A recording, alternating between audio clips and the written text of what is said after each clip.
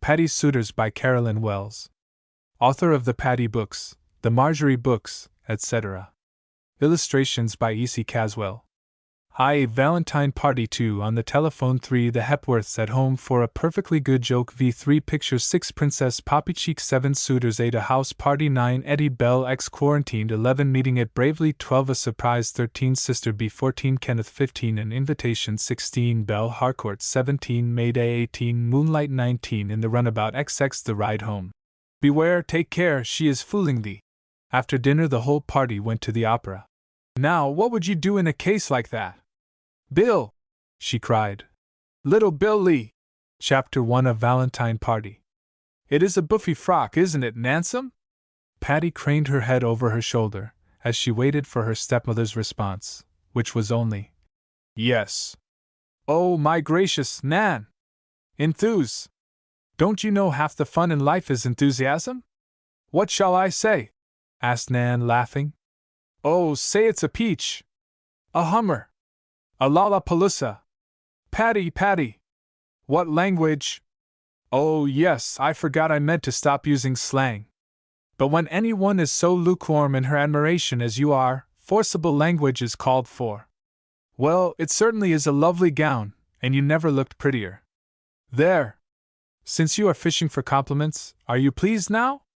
Patty was far from being conceited over her pretty face, but she honestly liked admiration, and, indeed, she was accustomed to receive it from all who knew her. At the present moment, she was standing before a long mirror in her boudoir, putting the last touches to her new party toilette. Louise, the maid, stood by, with a fur-trimmed wrap, and Patty drew on her long gloves with a happy smile of anticipation. I just feel sure I'm going to have a good time tonight, she said. It's a presentiment or premonition, or whatever you call it.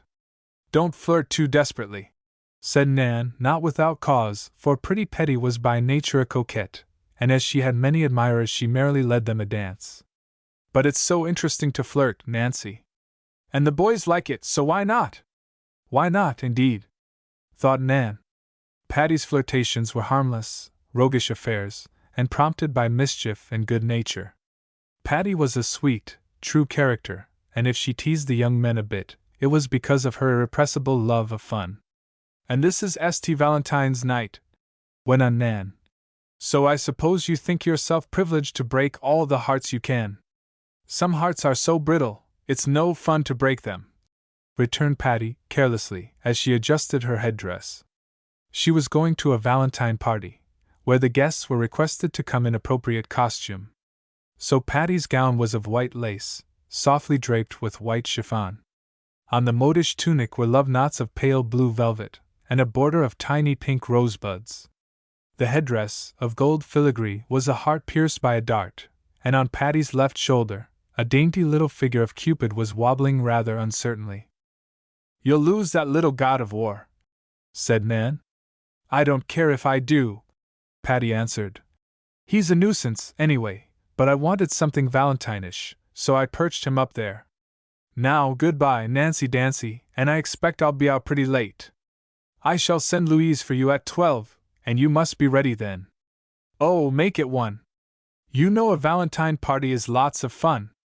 Well, 12:30, agreed Nan. And not a minute later.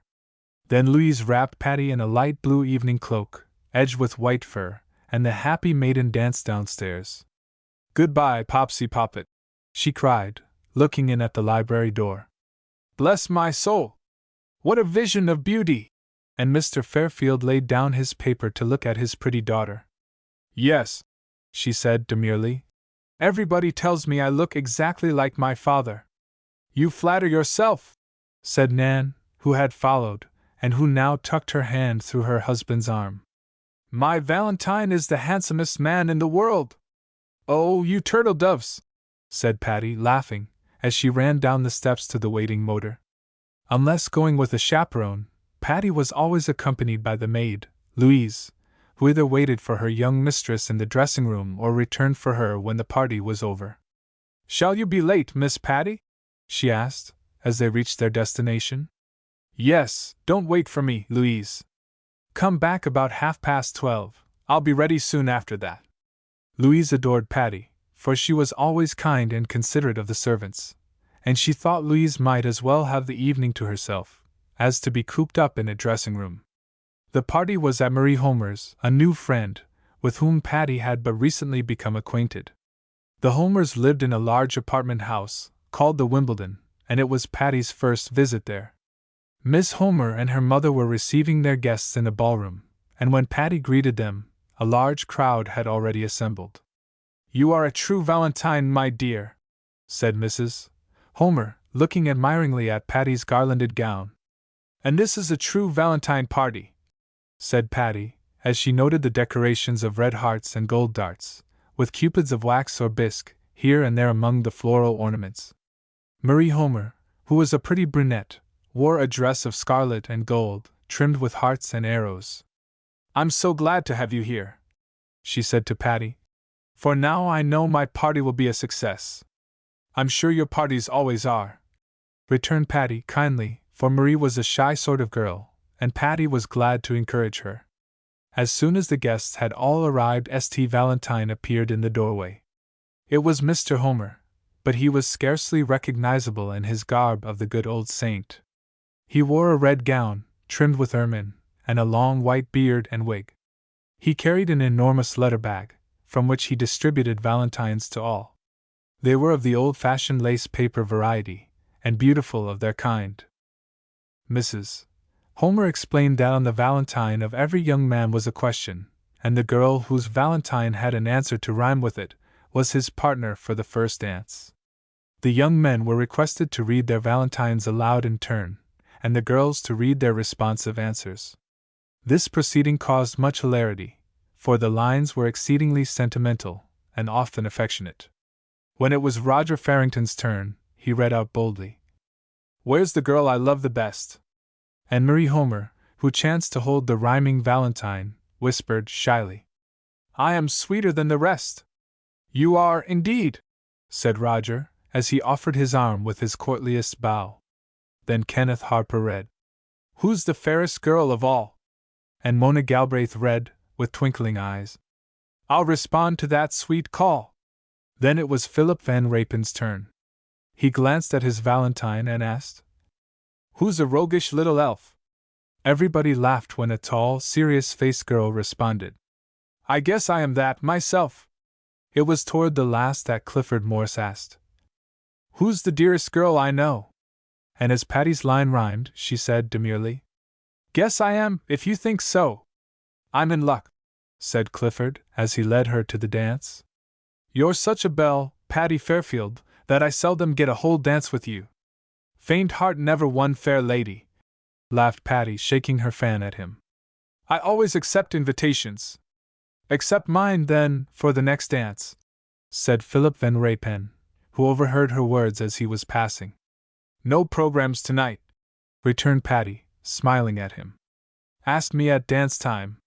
As no dances could be engaged ahead, except verbally, Patty was besieged by partners for every dance.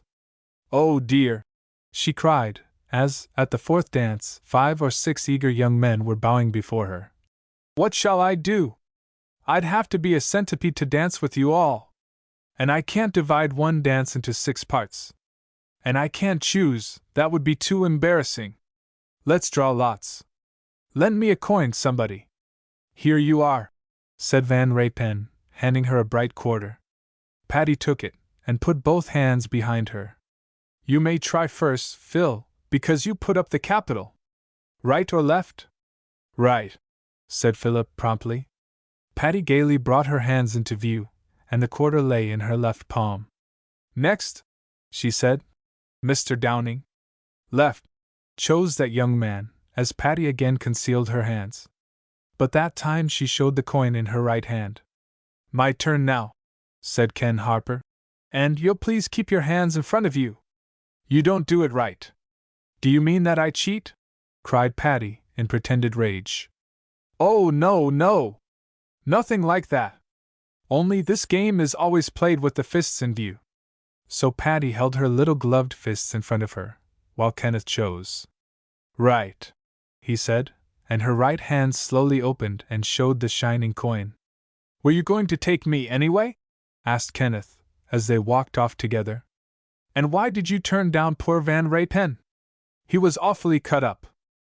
Ken Harper, do you mean to insinuate that I didn't play fair? Yes, my lady, just that. Oh, cheating never prospers. You have to put up with me, you see. I might do worse. And Patty flashed him a saucy glance. I wish you meant that. Oh, I do. I do, Ken. Truly, there are lots of worse people than you in the world. Who? Well, there's Eddie Perkins. Oh, Patty! That fop! Well, I'll bet you can't think of another. No, I can't. Patty, how dare you? Then you'll sit right here until you can. Laughingly, Kenneth stopped dancing and led Patty to an alcove where there were a few chairs. As they sat down, Philip Van Raypen came toward them. Oh, Ken!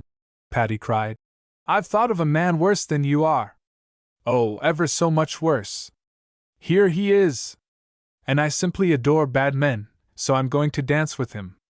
Naughty Patty went dancing off with Van Raypen, and Ken looked after them, a little crestfallen. But, he thought, there's no use being angry or even annoyed at that butterfly of a girl. She doesn't mean anything anyway. Some day, she'll wake up and be serious, but now she's only a little bundle of frivolity. Kenneth had been friends with Patty for many years, far longer than any of her other young men acquaintances. He was honestly fond of her, and had a dawning hope that sometime they might be more than friends. But he was a slow-going chap, and he was inclined to wait until he had a little more to offer, before he should woo the pretty butterfly. And, too, Patty would never listen to a word of that sort of thing. She had often proclaimed in his hearing that she intended to enjoy several years of gay society pleasures before she would be engaged to anyone. So Kenneth idly watched her as she circled the room with Van Raypen, and took himself off to find another partner. Oh, Valentine, fair Valentine, said Van Raypen to Patty as they danced. Wilt thou be mine, and I'll be thine, returned Patty, in mocking sing-song tones. Forever may our hearts entwine, improvised Philip, in tune to the music. Like chickwood round a pumpkin vine, Patty finished. Pshaw, that's not sentimental. You should have said, like sturdy oak and clinging vine. But I'm not sentimental. Who could be in a crowded ballroom, in a glare of light, and in a mad dance? What conditions would make you feel sentimental? Why, let me see. Moonlight on a balcony, with the right man. I'm the right man, all right, and you know it. And if I'm not greatly mistaken, here's moonlight and a balcony. Sure enough, a long French window had been set slightly ajar to cool the overheated room, and almost before she knew it, Patty was whisked outside. Oh, Philip! Don't! You mustn't! I'll take cold. I ought to have something around me. You have, said Van Raypen calmly, and as he had not yet released her from the dance, he held his arms lightly round her shoulders. Patty was angry. She knew Philip loved her. Several times he had asked her to marry him, but this was taking an unfair advantage. The February wind itself was not colder than the manner with which she drew away from him, and stepped back into the ballroom. My dear, exclaimed Mrs. Homer, who chanced to be near. How imprudent! You should not go out without a wrap. I know it, Mrs. Homer. And Patty looked so sweetly penitent that her hostess could but smile at her. But truly, I just stepped out a single second to get a tiny breath of air. The room is warm, isn't it? May I stay here by you a few moments? Yes, indeed. And Mrs. Homer drew the girl down beside her on the sofa. You're not robust, my child, and you mustn't run foolish risks. You're quite right, and I won't do it again. But on a night not quite so cold, that balcony, flooded with moonlight, must be a romantic spot. It is, indeed, said Mrs. Homer, smiling. My young people think so, and I hope you will have many opportunities in the future to see it for yourself. Your young people? Have you other children besides Marie? Yes, I have a daughter who is away at boarding school. And also, I have a nephew, whose home is in this same building. Is he here tonight? No, Kit hates dances. Of course, that's because he doesn't dance himself. He's a musician. Kit? What a funny name. It's Christopher, really, Christopher Cameron, but he's such a happy-go-lucky sort of chap, we naturally call him Kit. I think I should like him, said Patty. Would he like me? No, said Mrs. Homer, her eyes twinkling at Patty's look of amazement. He detests girls. Even my daughters, his cousins, are nuisances, he says. Still, he likes to come down here and sit on my balcony, and tease them. He lives with his parents in the apartment just above us. He sounds an interesting youth, said Patty, and then, as Roger came up and asked her for a dance, she promptly forgot the musical nephew. At supper time, Patty's crowd of intimates gathered around her, and they occupied a pleasant corner of the dining room. What'll you have, Patsums? Asked Roger, as a waiter brought a tray full of dainty viands. Sandwiches and bouillon, said Patty promptly. I'm honestly hungry. The result of exercise in the open air, murmured Philip Van Raypen, as he took a seat directly behind her. Patty gave an involuntary giggle, and then turned upon Philip what she meant to be an icy glare. He grinned back at her, which made her furious, and she deliberately and ostentatiously ignored him. Hello, you two on the outs? Inquired Kenneth, casually. Oh, no, said Philip with emphasis. Far from it. So, as Patty found it impossible to snub such cheerfulness, she concluded to forgive and forget. There's something doing after supper, remarked Roger. Miss Homer dropped a hint, and even now they're fixing something in the ballroom. What can it be? Said Elise, craning her neck to see through a doorway. It's a game, said Marie Homer, who had just joined the group. I told Mother you all considered yourselves too grown up for games, but she said she didn't want to have the whole evening given over to dancing. So you will play it, won't you? Sure we will, declared Kenneth, who admired the shy little girl. Marie was new in their set, but they all liked her. She was timid only because she felt unacquainted, and the good-natured crowd did all they could to put her at ease. Games! Exclaimed Philip. Why, I just love them. I'll play it, whatever it is. I too, said Patty. It will be a jolly change from dancing. Chapter 2 on the telephone. When the young people returned to the ballroom, it presented a decidedly changed appearance. Instead of an interior scene, it was a winter landscape. The floor was covered with snow-white canvas, not laid on smoothly, but rumpled over bumps and hillocks, like a real snow field. The numerous palms and evergreens that had decorated the room were powdered with flour and strewn with tufts of cotton, like snow. Also diamond dust had been lightly sprinkled on them, and glittering crystal icicles hung from the branches. At each end of the room, on the wall, hung a beautiful bearskin rug. These rugs were for prizes, one for the girls and one for the boys. And this was the game. The girls were gathered at one end of the room and the boys at the other, and one end was called the North Pole, and the other the South Pole. Each player was given a small flag which they were to plant on reaching the pole. This would have been an easy matter, but each traveler was obliged to wear snowshoes. These were not the real thing, but smaller affairs made of pasteboard. But when they were tied on, the wearer felt clumsy indeed, and many of the girls declared they could not walk in them at all. And in addition each one was blindfolded. However, everybody made an attempt, and at a given signal the young people started from their opposite ends of the room and endeavored to make progress toward the goal as they blindly stumbled along. Patty concluded to move very slowly, thinking this the surest way to make a successful trip. So she scuffled along among the other laughing girls, now and then stumbling over a hillock, which was really a hassock or a sofa cushion under the white floor covering. It was great fun, and the girls cheered each other on as they pursued their blinded way.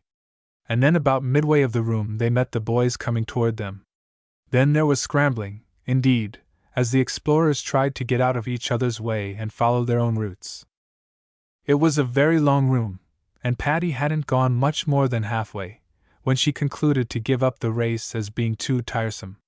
She made her way to the side of the room, and reaching the wall she took off her blinding handkerchief and kicked off the snowshoes.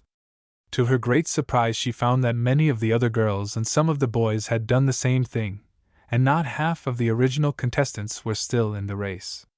And indeed, It proved to be much greater fun to watch those who were still blindly groping along than to stay in the game. At last the game was concluded, as Roger Farrington proudly planted his flag at the very spot that designated the North Pole, and not long after, Clementine Morse succeeded in safely reaching the South Pole. So the beautiful rugs were given to these two as prizes, and everyone agreed that they had earned them. Then, amid much laughter, everybody was unblindfolded, and they all sat around on the snow mounds waiting for the next game. A big snowman was brought in and set in the center of the room. Of course it was not real snow, but made of white plaster, gleaming all over with diamond dust. But it was the traditional type of snowman, with a top hat on and grotesque features. In the mouth of the figure was a cigarette, and each guest was presented with a few snowballs, made of cotton wool. The game was to knock the cigarette from the snowman's mouth with one of the snowballs. Of course, the cigarette was so arranged that the lightest touch of a ball would dislodge it, and as one cigarette was displaced, Mr. Homer supplied another. The guests had been divided into two parties, and each side strove to collect the greater number of cigarettes. Some balls flew very wide of the mark, while others with unerring aim would hit a cigarette squarely. The game caused great hilarity, and everybody was anxious to throw balls. They threw in turn, each having 3 balls at a time. Patty was especially deft at this, and with true aim succeeded several times. Then, when they tired of this play, a few more dances followed before it was time to go home. Some attendants came in and whisked away the snow hillocks and floor covering, leaving the ballroom once again in order for dancing. "Makes me feel young again, to play those kiddie games," said Kenneth, as he was dancing with Patty. "I like them," returned Patty. "I hate to think that my childhood is over, and I love games of any kind." "Your childhood will never be over," returned Kenneth. "I think you are the incarnation of youth, and always will be. I'm not so much younger than you. 5 years, that's a long time at our age. By the way, when are the Hepworths coming home?" "Next week, and we're planning the loveliest reception for them. You know their apartment is all ready, and we're going to have just a few people to supper there the night they return. Shall I be one of the few?" "Well, rather. The best man at the wedding must surely be at the homecoming. Doesn't it seem funny to think of Christine as mistress of her own home? She'll be perfectly lovely, I know. My goodness gracious! Ken, what time is it? I'm afraid I'm staying too late. I promised Nan I'd leave at 12:30. It's not much more than that. Can't you stay for another dance?" "No, I can't possibly. I must run right away, or my motor car will turn into a pumpkin, and Louise into a white mouse. Take me to Mrs. Homer, please, and I will say good night to her." But as they crossed the room, they met Van Raypen coming toward them. "Our dance, I think," he said coolly, as he took Patty's hand. The music had just started, and its beautiful rhythm was too tempting for Patty to resist. "I'm just on my way home," she said, "but we'll go around the room once, and then I must go." "Once indeed," said Philip gaily. "We won't stop until the music does." "Yes, we will. I must go now."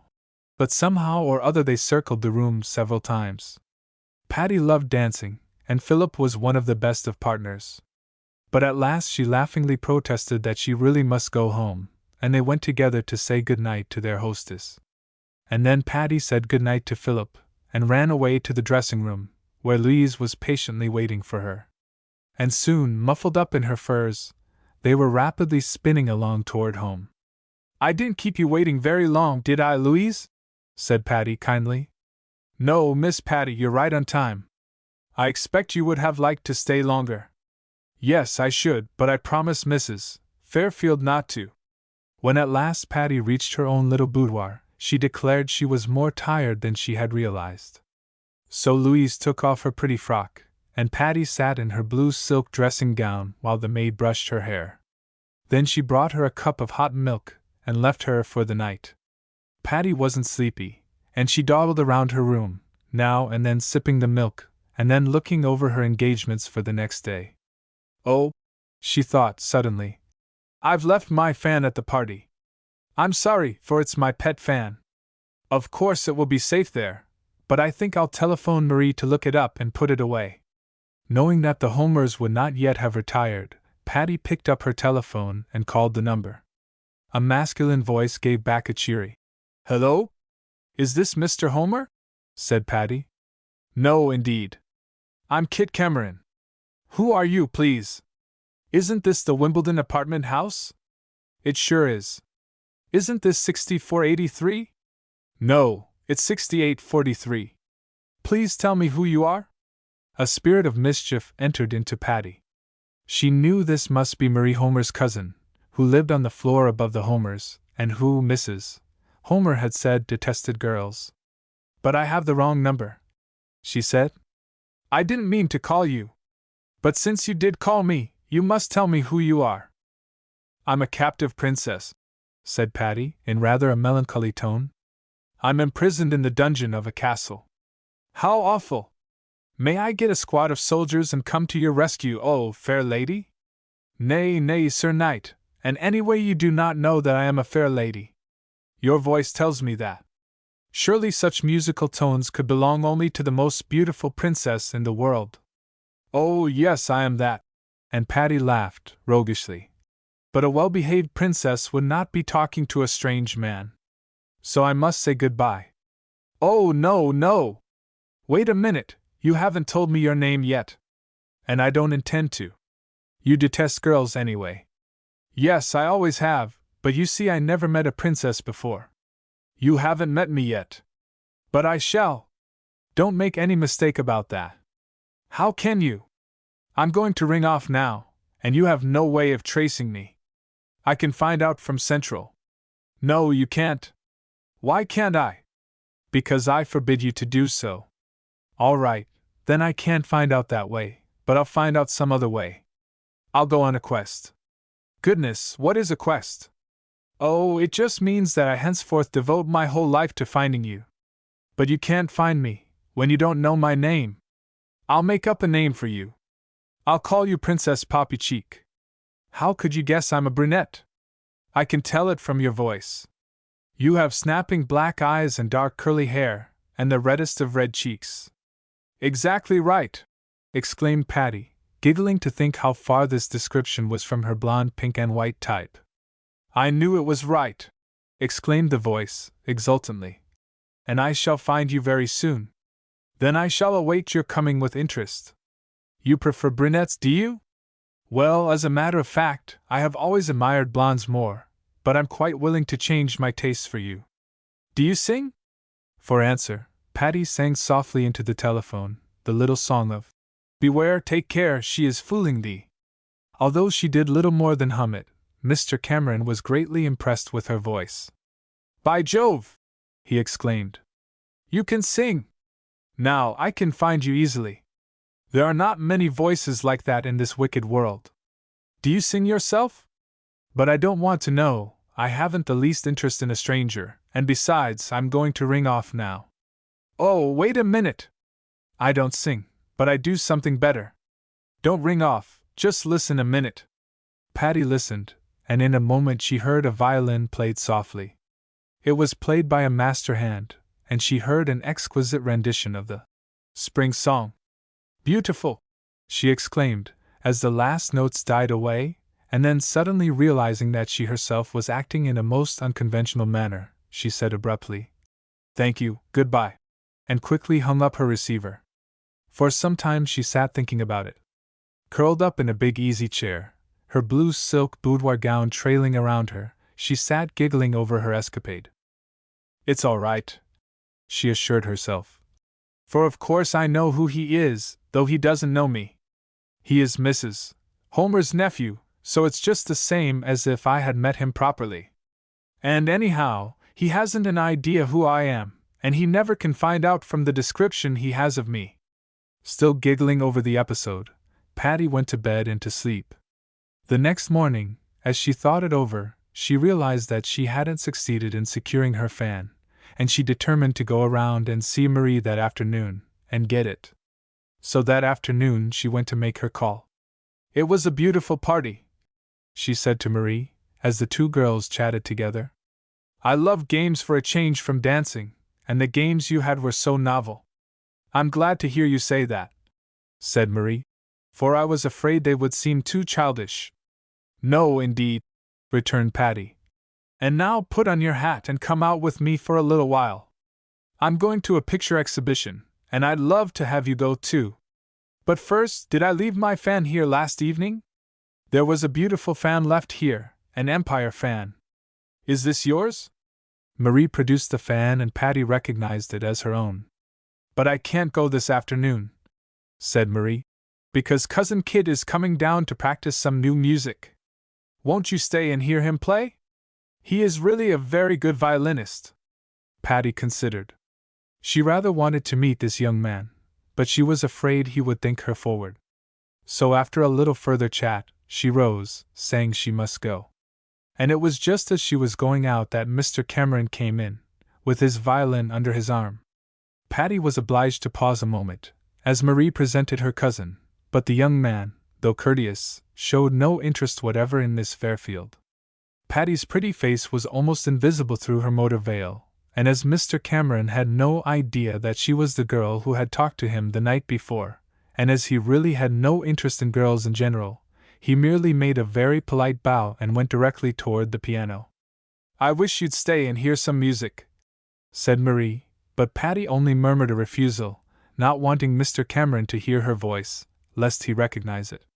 He was an attractive-looking man of fine physique and handsome face, but he looked extremely dignified and not very good-natured. All musicians are cross, Patty thought to herself as she went down in the elevator. And I wasn't going to have that man think that I went around to Marie's to see him. She decided to call for Elise to go to the art gallery with her, and she found that young woman ready and glad to go. I hadn't a thing to do this afternoon, said Elise as they started off. And I love to go anywhere with you, Patty. Shall we have a cup of tea afterwards? And so it was after they had seen the pictures, and as they were sitting in a cozy little tea room, that Elise said suddenly, Do you know Mr. Cameron? He's a cousin of Marie Homer's. I don't know him, said Patty, smiling, but I've been introduced to him. Just as I was leaving Marie's today, he came in. But he was very abstracted in his manner. He merely bowed, and without a word he went straight onto the piano and began fussing with his music. You were just leaving anyway? Yes, but I would have remained a few moments if he had been more sociable. But, of course, I couldn't insist on his talking to me if he didn't want to. He doesn't like girls, said Elise, but as she spoke she smiled in a self-conscious way.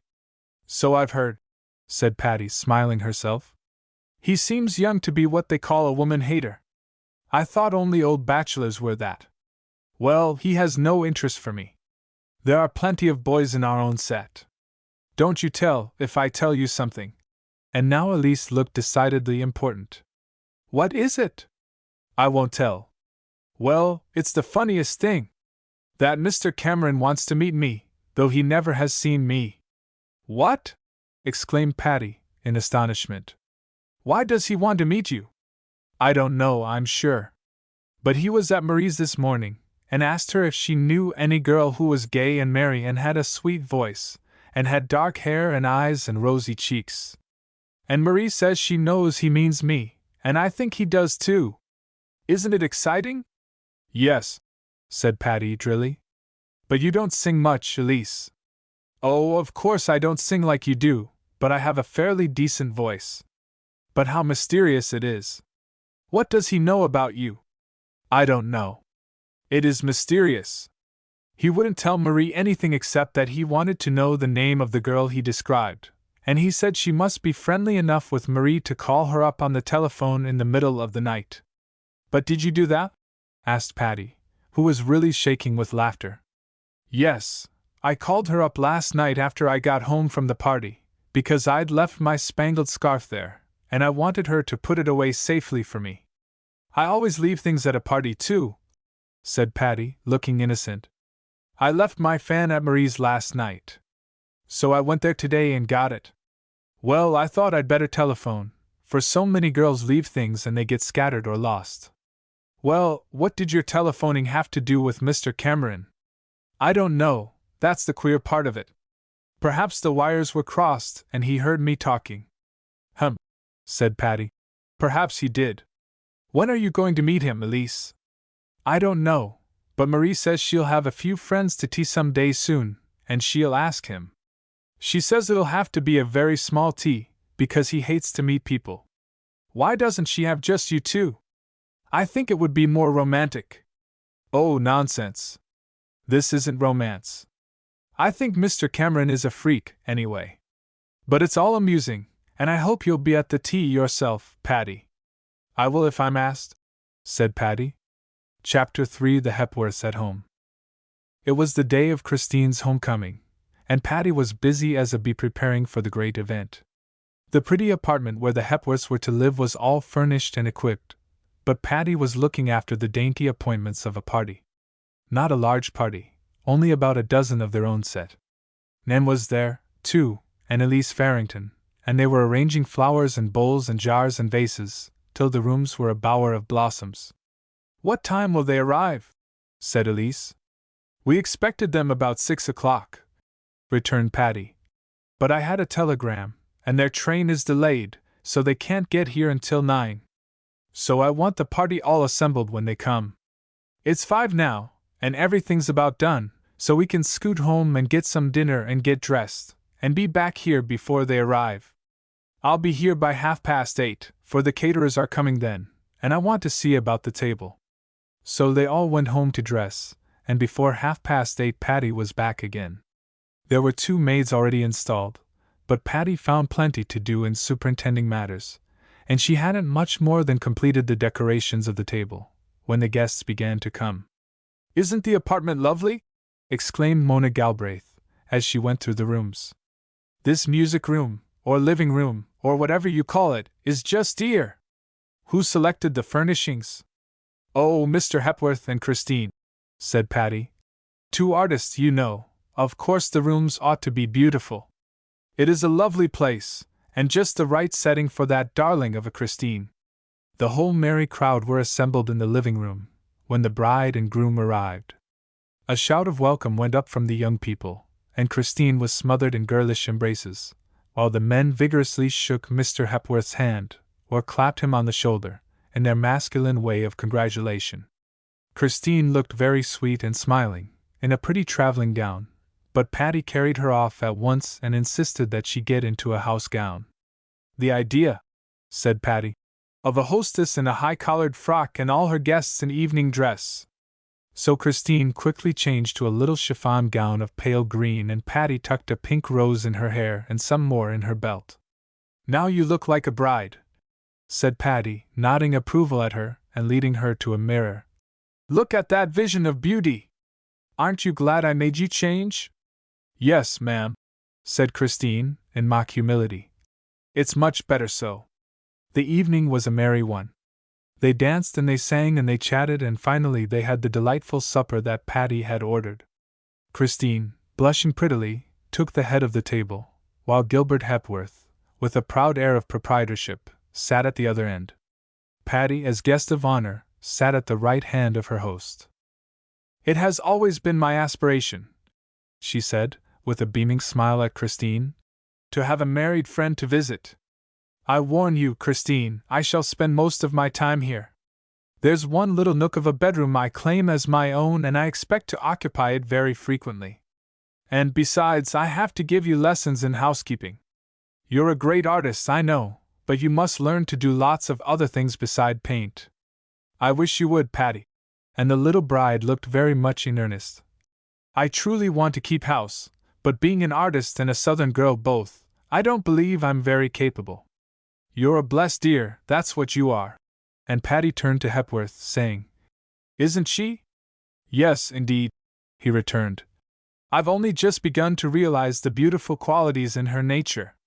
And it is to you, Patty, that I owe my happiness. I shall never forget what you did in order that Christine might come to New York. And now we are surprised at the result, said Patty, who never could be serious for long at a time. Come on, people, you've had enough supper. Let's have one more dance, and then we must go home and leave these turtle-doves to their own nest. But the one dance proved to mean several, until at last Patty said, This will never do. Christine is all tired out, and as the superintendent of this party I order you all to go home at once." The others laughingly agreed, except Philip Van Raypen, who came near Patty and murmured, "You haven't danced with me once tonight, and you've been awful cruel to me lately anyway. Now let us have one more dance in honor of the bride's homecoming." "No," said Patty firmly. "Not another dance tonight." "Just a part of one, then," begged Philip, but Patty was inexorable. And so the merry crowd dispersed, Patty lingering a moment to give Christine a goodnight kiss and wish her every blessing and happiness in her new home. "And I have you to thank for it all, Patty dear," said Christine, her blue eyes looking lovingly into Patty's own. "Nonsense, thank your own sweet self. You well deserve the happiness that has come to you. And now good night, dear, I'll be over some time tomorrow." The laughing group went away, and as it had been planned, Mona took Patty home in her car. "I wish you'd go on home with me, Patsy," said Mona, as they rolled along toward Patty's house. "Can't possibly do it. I've 1,001 things to look after tomorrow morning. But it isn't late, really it's awfully early. And I'll send you home early tomorrow morning." "No, I mustn't really, Mona. I have to look after some things for the Happy Saturday Club, which it won't do to neglect. And I want to run over to Christine's tomorrow morning, too. I have some things to take to her. Do you know, Patty, I think they're an awfully humdrum couple." "Who? The Hepworths?" "Oh, I don't think humdrum is the right word, they're just serious-minded. But Mr. Hepworth is so old and prosy, and Christine seems to me just a little nonentity. Now, Mona, that isn't fair. Just because you are a frivolous-headed butterfly of fashion, you oughtn't to disdain people who happen to have one or two ideas in their heads. Well, the only ideas they have are about pictures. Pictures are good ideas. Yes, good enough, of course. But there's no fun in them. That's the whole trouble with the Hepworths. They haven't any fun in them. Either of them has a sense of humor. But that's good, too, for if one had and the other hadn't, they'd be miserable for life. But as it is, they don't know what they miss. No, they don't. Patty, don't ever marry a man without a sense of humor. Trust your Aunt Patty for that. But I don't propose to marry anybody." "Of course not, he'd propose to you." "Funny, Mona! Don't let your sense of humor run away with you. Well, this facetious he that you conjured up in your imagination may propose all he likes. I shan't accept him, at least not for many years. I mean to have a lot of fun before I get engaged. Can you imagine me settled down in a little apartment like Christine's, devoting myself to domestic duties? No, but I can fancy you married to a millionaire with 2 or 3 country houses and yachts and all sorts of things." "Good gracious, Mona. I don't aspire to all that. Just because you're a millionairess yourself, you needn't think everybody else longs for untold wealth. After I get pretty well along in years, I think I shall marry a college professor or a great scientist. I do love brainy men. Well, there are no brainy men in our set." "Oh, Mona, what a libel! Our boys, somehow I never can think of them as men, are quite brainy enough for their age. And at the present day, I'd rather have fun with Ken or Roger, just talking foolishness, than to discourse with this wise professor I'm talking about. But of course, I wouldn't marry Ken or Roger even if they wanted me to, which they don't." "Oh, yes, they do, Patty. Everybody wants to marry you. Don't be a goose, Mona. You know perfectly well that Roger is over head and ears in love with you. Of course, I'm mortally jealous, for he was my friend first, and you stole him away from me. But I'll forgive you if you'll let up on this foolish subject and talk about something interesting." "I will, Patty, if you'll tell me one thing. Don't you like Mr. Van Raypen very much?" "Phil Van Raypen? Of course I do. I adore him, I worship the ground he walks on. I think he's the dearest, sweetest chap I ever knew. Would you marry him?" "Not on your life. Excuse my French, Mona, but you do make me tired. Now will you be good? We're nearly home and I had a lot of things I wanted to ask you, and here you've been and went and gone and wasted all our time. Foolish girl! Here we are at my house, and I thank you, kind lady, for bringing me safely home. If you'll let your statuesque footman see me in at my own door, I'll promise to dream of you all night." The girls exchanged affectionate goodnights, and Patty ran up the steps and Louise let her in. "Nobody home?" asked Patty, noting the dim lights in the rooms. "No, Miss Patty," answered Louise. "Mr. and Mrs. Fairfield are not in yet." "Well, I'm not a bit sleepy, Louise, and I'm not going to bed now. I shall stay in the library for a while, perhaps until they come home." Louise took Patty's wraps and went away, and Patty wandered around the library selecting a book to read. The girl was a light sleeper, and she often liked to read a while before retiring. But after she had selected a book and arranged a cozy corner in a big easy chair by a reading light, she still sat idle, with her book unopened. "I don't feel a bit like reading," she thought to herself. "I do hate to come home from a party so early. Of course I could write some letters, but I don't feel like that either. I feel like doing something frisky." She jumped up and turned on more lights. Then, chancing to see herself in the long mirror, she bowed profoundly to the pretty reflected figure, saying, "Good evening, Miss Fairfield. How well you're looking this evening. Won't you sing a little for us?" Then she danced into the music room, and sitting down at the piano, sang a gay little song. Then she sang another, and then looking over some old music she came across the little song, "Beware," that she had sung over the telephone to Kit Cameron. Naturally her thoughts turned to that young man, whom she had almost forgotten, and she wondered if he had met Elise yet. "That was quite a jolly little escapade," she said to herself. "That young man certainly thought I was a little black-eyed beauty, and when he does see Elise, of course he'll think she's the one. I believe I'll call him up and mystify him a little more. It's all right, because I've really been introduced to him, and if he doesn't remember me, I can't help it. Probably he'll be out anyway, but I'll have a try at it." Returning to the library, Patty sat down at the telephone and called up Mr. Cameron's number. His own gay, cheery self answered, "Hello?" and Patty said in a shy little voice, "Is this you, Mr. Cameron? Bless my soul! If it isn't my fair unknown again! Why do you call me fair when you know I'm dark?" "Oh, fair in this case means bewitching and lovely. It doesn't stand for tow hair and light blue eyes. And neither do I. But you said you liked blondes?" "I used to before I knew you. But you don't know me." "Oh, but I do. I know you a whole heap better than lots of people who have seen you. There's something in a telephone conversation that discloses the real inner nature. It was dear of you to call me up tonight. You don't know how it pleases me." "Oh, I didn't do it to please you. But I'm all alone in my dungeon tower." "Wait a minute, what is a dungeon tower?" "Oh, don't quibble. Anyway, I'm all alone, and I simply had to have someone to speak to." "How did you know I'd be here?"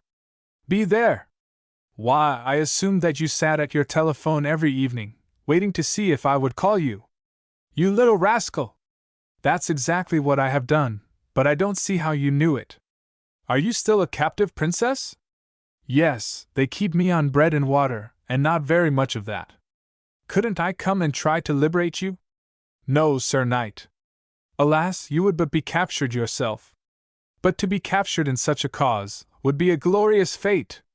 Oh, aren't you romantic?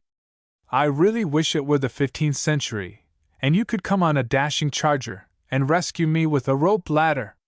I'm simply dying for an escapade." "All right, I'll be there in a few minutes." "No, no! It's just 5 centuries too late. Now one can only meet people in humdrum drawing rooms. And do you think there's no romance left in the world?" "I can't find any." Naughty Patty put a most pathetic inflection in her voice, which touched Mr. Cameron's heart. "Look here, my lady," he said. "There is romance left in this old world, and we're it. Now, this telephoning is all very well, but I'm determined to meet you face to face. And that before long, too. Oh, you've been making inquiries about me. You know I forbade that." "No, you didn't. You only said I mustn't ask Central who telephoned. There was surely no harm in asking my cousin who called her up the other night. And very naturally she told me. So she's going to be the fairy godmother who will bring us together by the touch of her magic wand. Oh, if you know who I am, the fun is all gone out of our escapade." "Not at all. The fun is only about to begin. Then Marie did tell you all about me? And Patty's tones betokened disappointment. She didn't need to tell me much about you. She told me your name, and the rest I want to know about you, I either know already or I shall learn for myself. If you know my name, why don't you call me by it? And Patty had great difficulty to stifle her laughter. May I call you by your first name? Not as a regular thing, of course. But if you know it, you may use it just once. But you can only use it to say good night. For this session is over now. But I don't want to say good night. I want to talk to you a long time yet. Alas, that may not be. It is even now time for my jailers to visit my dungeon, and if they catch me at this foolish trick, they will probably reduce my allowance of bread and water. And so, if you're going to call me by name, you must do it quickly, for I'm going to hang up this receiver, as soon as I say good night. Patty's positive tones apparently carried conviction that she would do just as she said, for Mr. Cameron sighed deeply and responded. It is such a beautiful name it seems a pity to use it only once. But I know you mean what you say, so as your liege knight, fair lady, I obey. Good night, Elise. The name came slowly, as if the speaker wished to make the most of it, and Patty fairly thrust the receiver back on its hook as she burst into laughter. It surely was a joke on the young man. He had asked Marie who was her pretty brunette friend, and Marie had honestly thought he must mean Elise Farrington. Patty was still giggling when her parents came in from a concert they had been attending. What is the matter, Patty? Asked Nan. Why do you sit up here alone, grinning like a Chessy cat, and giggling like a schoolgirl? Were the Hepworths so funny that you can't get over it? And then Patty told Nan and her father the whole story of Kit Cameron and the telephone. Nan laughed in sympathy, but Mr. Fairfield looked a little dubious. And I thought you a well-brought-up young woman, he said, half in earnest and half in jest. Do you think it's correct to telephone to strange young men? I'm shocked. That's what I am, shocked. Fiddlesticks, Fred, said Nan. It's perfectly all right. In the first place, the man has been introduced to Patty. She met him at Miss Homer's. But she telephoned before she met him, stormed Mr. Fairfield, for Patty had told the whole story. But she didn't do it purposely, said Nan impatiently. She got him on the wire by mistake. She couldn't help that. And anyway, when he said he was Miss Homer's cousin, that made it all right. I think it's a gay little joke, and I'd like to see that young man's face when he meets Patty. I shan't meet him, said Patty, pretending to look doleful. He hates tow-headed girls. Well, you're certainly that, said her father, looking at her with pretended disapproval. I have to tell you the truth once in a while, because everybody else flatters you until you're a spoiled baby. Tow-headed am I? And Patty ran to her father, and rubbed her golden curls against his own blonde head. And if you please, where did I inherit my toe? If I hadn't had a tow-headed father, I might have been the poppy-cheeked brunette that everybody admires. It isn't fair for you to comment on my tow-head. That's so, Pattykins, and I take it all back. For Mr. Fairfield could never resist his pretty daughter's cajolery. You are a pretty little doll-faced thing, and I expect I'll have to forgive your very reprehensible behavior. I'm not a doll-face, said Patty, pouting. I shan't let you go until you take that back. As Patty had her arms tightly round her father's neck, he considered it the better part of valor to take back his words. All right, he said. Rather than be garrote, I retract. You're a beautiful and dignified lady, and your notions of convention and etiquette are above reproach.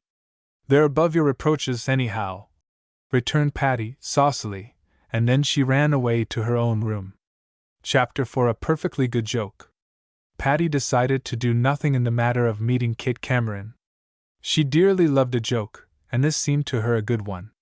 But she thought it would spoil it, if she made any move in the game herself.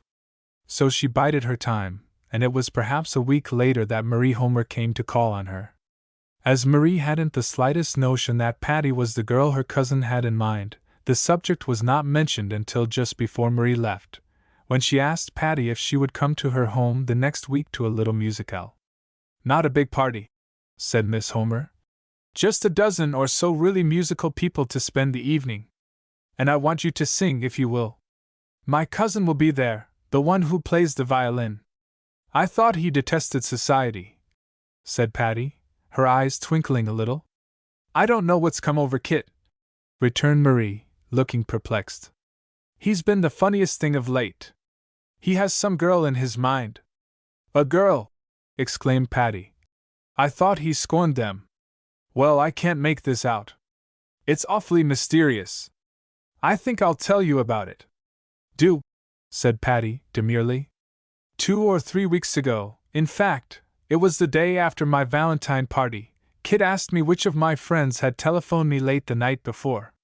You know he lives in the apartment just above ours, and it seems the wires were crossed or something, but he heard this girl's voice, and now he insists he wants to meet her. I don't think Elise Farrington has such a fascinating voice, do you? Elise! Exclaimed Patty, in pretended surprise. What has she to do with it? Why, explained Marie, Elise did call me up that night, to say she had left her scarf. But how Kit discovered that she was a red-cheeked brunette is more than I can understand. You can't know that from a voice now, can you? No, said Patty, decidedly. You can't. Well, then, a week or 2 went by, and I told Elise about this, but somehow I couldn't manage to get them together. Every time Elise came to our house, Kit would be away somewhere. But a few days ago I did manage to have them meet. Did you? Exclaimed Patty. For gracious sake, what happened? Marie looked a little surprised at Patty's excited interest, but she went on. Oh, it was awfully funny. Elise looked lovely that day. She had just come in from skating, and her cheeks were red and her eyes sparkled, and her furs were so becoming. I introduced Kit, and I could see he admired her immensely. There were several people there, so I left these 2 together. They were getting on famously, when Kit said to her, Are you still a captive princess? I didn't know what he meant, and Elise didn't either, for she looked perfectly blank, and asked him why he said that. And Kit told her she knew well enough why he said it, and Elise thought he must be crazy. However, they got along all right until Kit asked me to get Elise to sing. Now, you know Elise doesn't sing much. She has a nice little contralto voice, but she never sings for people. But do you know, she was perfectly willing, and she sang a little lullaby or something like that, rather sweetly, I thought. But such a change came over Kit's manner. I don't know how to express it.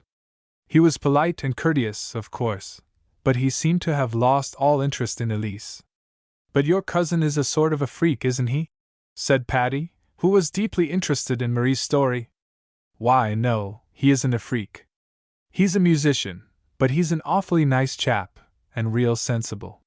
He hates society as a bunch, but he often likes an individual here and there, and when he does he can be awfully nice and friendly.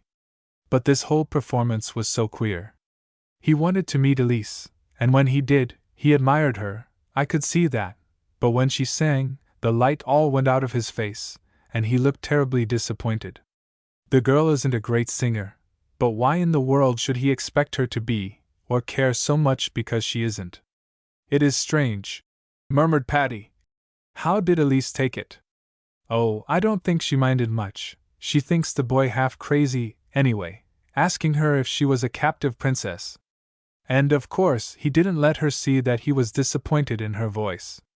But I know Kit so well, that I can tell the moment he loses interest in anybody. I'm awfully fond of Kit. We've grown up more like brother and sister than cousins. What's he like? Has he any fun in him? Well, he loves practical jokes, that is, if they're not mean. He couldn't do a mean or unkind thing to anybody. But he likes anything out of the ordinary. Escapades or cutting up jinks. He and Beatrice, that's my younger sister, are always playing tricks on us, when she's at home. But it's always good-natured fun, so we don't mind. Oh, Kit's a dear, but you never can tell whether he's going to like people or not. He likes so very few. But he liked Elise? Oh, yes, in a general way. But for some reason I can't make out, he was terribly disappointed in her. And he's going to play at your musicale? Yes, and I want you to sing. We have 2 or 3 other musicians, and it will really be rather worthwhile. Patty hesitated. If she went to this party, and met Kit, all the mystery of her little romance with him would be ended. He would be more disappointed in her than he had been in Elise, for at least she conformed to his favorite type of beauty, and Patty was quite the reverse. She could sing, to be sure, but probably her voice would not charm him, when robbed of the glamour lent by the telephone. "Oh, do say yes," Marie urged. "It will be a nice party, and if I've left out any people you specially want, I'll invite them." But Marie's list included all of Patty's set, and as she rather wanted to go, she finally decided to say yes. "Good for you!" exclaimed Marie. "Now I know the party will be a success." "You always say that to me," said Patty, laughing. "I don't make parties a success." "Yes, you do," said Marie, in a tone of firm conviction. "You're so nice, and pretty, and smiling, and always seem to have such a good time, that it makes everybody else have a good time. What do you want me to sing?" "I don't care at all. Make your own selections. I like you best, I think, in some of those sweet, simple ballads." "I rarely sing anything but ballads or simple music," said Patty. "My voice isn't strong enough for operatic soaring." "Well, sing what you like, Patty, if you only come." And Marie went away, greatly elated at having secured Patty's consent to sing at her musicale. Patty at once went to the piano, and began to look over her music. She smiled as she came across the where, but she concluded that would not do for a regular program, though she might use it as an encore. She made her selections with care, as she honestly wanted to do credit to Marie's musicale, and then, taking several pieces of music, she ran up to Nan's room to ask her final judgment in the matter. "You'll have a lot of fun out of this, Patty," said Nan, laughing, as she heard the whole story. "When is it to be?" "Friday night." "Do you know, Nan, I'd like to play a joke on that boy, between now and then." "I think you are playing a joke on him, and besides, he isn't a boy." "No, Marie says he's about 24. He's a civil engineer, besides being a musician. But anyway, I've got him guessing. I'm glad Elise didn't take it to heart, that she wasn't the right girl, but Marie says Elise thinks he's a freak, anyway. And too, I believe he's not very nice to girls as a rule, so of course Elise won't want him. Oh, I'm the only girl in the world for him." Patty pirouetted about the room on the tips of her toes, waving a sheet of music in either hand. "What a silly you are, Patty, with your foolishness." Patty dropped on one knee at her stepmother's side, and clasping her hands, looked up beseechingly into the smiling face over her. "But you love silly, foolish little girls, don't you, Nancy Nan?" "Yes, when they're you." And Nan patted the shining head at her knee. "Well, very few of them are me. Thank goodness for that. I don't know what I'd do if you were a half a dozen. You'd have just 6 times as much fun in your life."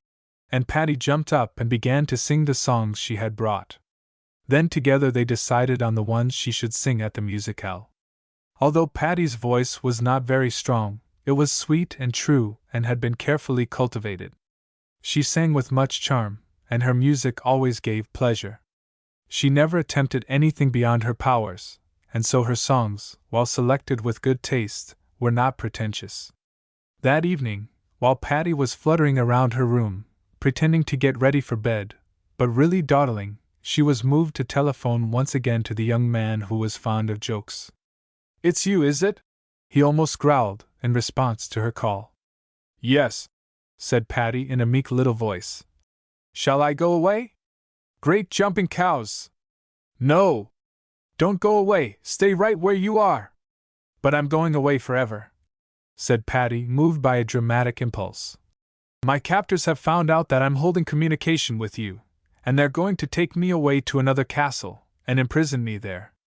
Stop your fooling, I want to know who you are, and I want to know it quick. Do you hear that?" "Yes, I hear," returned Patty saucily. "But I don't have to answer. And if you talk to me like that, I shall hang up this receiver. I won't talk like that any more. But do you know, I thought I had found you, and you turned out to be somebody else. But I can't be anybody else. I'm only myself. Be serious a minute, won't you? I went to my cousin's and met a beautiful, poppy-cheeked princess, but she wasn't you. How do you know she wasn't? Because she couldn't sing a little bit. And you can. I can sing a little bit. Oh, thank you. Now, I want to ask you something. You know my cousin, don't you? Have you sisters and cousins, whom you reckon up by dozens? It doesn't matter if I have. I mean my cousin, Marie Homer, to whom you telephoned, or tried to, on the 14th of February. But you got me, instead, and that means we're each other's Valentine. See? No, I don't see at all. I only like pretty valentines. Oh, I'm as pretty as a picture. That part is all right. Now I've tried my best to find out who you are from Marie. But either she can't or won't tell. But I've found out one thing for certain. You're not Miss Farrington. No, I'm not, but I never said I was. I know you didn't, but you told me you were a pretty brunette, with poppy cheeks, and Miss Farrington is that. Did I tell you I was pretty? Oh, I'm sure I didn't. You didn't have to. I know that myself. Now, if you'll keep still a minute, I'd like to speak. If I can't talk, I may as well hang up this receiver, for I'm sure I don't want to sit here and listen to you. Chatterbox. Now listen, Marie is having a musicale next Friday night, and I want you to come. Without an invitation? Patty's voice sounded horrified. Yes. Impatiently. Marie would invite you fast enough if she knew who you were. Perhaps she has invited me. No, she hasn't. I saw her list. It's a small party, not more than 20. And I asked her about each one, and not one of the ladies seemed to correspond to your description. Who's going to sing? Asked Patty calmly. Only 2 ladies, a Miss Curtis and a Miss Fairfield. Perhaps I'm one of those. No, I asked Marie, and she says Miss Fairfield is a pretty little blonde, and Miss Curtis is a tall, brown-haired young woman. Don't you know either of these ladies? No, that is, I've never seen Miss Curtis, but Marie says I met Miss Fairfield one day, for a moment. Don't you remember her? Hardly, she seemed an insignificant little thing. Pretty? How do I know? She was all wrapped up in motor togs, and acted like a gawky schoolgirl. She did. Why, I know that Fairfield girl, and she isn't gawky a bit. She's a fascinating blonde. No blonde can fascinate me. My girl is a poppy-cheeked brunette, and I'm going to catch her before long. Ah, do come to Marie's party, won't you? I've never yet gone where I wasn't invited, and I don't propose to begin now. But if you can get Marie to invite me, I'll go. Don't be so cruel. I can't do more than I have in the matter. I've teased Marie to death over this thing, and she can't think who you can be, unless you're a Miss Galbraith. You're not, are you? Gracious, no. I'm not Mona Galbraith. I knew you weren't. Marie says she can't sing. Oh dear, you're a perfect torment. Pretty Princess Poppycheek, won't you take pity on your humble slave and adorer, and tell me your name? No, but I'll tell you what I will do. I'll send you my photograph. Oh, you heavenly angel! You dear, beautiful princess! When will you send it? Don't wait for the morning, call a messenger, and send it tonight. I'll do nothing of the sort. I'll send it tomorrow morning by messenger, if you like, and if you'll promise not to ask the messenger who sent it. I'll promise that if you so ordain. I guess I can play cricket. All right then, now listen yourself. I shall send you 3 pictures. You pick out the one you think I am, and take it to Marie, and if you are right, she'll invite me. She knows me well enough, but she can't recognize me from your description. I don't think it's fair for you to play that way, but I'm dead sure I can pick out your picture from the 3. All right then, good night. And Patty hung up the receiver with a snap. Then she lay back in her big chair and indulged in a series of giggles.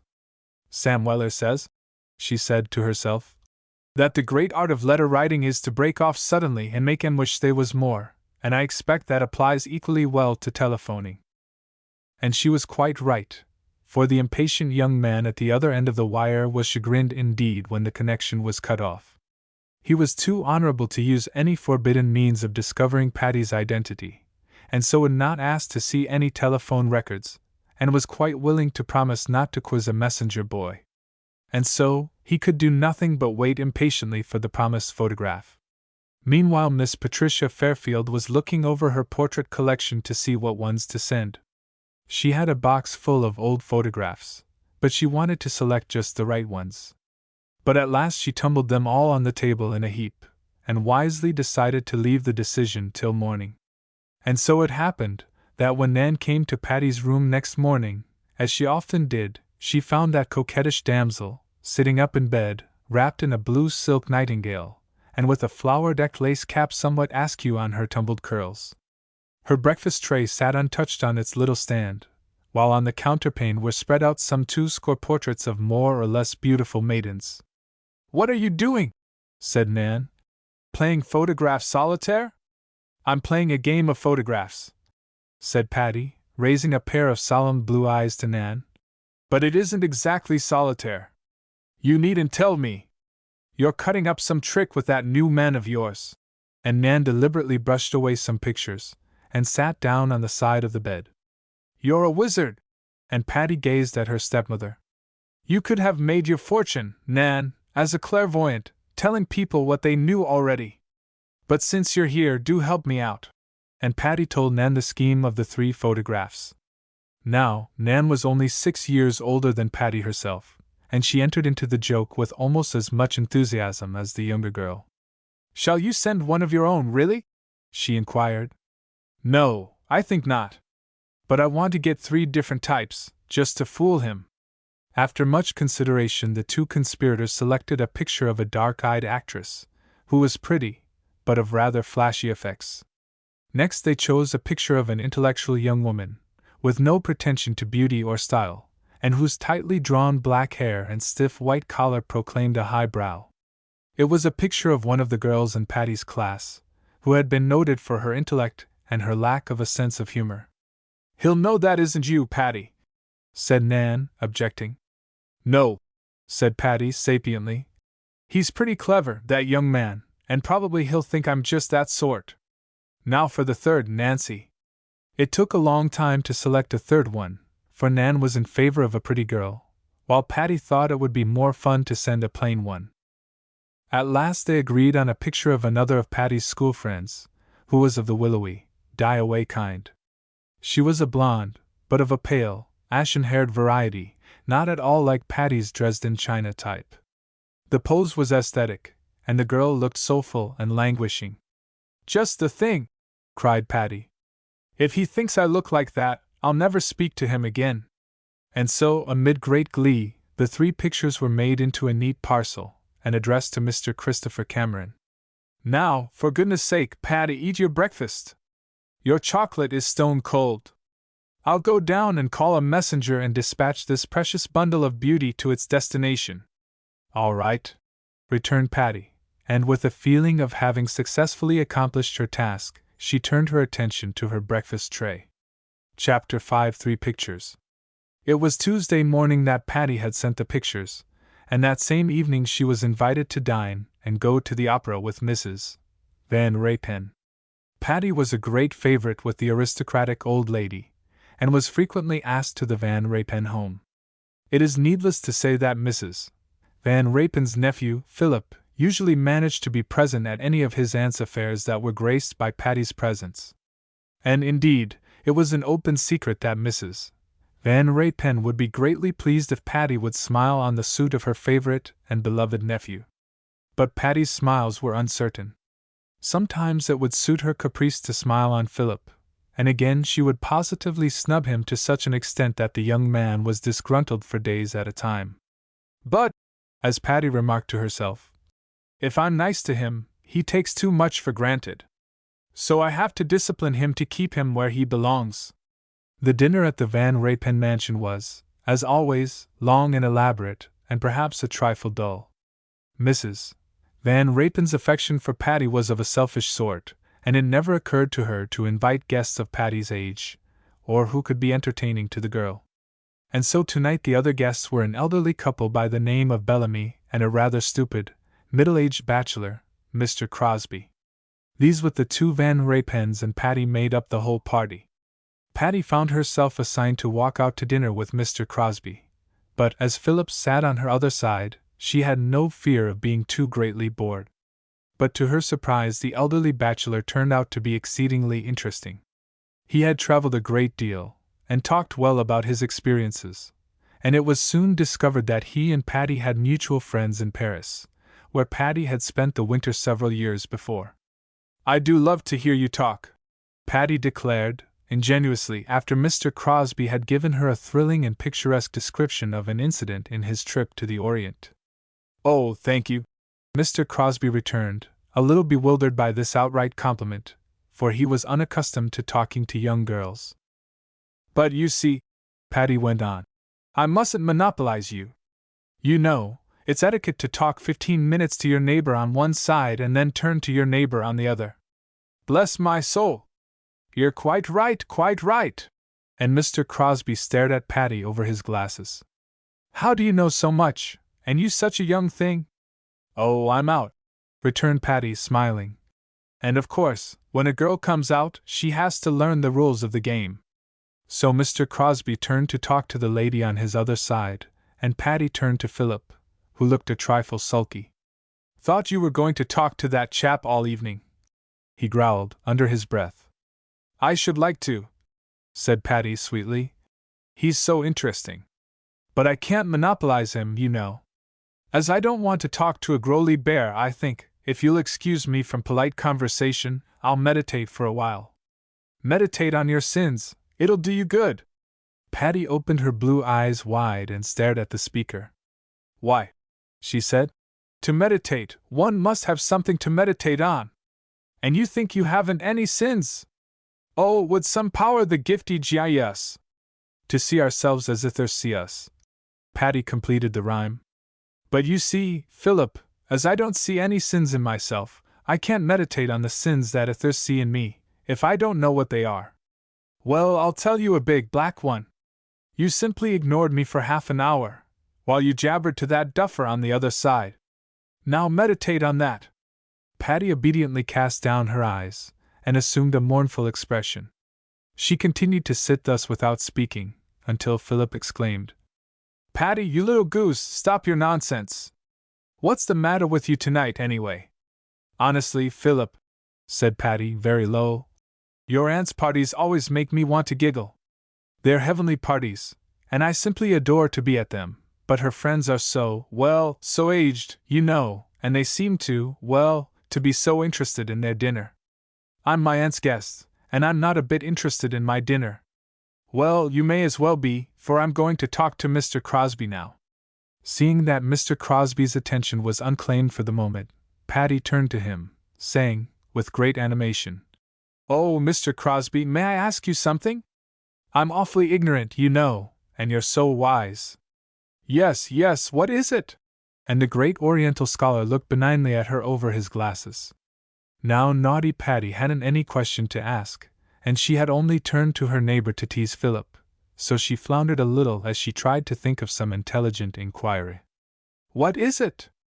"Miss Fairfield?" prompted Mr. Crosby. Patty cast a fleeting glance toward Philip, as if appealing for help, and that young man, though engaged in a desultory conversation, whispered under his breath, "Ask him about the Aztecs." "Oh, yes, Mr. Crosby," said Patty. "It's about the Aztecs, you know." "Ah, yes, the Aztecs, a most interesting race, most interesting indeed. And what do you want to know about them, Miss Fairfield?" Patty was tempted to say all about them, for her knowledge of the ancient people was practically nothing. Did they eat snails?" said Philip, in a whisper. "Did they eat snails, Mr. Crosby?" And Patty's big blue eyes were innocent of anything, save an intense desire to know about the Aztec diet. Snails, well, bless my soul! I don't believe I know. Important, too, most important. I'll look it up, and let you know. Snails, queer, I don't know. I made a study of the Aztecs, and they are most interesting, but as to snails. Apparently Mr. Crosby's mind was wrestling with the question. "He's gone way back and sat down with the Aztecs," Philip murmured to Patty. "So you ask questions of me? You don't know anything that I want to know. Then I'll ask a question of you." Philip's voice was full of meaning, so Patty said hastily, No, It isn't polite to ask questions in society. One should make observations. All right, observe me. That's what I'm here for.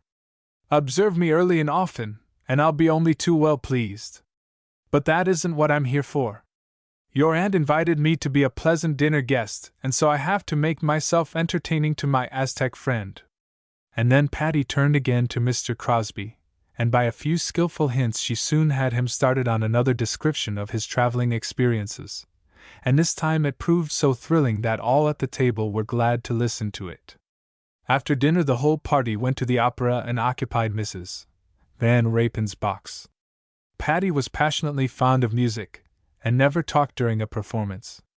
Between the acts, she was a smiling chatterbox, but while the curtain was up, she behaved in most exemplary fashion.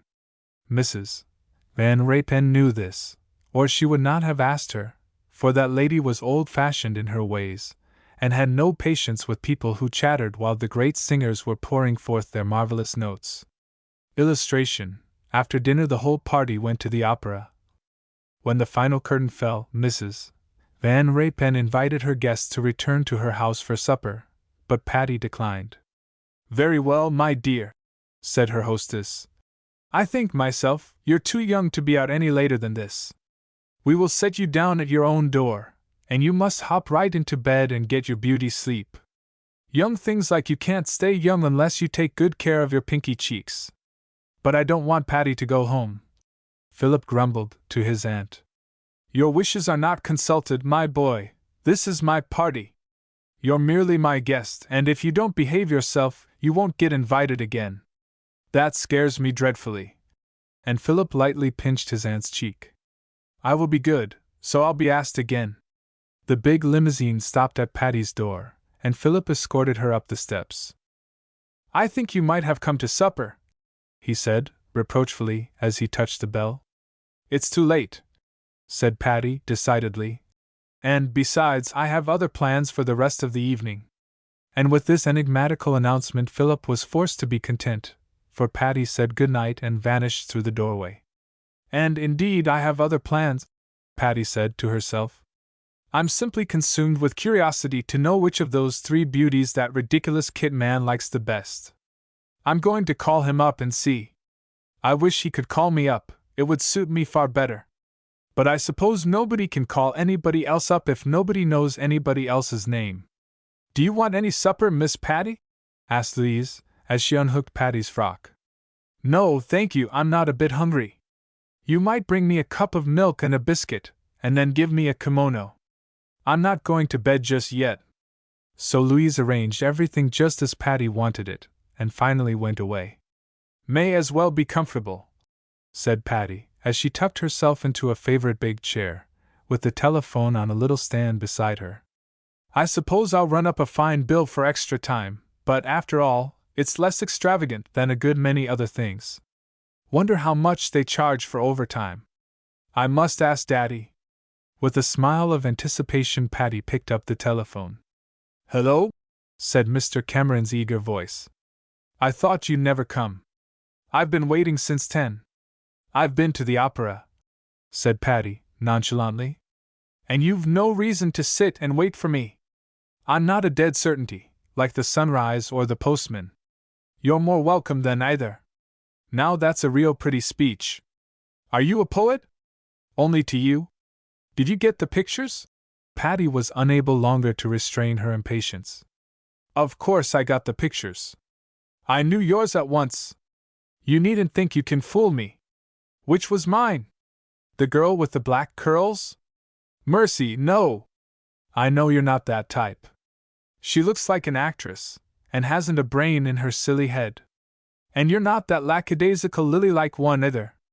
Oh, I know you! You're that delightful, sensible, really brainy girl with the smooth black hair. Oh, I am I? Yes, and I'm so glad you're not a rattle-pated beauty. What's a pretty face compared to real mind and intellect?" Patty was furious. She didn't aspire to nor desire this great mind and intellect, and she was quite satisfied with the amount of brains in her pretty, curly head. "I don't think much of your taste," she exclaimed. "Why? You don't want me to be disappointed because you're not pretty, do you?" But I am pretty. Yes, as I said, the beauty of deep thought and education shines from your clear eyes. That is far better than dimples and curls. Patty shook her curls at the telephone, and her dimples came and went with her varying emotions. Why, I shouldn't like you half as well if you were pretty, Mr. Cameron went on. The only things I consider worthwhile are seriousness and scholarship. These you have in abundance, as I can see at once from your picture. And how do you like the way I dress? It suits your type exactly. That large black and white check denotes a mind far above the frivolities of fashion, and that stiff white collar, to my mind, indicates a high order of mentality. I think you're perfectly horrid! And this exclamation seemed wrung from the depths of Patty's soul. A ringing laugh answered her, a laugh so hearty and so full of absolute enjoyment that Patty listened in astonishment. Poor little Princess Poppy Cheek! It's a shame to tease her. Was she maligned by a bad, horrid man that she doesn't even know? There, little girl, don't cry. I know perfectly well that stiff old schoolmarm isn't you. Now will you tell me who you are, and what you really look like? Patty had to think quickly. She had supposed that Cameron meant what he said, but after all he was fooling her. And she had thought she fooled him. Which is me, then? She said, in a small, low voice. None of 'ern. You gussie. To think you could fool me. In the first place, I knew you wouldn't send your own photograph, and when I saw those 3 charming specimens, in out-of-date clothes, I knew you had ransacked your album to find them. However, I took the whole bunch down to Marie, and she vowed she had never laid eyes on one of them before. So there, now! Then we're just back where we started from, said Patty cheerfully. Yes, but if you'll come to the musicale on Friday night, we can make great progress in a short time. I told you I'd go, if you would persuade Marie to invite me. Nonsense! I believe she has invited you. I believe you're Miss Curtis. She has dark hair. Why not that other singer, Miss Fairfield? Oh, Marie says she's a blonde. The raving beauty sort. I detest that kind. I know she's vain. Yes, she is. I hate to speak against another girl, but I know that Patty Fairfield, and she is vain. Well, never mind about Patty Fairfield, she doesn't interest me a bit. But what about you? Will you come to the party? Oh, do ye now, as my old Scotch nurse used to say. Come to your waiting night. Kit's voice was very wheedlesome, and Patty was moved to encourage him a little. Do you know, I almost think that maybe, possibly, perhaps I will go. Really? Oh, Poppy Cheek, I'm so glad! I do want to see my girl. Your girl, indeed. Yes, mine by right of discovery. But you haven't discovered me yet. But I will, on Friday night. You'll truly come, won't you? Honest, I've never been where I wasn't invited. But this is different. Yes, it is different. Oh, then you will come. Goody, goody. I'm so glad. Don't break the telephone with your gladness. Suppose I do come, how will you know me? How will you know that it is I? Oh, I'll know. I shall know it, I shall feel it, something subtle will reveal it, for a glory round thee hovers that will lighten up the gloom. Oh, you are a poet. I am a poet, but I didn't write that. However, it was only because the other fellow got ahead of me. Who was he? Who wrote it? I'll tell you Friday night. Come early, won't you? No, I always get to a party late. Don't be too late.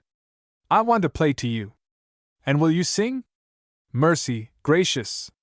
I might go to a party without being invited, but I can't sing without being asked. You tell Marie I'm coming, will you? You bet I will. What shall you wear? What's your favorite color? Red. Red is becoming to brunettes, but I haven't any red evening gown. How about yellow? All right, wear yellow. I shall adore you in any color. Well, perhaps I'll come, and perhaps I won't. Good night. Patty hung up the receiver with a sudden click, and Mr. Kit Cameron was left very much in doubt as to whether the whole thing was a joke or not. Chapter 6 Princess Poppy Cheek. On the night of the musicale at Marie Homer's, her talented cousin arrived long before any guests were expected. I couldn't wait, "Aunt Frances," he said as Mrs. Homer greeted him. "I'm so impatient to see my girl." Kit had told the Homers of the telephone conversations, because he was so anxious to find out his lady's name. Of course, he had not told all they said, and from his incoherent ravings about a black-haired beauty Marie never guessed he could mean Patty. "You're a foolish boy, Kit," said his aunt. "I don't believe that girl is any one we know, but is some mischievous hoyden who is leading you a dance. You won't see her tonight if you ever do. Then I shall think up the easiest death possible, and die it," declared Kit cheerfully.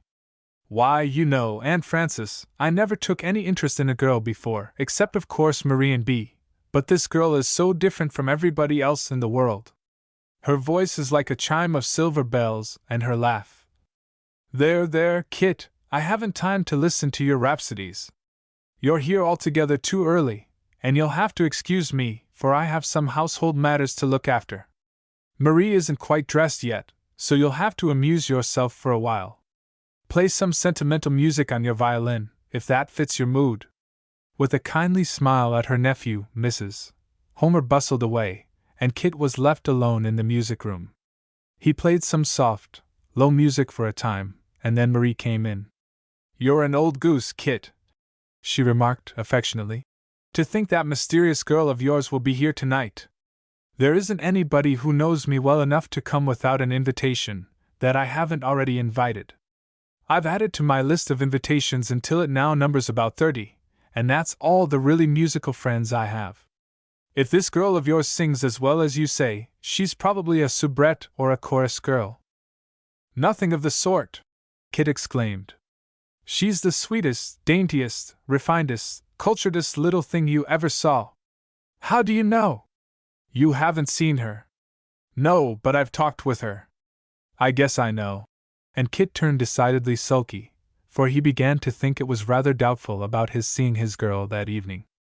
And then the guests began to arrive, and Mr. Kit put on a smiling face and made himself agreeable to his cousin's friends. Patty came among the latest arrivals.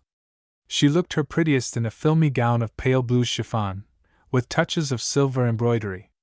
An ornament in her hair was of silver filigree, with a wisp of pale blue feather, and her cheeks were a little pinker than usual. Kit glanced at her as she came in, and though he noticed that she was an extremely pretty girl, he immediately glanced away again and continued his watch for the black-eyed girl he expected. The room was well filled by this time, and Patty took a seat near the front, where sat a group of her intimate friends. They greeted her gaily, and Kit, on the other side of the room, paid no attention to them. The program began with a duet by Kit on his violin, and his cousin Marie at the piano.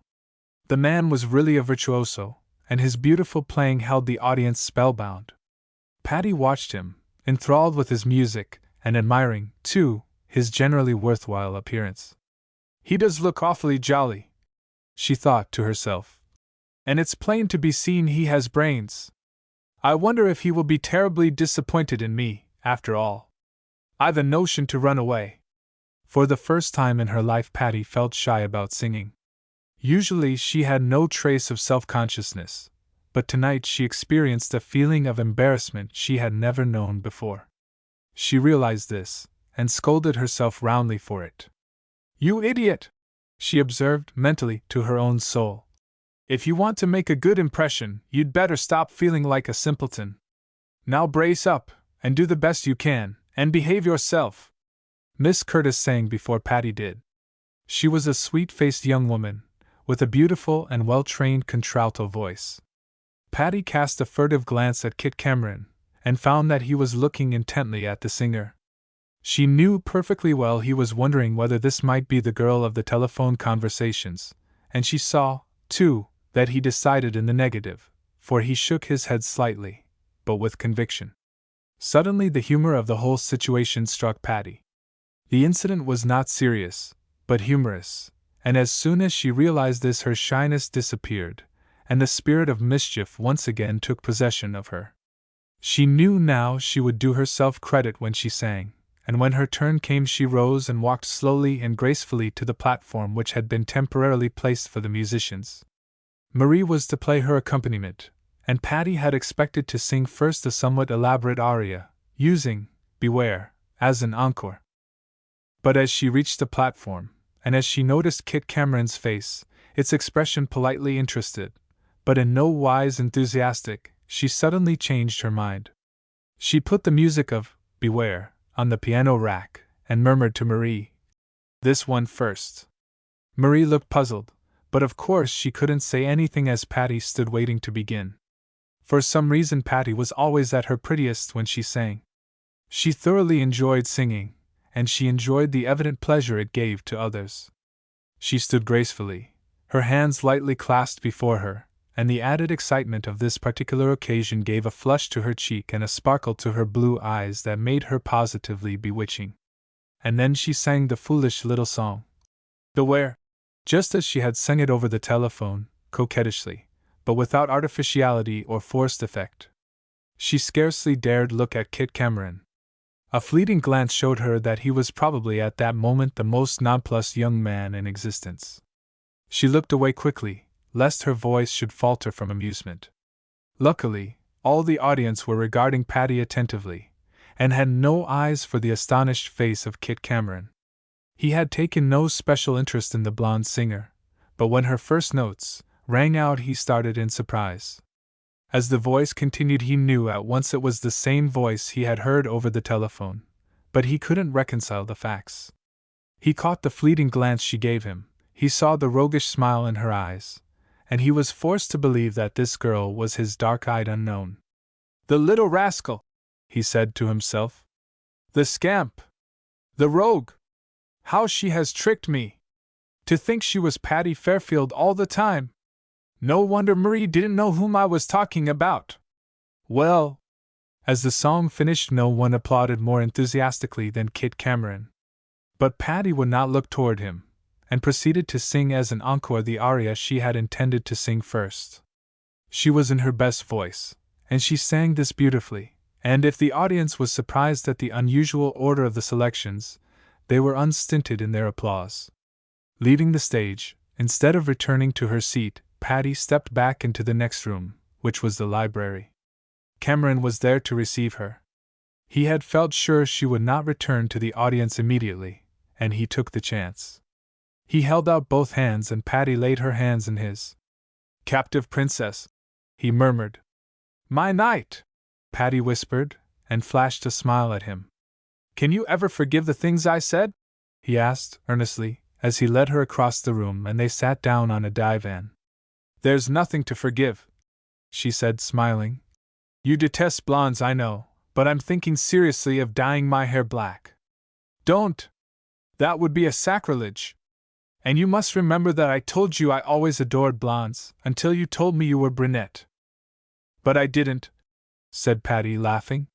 "Somehow you got the notion that I was dark, and I didn't correct it. Are you terribly disappointed in me?" Naughty Patty raised her heavenly blue eyes and looked so like a fair, sweet flower that Kit exclaimed, "Disappointed? You are an angel, straight from heaven." "Nonsense! If you talk like that, I shall run away." "Don't run away! I'll talk any way you like, but now that I have found you, I shall keep you." "But I am still in depths of self-abasement. Didn't I say most unkind things about Miss Fairfield?" "No unkinder than I did. We both jumped on her, and said she was vain and horrid." "I never said such dreadful things." "I'm sure I didn't. But if I did, I shall spend the rest of my life making up for it." "And I called you Poppy Cheek." Cameron looked at Patty's cheeks in such utter dismay that she laughed outright. "But you know," she said, "there are pink poppies as well as scarlet.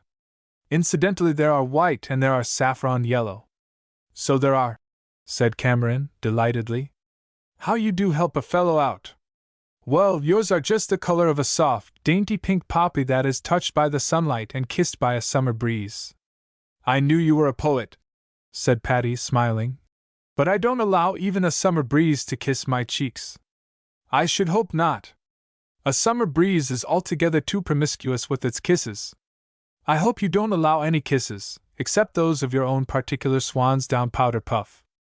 "Of course I don't," laughed Patty, and then she blushed furiously as she suddenly remembered how Farnsworth had kissed both her cheeks the night of Christine's wedding. "I see you're blushing at a memory," said Cameron coolly. "I suppose the powder puff was too audacious." "Yes, that's it," said Patty, her liking for this young man increased by the pleasantry of his light banter. "And now we must return to the music room. I came here a moment to catch my breath after singing, but how did you happen to be here?" "I knew you'd come here, ostensibly, of course, to catch your breath, but really because you knew I'd be here." "You wretch!" cried Patty. "How dare you say such things? I never dreamed you'd be here. If I had, I shouldn't have come." "Of course you wouldn't, you little coquette. It's your nature to be perverse and capricious. But your sweet good humor won't let you carry those other traits too far." "Oh, I know you, my girl." "I object to that phrase from you," Patty said coldly, "and I must ask you not to use it again. But you are my girl, by right of discovery. By the way, you're not anybody else's girl, are you?" "Just what do you mean by that?" "Well, in other words, then, are you engaged, betrothed, plighted, promised, bespoke?" Patty burst out laughing. "I'm not any of those things," she said. "But if ever I am, I shall be bespoke. I think that's the loveliest word. Fancy being anybody's bespoke." "Of course, it's up to me to give you an immediate opportunity," said Cameron, sighing. "But somehow I don't quite dare bespeak you on such short acquaintance. Faint heart. Oh, it isn't that. I'm brave enough. But I'm an awfully punctilious man. If I were going to bespeak you, now, I should think it my duty to go first to your father and correctly ask his permission to pay my addresses to his daughter." "Good gracious! How do you pay addresses? I never had an address paid to me in my life." "Shall I show you how?" And Cameron jumped up and fell on one knee before Patty, with a comical expression of a make-believe lovesick swain. Patty dearly loved fooling, and she smiled back at him roguishly, and just at that moment Philip Van Raypen came into the room. In the dim half-light he descried Patty on the divan and Cameron kneeling before her, and, as Mr. Van Raypen was blessed with a quick temper, he felt a sudden desire to choke the talented Mr. Cameron. "Patty!" Philip exclaimed, angrily. "Yes, Philip," said Patty in a voice of sweet humility. "Come with me," was the stern command. "Yes, Philip." And Patty arose and walked away with Van Raypen, leaving Kit Cameron still on his knee. "Well, I'll be hammered," that gentleman remarked, as he rose slowly and deliberately dusted off his knee with his handkerchief. "That girl is a wonder. She's full of the dickens, but she's as sweet as a peach. I always did like blondes best, whether she believes it or not. But if I hadn't, I should now. There's only one girl in the world for me. I wonder if she is mixed up with that Van Raypen chap. He had a most proprietary manner, but all the same, that little witch is quite capable of scooting off like that, just to tease me. Oh, I'll play her own game and meet her on her own ground. Little poppy cheek!" With a nonchalant air, Mr. Cameron sauntered back to the music room, and seated himself beside Miss Curtis, with whom he struck up an animated conversation, not so much as glancing at Patty. Patty observed this from the corner of her eye, and she nodded her head in approval. "He's worth knowing," she thought. "I'll have a lot of fun with him." The program was almost over, but Kit was to play once again. With Marie, he played a fine selection, and then, as he was tumultuously encored, he went back to the platform alone. Without accompaniment, he played the little song, "The Where," that Patty had sung, and improvising, he made a fantasia of the air. He was clever as well as skilled, and he turned the simple little melody into thrilling, rollicking music with trills and roulades until the original theme was almost lost sight of, only to crop up again with new intensity. Patty listened, enthralled. She loved this sort of thing, and she knew he was playing to her, and for her. The strains would be now softly romantic, now grandly triumphant, but ever recurring to the main motive, until one seemed fairly to see the fickle maiden of the song. When it was ended, the room rang with applause. Cameron bowed simply, and laying aside his violin, went straight to Patty and sat down by her, coolly appropriating the chair which his cousin Marie had just left. "I made that for you," he said simply. "Did you like it?" "Like it!" exclaimed Patty, her blue eyes dancing. "I reveled in it. It was wonderful." "Was it really impromptu?" "Of course.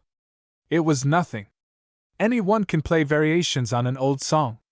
"Variations nothing," remarked Patty. "It was a work, a chef d'oeuvre, an opus." "Yes, opus one of my new cycle." "What are you two talking about?" said Marie, returning. "Have you found your girl, Kit?"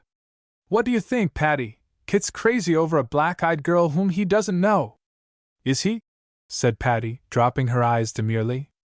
"I found my girl, Marie," Cameron announced calmly. "I find I made a trifling mistake about her coloring, but that's a mere detail. As it turns out, the lady of my quest is Miss Fairfield." "Good gracious, are you, Patty?" said Marie impetuously. "Are you Kit's girl?" "Yes, I am." And Patty folded her hands with a ridiculous air of complacency. "Patty!" growled Van Raypen, who was sitting behind her. "Yes, Philip," said Patty sweetly, turning partly round. "Behave yourself." "I am behaving, Philip." And Patty looked very meek. "Of course you are," said Marie. "You're behaving beautifully. And you look like an angel, and you sang like a lark, and if you're Kit's girl, I'm glad of it. Now come on, everybody's going to supper. You come along with me," said Philip Van Raypen, as he took Patty by the arm. "Why?" And Patty looked a little defiant at this command. "Because I want you to. And I want you to stop making up to that Cameron man." "I'm not, Philip, he's making up to me." "Well, he better stop it. What was he doing on his knees before you in the library?" "I don't remember," said Patty innocently. "Oh, yes, he was telling me my cheeks were red, or some foolishness like that. And your eyes were blue, I suppose, and your hair was yellow. Didn't you know all those things before?" "Why, Philip, how cross you are!" "Yes, I've known those things for 19 years. It's no surprise to me." "Patty, I'd like to shake you. Do you know what you are? You're just a little, vain, silly, babbling coquette. I think that's a lovely thing to be. Do you want me to babble to you, Philip, or shall I go and babble to somebody else?" "Don't babble at all. Here's a chair. You sit right down here, and eat your supper. Here's another chair. You lay your shawl and bonnet on that, to keep it from me, and I'll go and forage for some food." Patty laid her scarf and fan on the chair to reserve it for Philip, but she was not unduly surprised when Mr. Cameron came along, picked up her belongings, and seated himself in the chair. "That's Mr. Van Raypen's chair," said Patty. "If he finds you there, he'll gently but firmly kill you." "I know it," said Kit placidly. "But a knight is always willing to brave death for his lady." "But I don't want you killed," said Patty, looking sad. "I wouldn't have anybody to telephone to." "If I run away then, to save my life, will you telephone me tonight?" "Indeed I won't." "That's all over. But please, Mr. Cameron, run away, for here comes Philip, with both hands full of soup, and I know he wouldn't hesitate to scald you with it."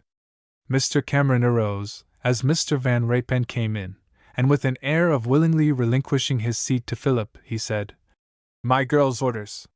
Philip didn't hear it, but Patty did, and she blushed, for Cameron's departure that way showed greater deference to her wishes than if he had stayed with her. "What did he say?" Philip asked, as he offered Patty a cup of bouillon, and then sat down beside her. "He said you were such a sweet-tempered man, he didn't wonder I liked you." And Patty beamed pleasantly. "I would be sweet-tempered, Patty, if you didn't tease the very life out of me. Now, Philip, you wouldn't be much good if you couldn't stand a little teasing. Go ahead, then, tease me all you like."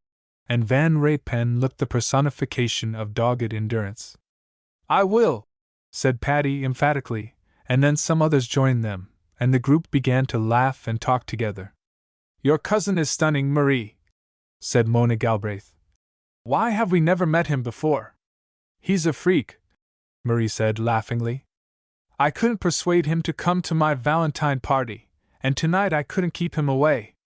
All musicians are freaks, you know." He's a musician, all right, said Kenneth Harper. The things he did to that simple little song must have made some of the eminent composers turn in their graves. He's awfully clever at that sort of thing, said Marie. Sometimes when we're here alone, he'll take a simple little air and improvise the most beautiful melodies from it. Is he amiable? Asked Mona, casually. Not very, or rather, not always. But he's a dear fellow, and we're all fond of him.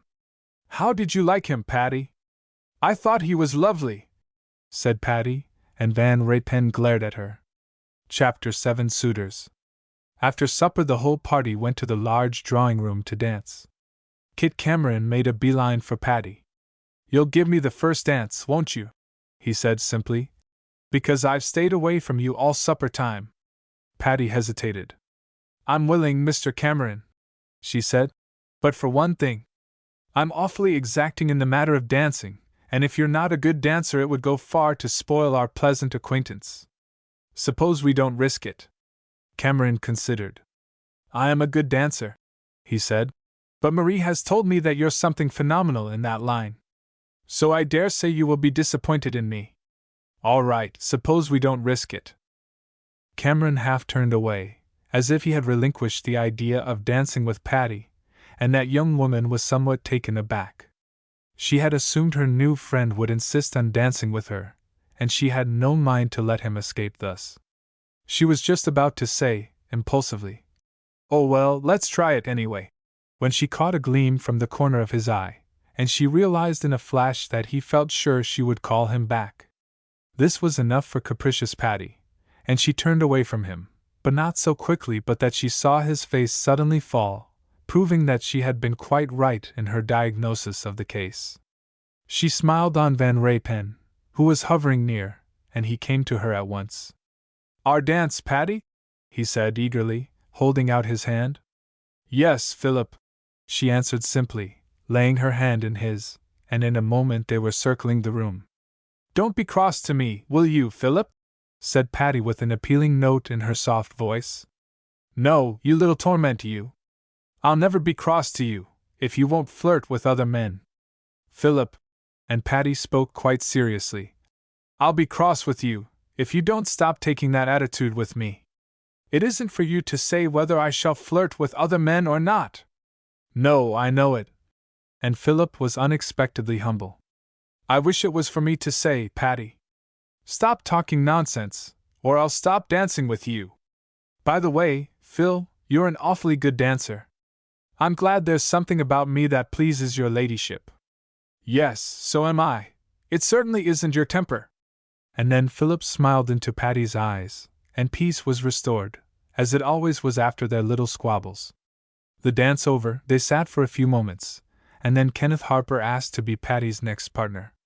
All right, Ken, said Patty. But sit down here just a minute, I want to watch the others. What Patty really wanted was to see Mr. Cameron dance, and in a few moments he went past them with Elise. That man's all round clever, commented Kenneth. He dances just as he plays the violin, exquisitely. Why, Patty, he's a poem in patent leathers. Sure enough, Kit Cameron was an unusually fine dancer, and Patty felt a slow blush rising to her cheeks, as she remembered what she had said to him, and realized he must have thought her vain of her dancing. For once, Patty felt honestly ashamed of herself. She had implied that she was such a fine dancer she didn't care to dance with any one unskilled in the art. But after all, this was not quite Patty's attitude. When a stranger was introduced to her, she was quite willing to dance with him, whether he danced well or not. But as to Mr. Cameron, Patty liked him so much and so enjoyed his beautiful music that she really felt it would be a shock to their friendship if he danced awkwardly. And, too, she never for a moment supposed he would take her at her word. She had supposed he would insist upon the dance, even after her hesitation. What's the matter, Patty? Said Kenneth. You look as though you'd lost your last friend. I'm not sure but I have, said Patty, smiling a little. For certainly Mr. Cameron was the last friend she had made, and it was very likely that she had lost him. Well, never mind, you still have me left. I'm gentle and I'm kind, and you'll never find a better friend than your old Ken. I believe you're right. And Patty smiled at him. We've been friends a long time, haven't we, Ken? We sure have. When I look at your gray hair and wrinkled cheeks, I realize that we are growing old together. Patty laughed and dimpled at this nonsense, and then declared she was ready to dance. All through the evening, Patty was gaily whisked from one partner to another, but Kit Cameron never came near her. She was decidedly chagrined at this, even though she knew she had only herself to blame for it. She had been really rude, and she was reaping the well-deserved consequences. Often she passed Cameron in the dance, as he whirled by with another girl. He always smiled pleasantly as they passed, and the fact that he was a magnificent dancer only made Patty feel more angry with herself at having been so silly. Just before the last dance, Patty stood, gaily chatting with several of her friends, when the music struck up, and both Kenneth and Philip claimed the dance. You promised it to me, Patty, said Kenneth, reproachfully. Why, Ken Harper, I didn't do any such thing. And Patty's big blue eyes gazed at him in honest surprise. Of course you didn't, you promised it to me, said Van Raypen, equally mendacious. Why, I didn't promise it to anybody, declared Patty. I haven't promised a dance ahead this whole evening. As she stood, with the two insistent applicants on either side of her, Cameron walked straight toward her. He said not a word, but held out his arm, and calmly walking away from her two disappointed suitors, Patty was at once whirled away. Well, Princess Poppycheek, Princess Pink Poppycheek, I had to surrender, Cameron said, as they floated around the room. After your cruel aspersion on my dancing, I was so enraged I vowed to myself I'd never speak to you again. But I'm awful magnanimous, and I forgive you freely, from the bottom of my heart. I haven't asked to be forgiven. And Patty shot him a saucy glance. But, she added shyly, I'm truly glad you do forgive me. I was a pig. So you were. A poppy-cheeked piggywig. But with me, what is forgiven is forgotten. And, by the way, you dance fairly well. So I've been told, returned Patty, demurely. And I find I can get along with you. This sounded like faint praise, but each knew that the other appreciated how well their steps suited each other, and how skillful they both were. Van Raypen and Ken Harper stood where Patty had left them, for a moment, as they watched their hoped-for partner dance away. There's no use getting mad at that child, said Ken patiently. She will do as she likes. Well, after all, why shouldn't she? She's a reigning belle, and she's a law unto herself. But she has a lot of sense inside that golden curly head. Yes, returned Kenneth. And not only sense, but a sound, sweet nature. Patty is growing up a coquette, but it is only because she is beset by flattery, and too, she is full of mischief. She can't help teasing her suitors, as she calls them. She can tease me all she likes, said Van Raypen, somewhat seriously, and Kenneth answered simply, Me too.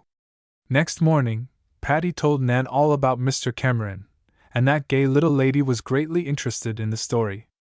I knew he would be nice, said Nan, from what you had already told me about him. Is he good-looking, Patty? Yes, no, I don't know, returned Patty. I don't believe I thought about it.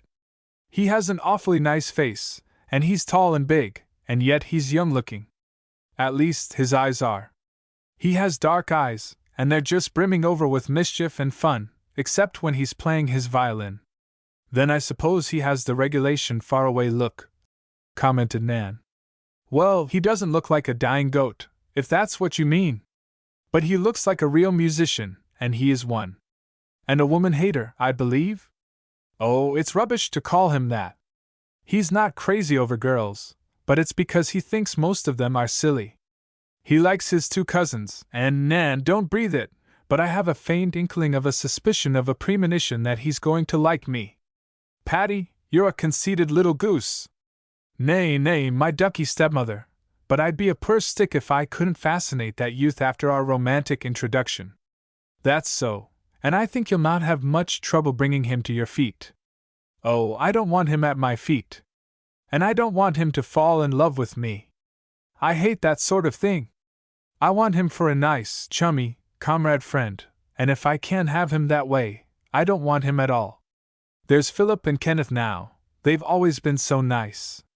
But lately they've taken to making sheep's eyes at me and flinging out bits of foolishness here and there that make me tired.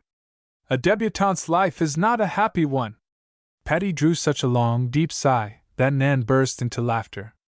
I would feel sorry for you, Patty, she said, but I can't help thinking that you're quite able to look out for yourself.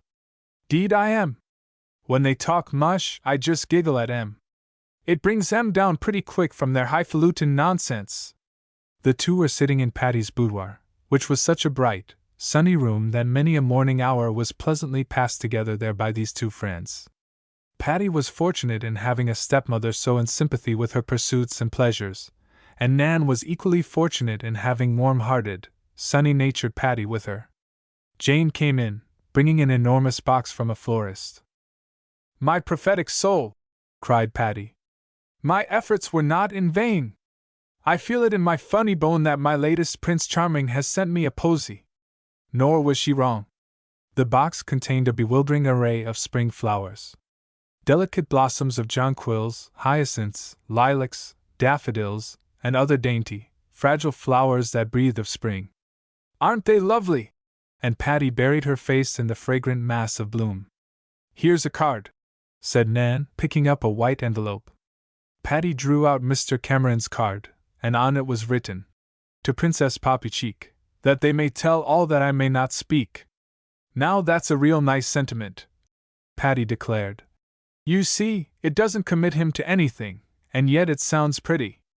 Oh, I shall end by adoring that young man.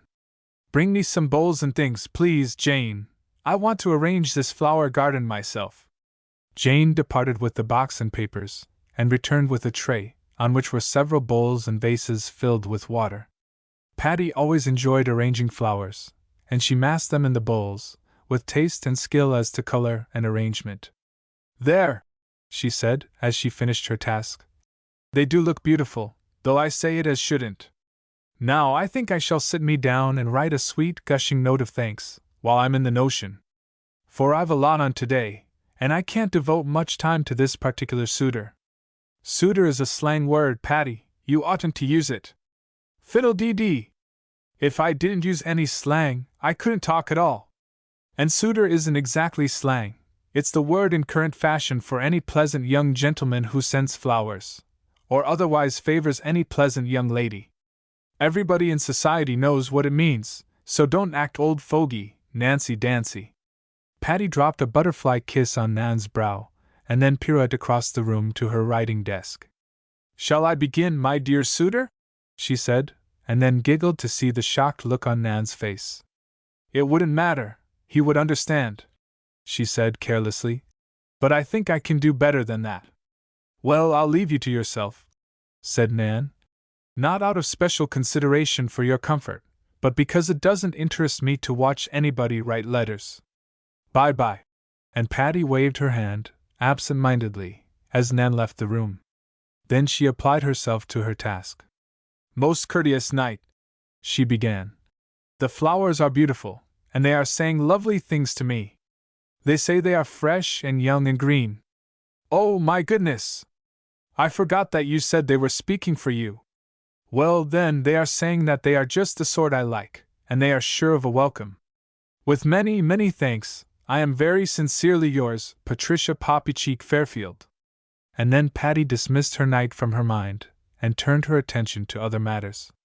That afternoon, about 5 o'clock, Mr. Cameron called. I scarcely hope to find you at home, he said, as Patty greeted him in the drawing-room. It isn't our day, she returned, but I chanced to be in, and I'm glad of it. Nan, may I present Mr. Cameron? And Nan accorded a pleasant welcome to the visitor.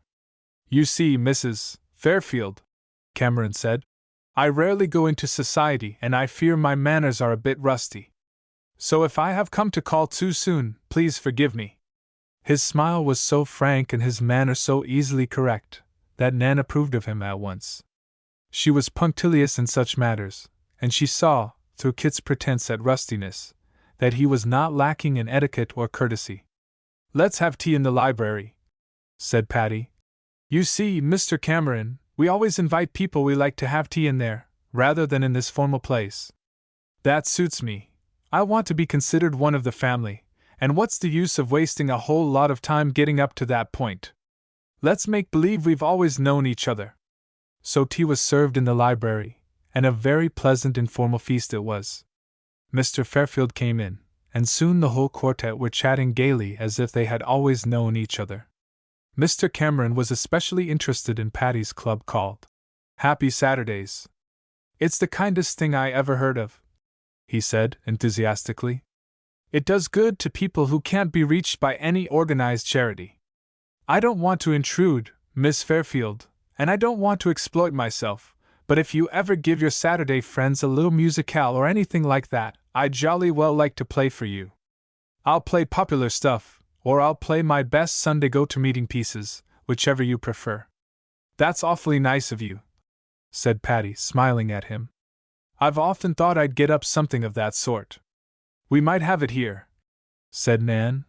Unless you mean to invite more people than we could take care of. I'd like to have it here, said Patty. The drawing room would easily seat 60 or 70 in an audience, perhaps more. And I don't believe we could find more than that to invite. Although I know of a girls' club that I'd like to invite as a whole. It's a pretty big thing you're getting up, Pattykins, said Mr. Fairfield, smiling kindly at his enthusiastic daughter. But if you think you can swing it, go ahead. I'll help all I can. It would upset the house terribly, said Nan. But I don't mind that. I'm with you, Patty. Let's do it. If you're shy on the program, I can get 1 or 2 fellows to help us out, said Cameron.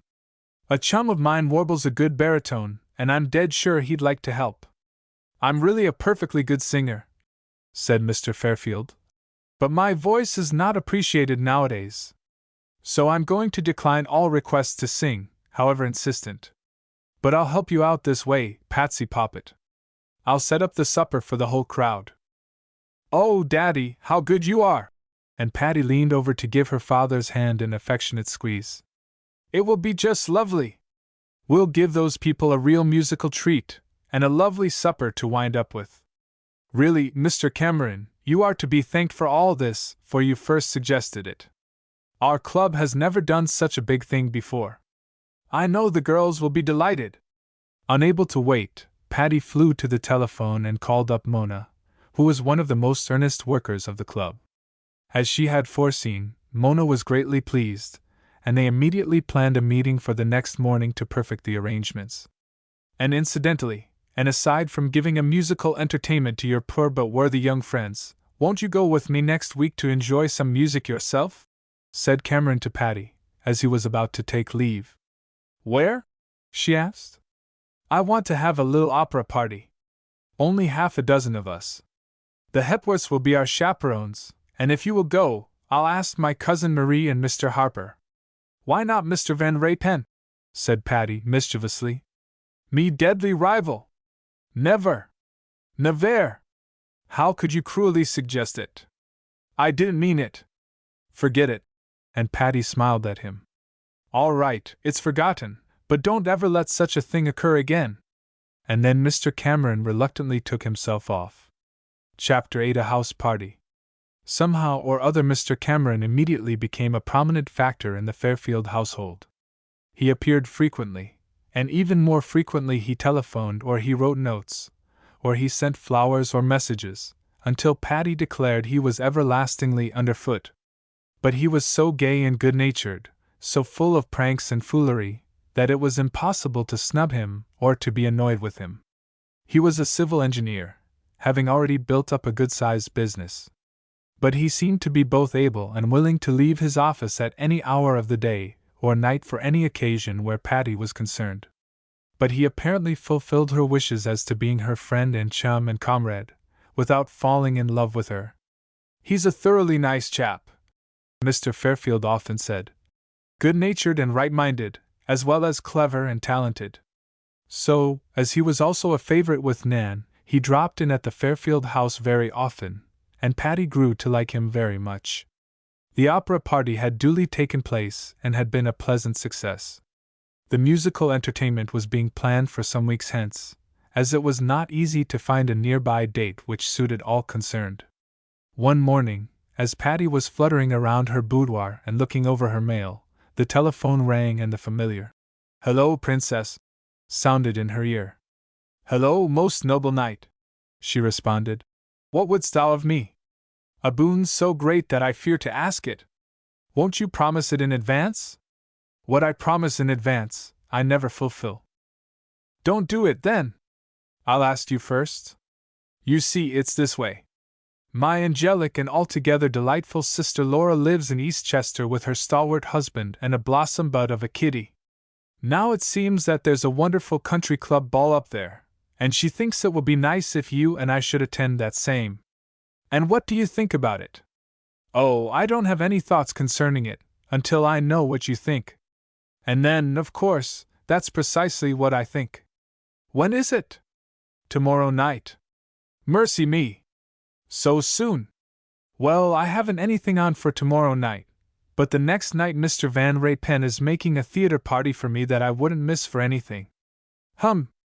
How lovely! Well, Princess, what say you to my humble plea?" "What are your plans?" "How do I get there?" "Why, thusly. My sister will invite you to her home, and incidentally to the ball. She will also ask my cousin Marie and Mr. Harper, who is not at all averse, it seems to me, to playing Marie's little lamb. Have you noticed that?" "So have I. Well, go on." "Well, then, I thought it would be nice if we four should motor out to Eastchester tomorrow afternoon, go straight to Sisters, do up the ball business, and motor back the next day. There's the whole case in a nutshell. Now pronounce my doom. It seems to me just the nicest sort of a racket, and if your sister invites me, I shall most certainly accept." "Oh, bless you forever, Princess Poppycheek. I shall telephone Laura at once, and she will write you an invitation on her best stationery, and she will also telephone you, and if you wish it she will come and call on you." "No, don't bother her to do that. I've met her, you know, and if she either writes or telephones, it will be all right." "What time do we start?" "About 3, so as to make it easily by tea time." "I'll be ready. Count on me. Goodbye." Patty hung up the telephone suddenly, as she always did. She often said it was her opinion that more time was wasted in this world by people who didn't know how to say goodbye, than from any other cause. And her minutes were too precious to be spent on a telephone, after the main subject of conversation had been finished. She danced downstairs to tell Nan all about it. "Very nice party," Nan approved. "I've met Mrs. Perry, you know, and she's charming. You'll be home Thursday, of course. You know you've a theater party that night." "Yes, I know, I'll be home," said Patty abstractedly. "What would you take for the ball, Nan? My pink chiffon or my yellow satin? They're both so pretty, it's hard to choose. The yellow satin, I think. It's a dream of a frock." Mrs. Perry wrote a most cordial invitation and also telephoned, saying how glad she would be to welcome Patty to her home. And so, the next afternoon, the young people started on their motor trip. It was easily accomplished in 2 hours, and then Patty found herself a very much honored guest in Mrs. Perry's pleasant home. "It's dear of you to come," said the vivacious little hostess, as she took Patty and Marie to their rooms upon their arrival. "It's dear of you to ask me," returned Patty. "I love to go to parties, and I love to go into new people's houses. I mean people's new houses. Oh, well, you know what I mean. I mean here." "The house is new," said Mrs. Perry, laughing. "But we're getting to be old people, and we want you young folks to liven us up." "Old people!" And Patty smiled at the pretty young matron. "Yes, wait till you see my baby. She's almost 3 years old. Fancy my going to balls with a big girl like that." "You're just fishing," said Patty laughingly, "and I shan't humor you. I know you young mothers. You go to a party, and you're the belles, and leave all us wallflowers green with envy." Mrs. Perry's eyes twinkled, and she looked so roguish that Patty exclaimed, "You're exactly like Mr. Cameron. I can well believe you're his sister." "Who's he?" "Oh, you mean Kit. I don't think I ever heard him called Mr. Cameron before, And it does sound so funny. Can't we persuade you to say Kit? I don't mind if he doesn't, said Patty, carelessly. What a darling room this is! Yes, this is one of my pet rooms. I always give it to my favorite guests. I don't wonder. And Patty looked round admiringly at the dainty draperies and pretty appointments of the chamber. Marie always has it when she's here, but of course she was glad to give it up to you, and I put her in the blue room just across the hall. Come now, powder your nose, we must run down to tea. Don't change your frock. Patty had worn a little silk house gown under her motor coat, so after a brief adjustment of her tumbled curls she was ready to go down. The Perrys was a modern house of an elaborate type. There were many rooms, on varying levels, so that one was continually going up or down a few broad steps. Often the rooms were separated only by columns or by railings, which made the whole interior diversified and picturesque. Such a gem of a house! Exclaimed Patty, as she entered the tea-room. So many cozy, snuggly places, and so warm and balmy. She dropped into a lot of silken cushions that were piled in the corner of an inglenook, and placed her feet daintily on a footstool in front of the blazing fire. Awful dinky, said Kit, as he pushed aside some cushions and sat down beside Patty. But a jolly good house to visit in. Yes, it is, said Marie, who was nestled in an easy chair the other side of the great fireplace. And it's so light and pleasant. We never get any sunlight home. Nonsense, Marie, said Kit. Our apartments are unusually light ones.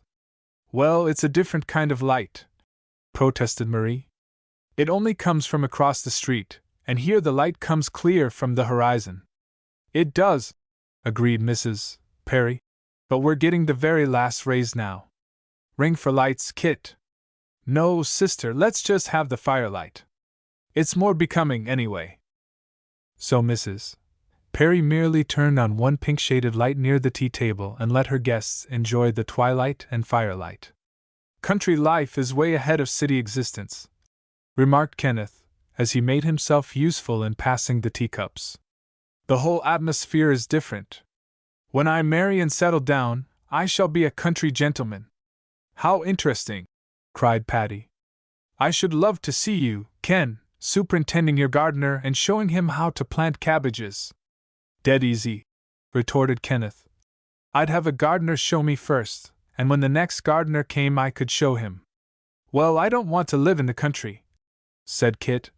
It's great to visit here, that's what sisters' houses are for, but I couldn't live so far away from the busy mart. Back to the Stones for mine.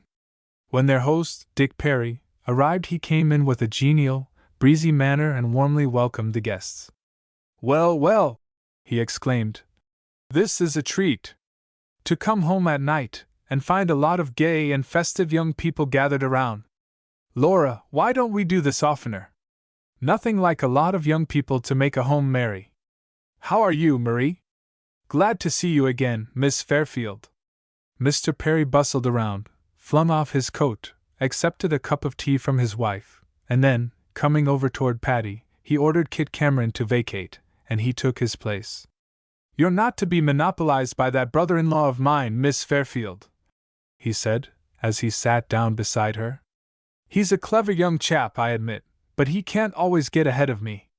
Patty responded laughingly to this gay banter, and the tea hour passed all too quickly, and it was time to dress for dinner. We'll put on our party frocks before dinner, said Mrs. Perry as she went upstairs with the girls. And then we won't have to dress twice. I'll send you a maid, Miss Fairfield. Thank you, said Patty, but I can look after myself fairly well, until it comes to hooking up. I always do my own hair. It can't be much trouble, said Mrs. Perry, looking admiringly at the golden curls, for it looks lovely whatever way you do it. Patty slipped on a kimono and brushed out her shining mass of curls. As Mrs. Perry had rightly said, Patty's coiffure was not troublesome, for however she bunched up the gleaming mass it looked exactly right. She twisted it up with care, however, and added a marvelous ornament of a bandeau, which circled halfway round her head, and above which a gilt butterfly was tremblingly poised. It was too early to get into her frock, so Patty flung herself into a big chair before the crackling fire, and gave herself up to daydreams. She dearly loved to idle this way, and she fell to thinking, naturally, of the home she was visiting and the people who lived there. Patty still sat dreaming these idle fancies, when there was a tap at the door, and, in response to her permission, a maid entered. "I'm Babette," she said, "and I have come to help you with your gown." "Thank you," said Patty, jumping up. "It's later than I thought. We must make haste." With experienced deftness, the French maid arrayed Patty in the beautiful evening gown of yellow satin, veiled with a shimmering yellow gauze.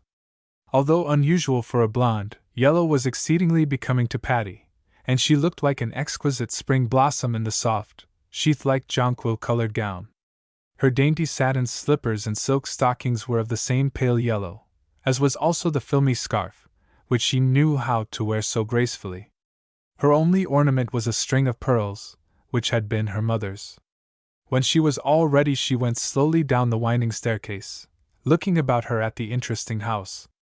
A broad landing halfway down showed an attractive window seat, and Patty sat down there for a moment. There seemed to be no one in the hall below, and Patty concluded that she was early after all, though she had feared she would be late. In a moment Kit came down and spied her.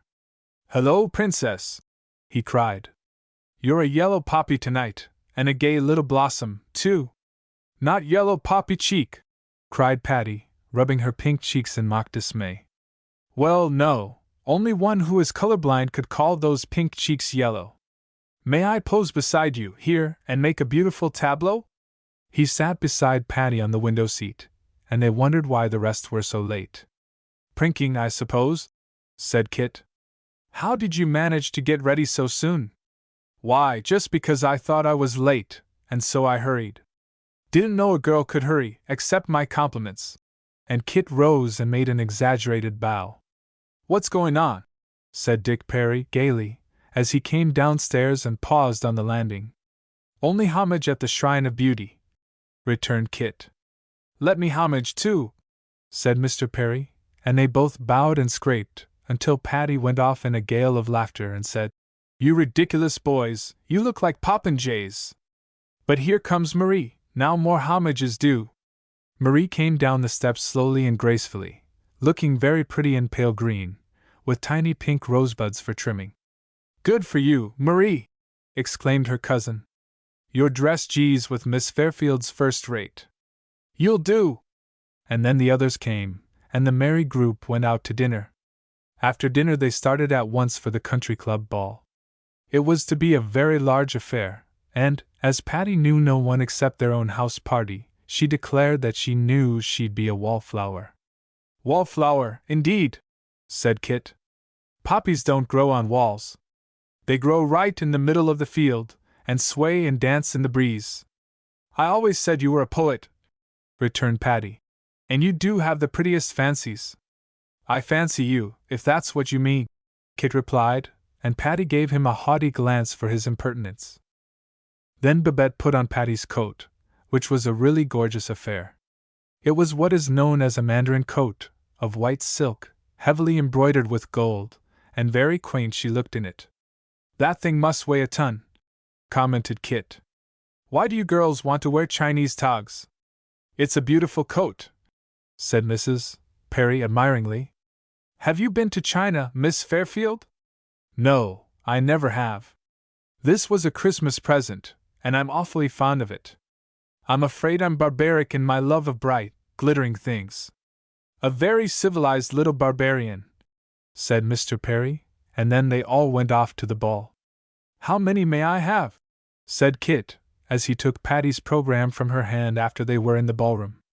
"As I don't know anyone else, I shall have to dance them all with you and Ken," returned Patty, demurely.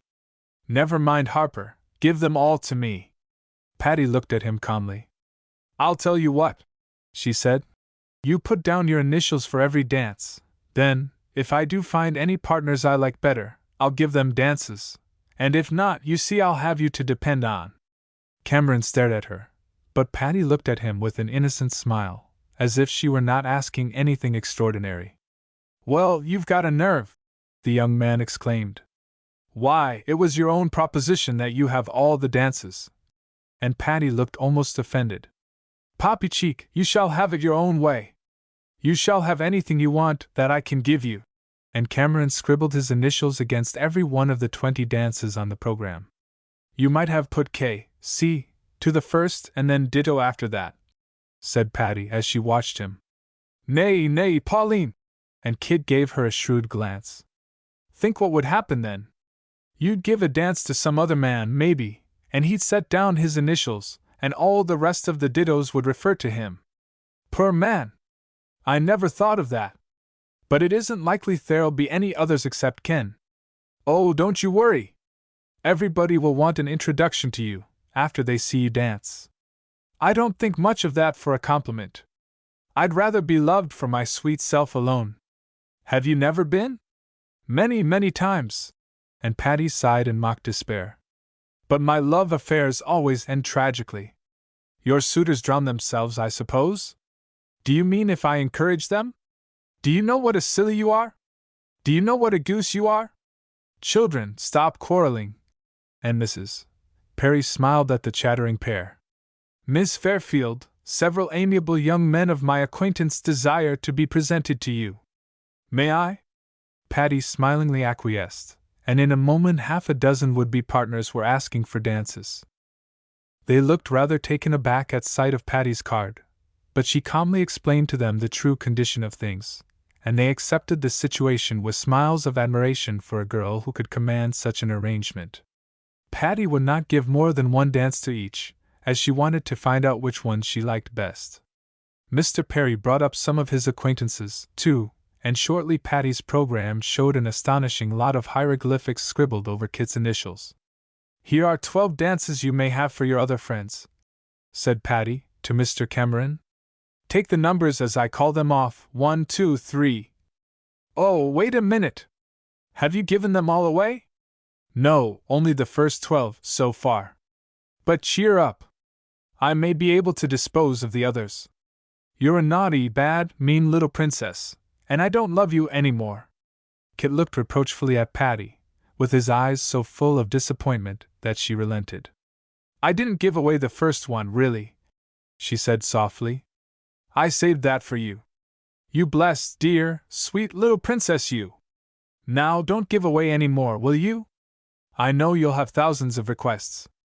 I'll see about it, was all Patty would promise, and then the music began and they stepped out onto the dancing floor. Chapter 9. Eddie Bell. Which you like best of all the boys you've met? Asked Kit, as they danced. What a question! How can I possibly tell, when 12 well-behaved and serious-looking young men stand up like a class in school and say, one after another, May I have the honor of a dance, Miss Fairfield? They all looked exactly alike to me.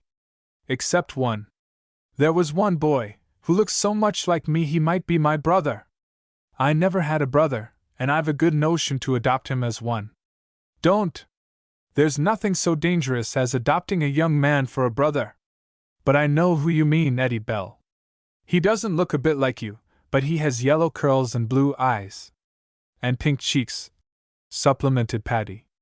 Yes, but not poppy cheeks. They're more the pink of a horse chestnut. I think pink horse chestnut blooms are beautiful. Oh, you do you? And I suppose you think Eddie Bell is beautiful. Well, there's no occasion for you to get mad about it if I do. Do you know, Mr. Cameron, you flare up very easily. If you'll call me Kit, I'll promise never to flare up again. Certainly, I'll call you Kit. I'd just as lieve as not, anything to oblige. And may I call you Patty? Why, yes, if you like. Look here, you're altogether too indifferent about it. Oh, what a boy! And Patty rolled her eyes up in despair. If I don't want him to call me Patty, he doesn't like it, and if I do let him call me Patty, he isn't satisfied. What to do, what to do? You're a little tease, that's what you are. And you're a big tease, that's what you are. I've heard you're even fond of practical jokes. Now, I detest practical jokes. That's an awful pity, for I mean to play one on you the very first chance I get. You can't do it? Why can't I? Because I'd discover it, and foil you.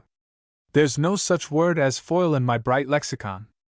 I'll lay you a wager, if you like, that I play a practical joke on you that you, yourself, will admit is clever and not unkind. That's the test of a right kind of a joke, to be clever and not unkind. Patty's eyes danced. You have the right idea about it, she said, nodding her head approvingly. I don't so much mind a practical joke, if it is really a good one, and doesn't make the victim feel hurt or chagrined. But all the same, Mr. Kit, you can't get one off on me. I'm a little too wide awake, as you'll find out. Would you take a wager? I'm not in the habit of betting, but I'm willing for once. It's hardly fair, though, for I'm betting on a dead certainty. You mean you think you are? And I think I am, so the chances are even. What are the stakes? I don't care, candy or books or flowers or anything. Nonsense, they're too prosaic. If I win, you're to give me a photograph of yourself. Oh, I almost never give my picture to my suitors. It isn't good form. But if you're so sure that you will win, you needn't be afraid to promise it. All right, I promise. And if I win, you may give me a perfectly beautiful picture frame, in which I shall put some other man's picture. How cruel you can be! But as I'm sure of winning, I'm not afraid to take that up. A frame against a picture, then. But there must be a time limit. I'll give you a month. If you can't do it in that time, you can't do it at all. And also, I must be the judge if you do fool me, whether your practical joke is clever and not unkind.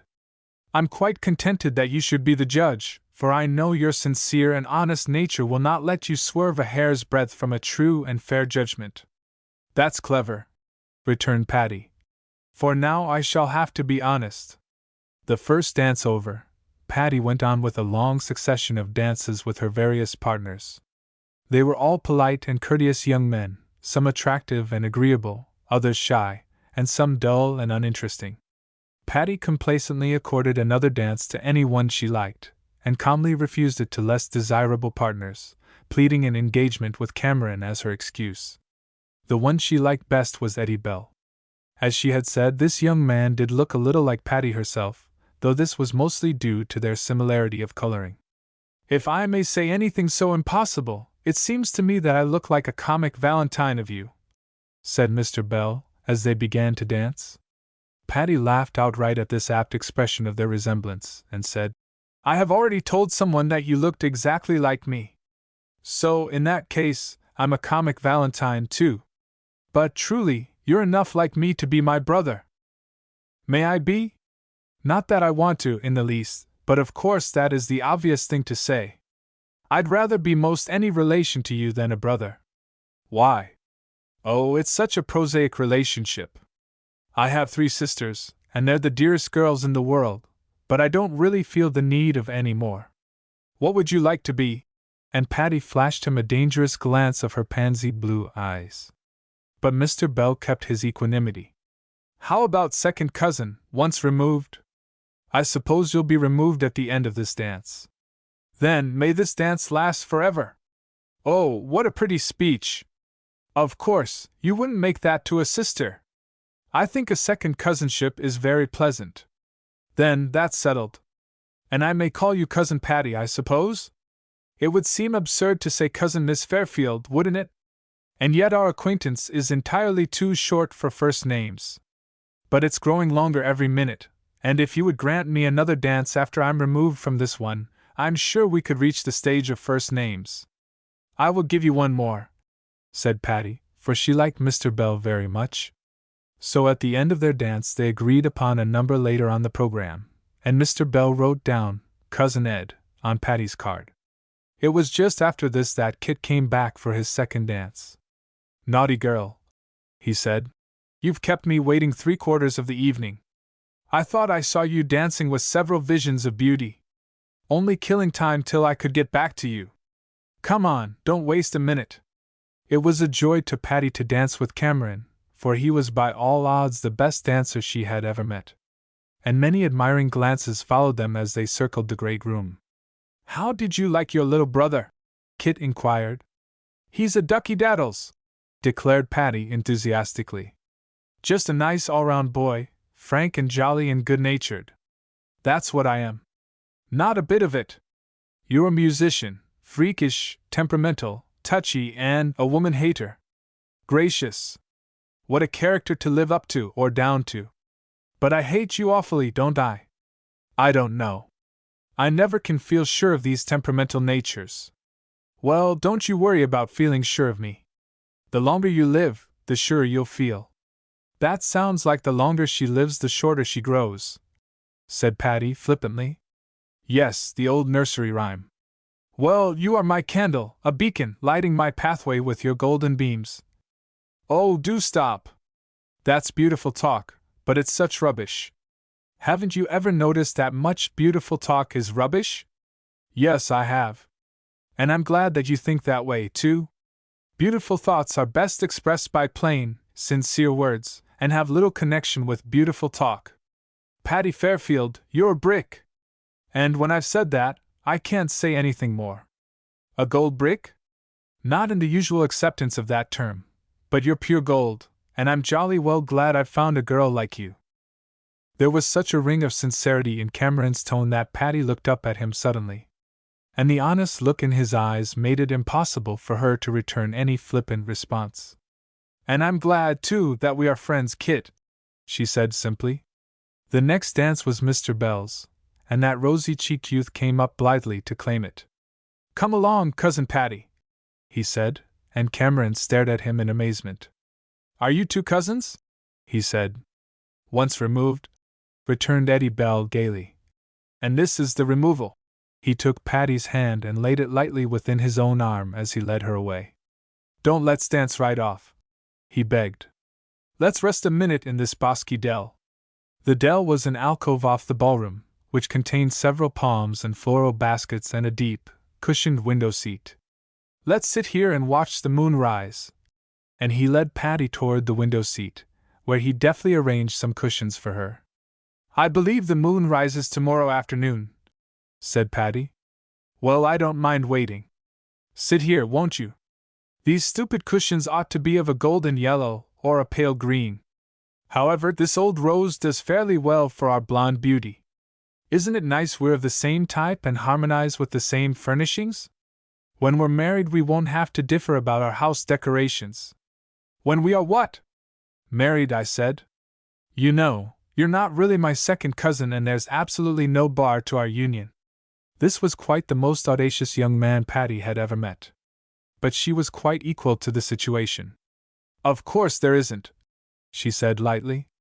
And when I think of the economy of our being able to use the same color scheme, it is an inducement. And meantime we must get better acquainted, as you said when we were dancing.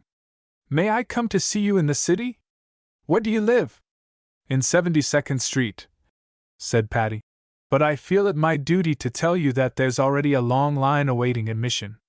Oh, yes, I've seen that line when I've been passing.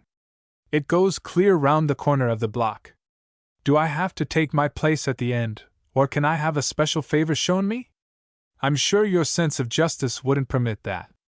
You take your place at the end of the line, and when your turn comes I'll be glad to welcome you. Then that's all right, said Mr. Bell cheerfully.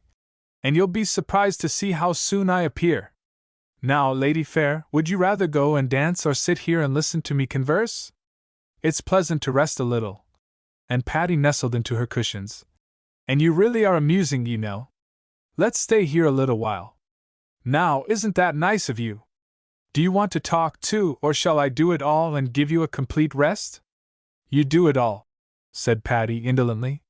It will be like going to a monologue entertainment. At your orders. What subject would you like? Yourself. Oh, wise beyond your years. You know the subject that most interests a man. That isn't pretty. And Patty frowned at him. There ought to be another subject more interesting to you than that. There is. But I don't dare trust myself with her. Mr. Bell's manner and voice were so exactly the right mixture of deferential homage and burlesque that Patty laughed in delight. You are the dearest man, she cried. He looked at her reproachfully. You said I might do all the talking, and now you're doing it yourself. I'll be still now. Avoid that subject you consider dangerous, and tell me all about yourself. Well, once upon a time, there was a beautiful young man who rejoiced in the poetic and musical name of Eddie Bell. I know he was a beautiful young man, because he was said to resemble the most beautiful girl in the whole world.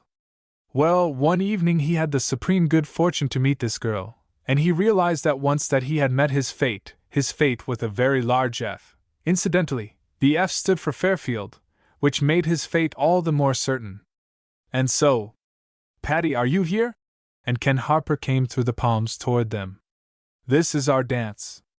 Good gracious, Ken, is this dance the next dance? I mean, is this dance over, or is this dance our dance? You seem a little mixed, Patty, but this is our dance and I claim it. Are you rested enough? Patty rose and, with a simple word of excuse to Mr. Bell, went away with Kenneth. That's the first time, Ken, in all our friendship that I ever knew you to say anything horrid. And Patty looked at him with a really hurt expression. I didn't say anything horrid. And Kenneth's fine face wore a sulky expression. You did, too. You asked me if I were rested in a horrid, sarcastic tone, and you meant it for a reproof, because I sat out that dance with Mr. Bell. You had no business to go and hide behind those palms with him. We didn't hide. That's only a bay window alcove, a part of the ballroom. I have a perfect right to sit out a dance if I choose. That young chap was too familiar, anyway. I heard him calling you Cousin Patty. Oh, fiddlestrings, Ken! Don't be an idiot! We were only joking. And I'm not so old yet, but what I can let a boy call me by my first name if I choose. When I'm 20 I'm going to be Miss Fairfield, but while I'm 19 anybody can call me Patty, if I give him permission. You're a flirt, Patty. All right, Ken. Flirt with me, won't you? Patty's roguish blue eyes looked at Kenneth with such a frank and friendly glance that he couldn't scold her any more. I can't flirt with you, Patty. I'm not that sort. You know very well I've only a plain, plodding sort of a mind, and I can't keep up with this repartee and persiflage that you carry on with these other chaps. I don't carry on, said Patty, laughing. I didn't say you carried on, returned Kenneth, who took everything seriously. I meant you carried on conversations that are full of wit and repartee, of a sort that I can't get off. Nobody wants you to, you dear old Ken. You wouldn't be half as nice if you were as foolish and frivolous as these society chatterboxes. You've got more sterling worth and real intellect in your make-up than they ever dreamed of. Now stop your nonsense and come on and dance. But don't undertake to lecture Patty Fairfield, she won't stand for it. I didn't mean to lecture you, Patty. And Kenneth spoke very humbly. But when I saw you tucked away behind those palms, flirting with that yellow-headed rattleputty, I felt that I ought to speak to you. You spoke all right. And Patty looked at him severely. But you know perfectly well, Kenneth Harper, that I wasn't doing anything I oughtn't to. You know perfectly well that, though I like what you call flirting, I'm never the least bit unconventional and I never forget the strictest law of etiquette and propriety. I'd scorn to do such a thing.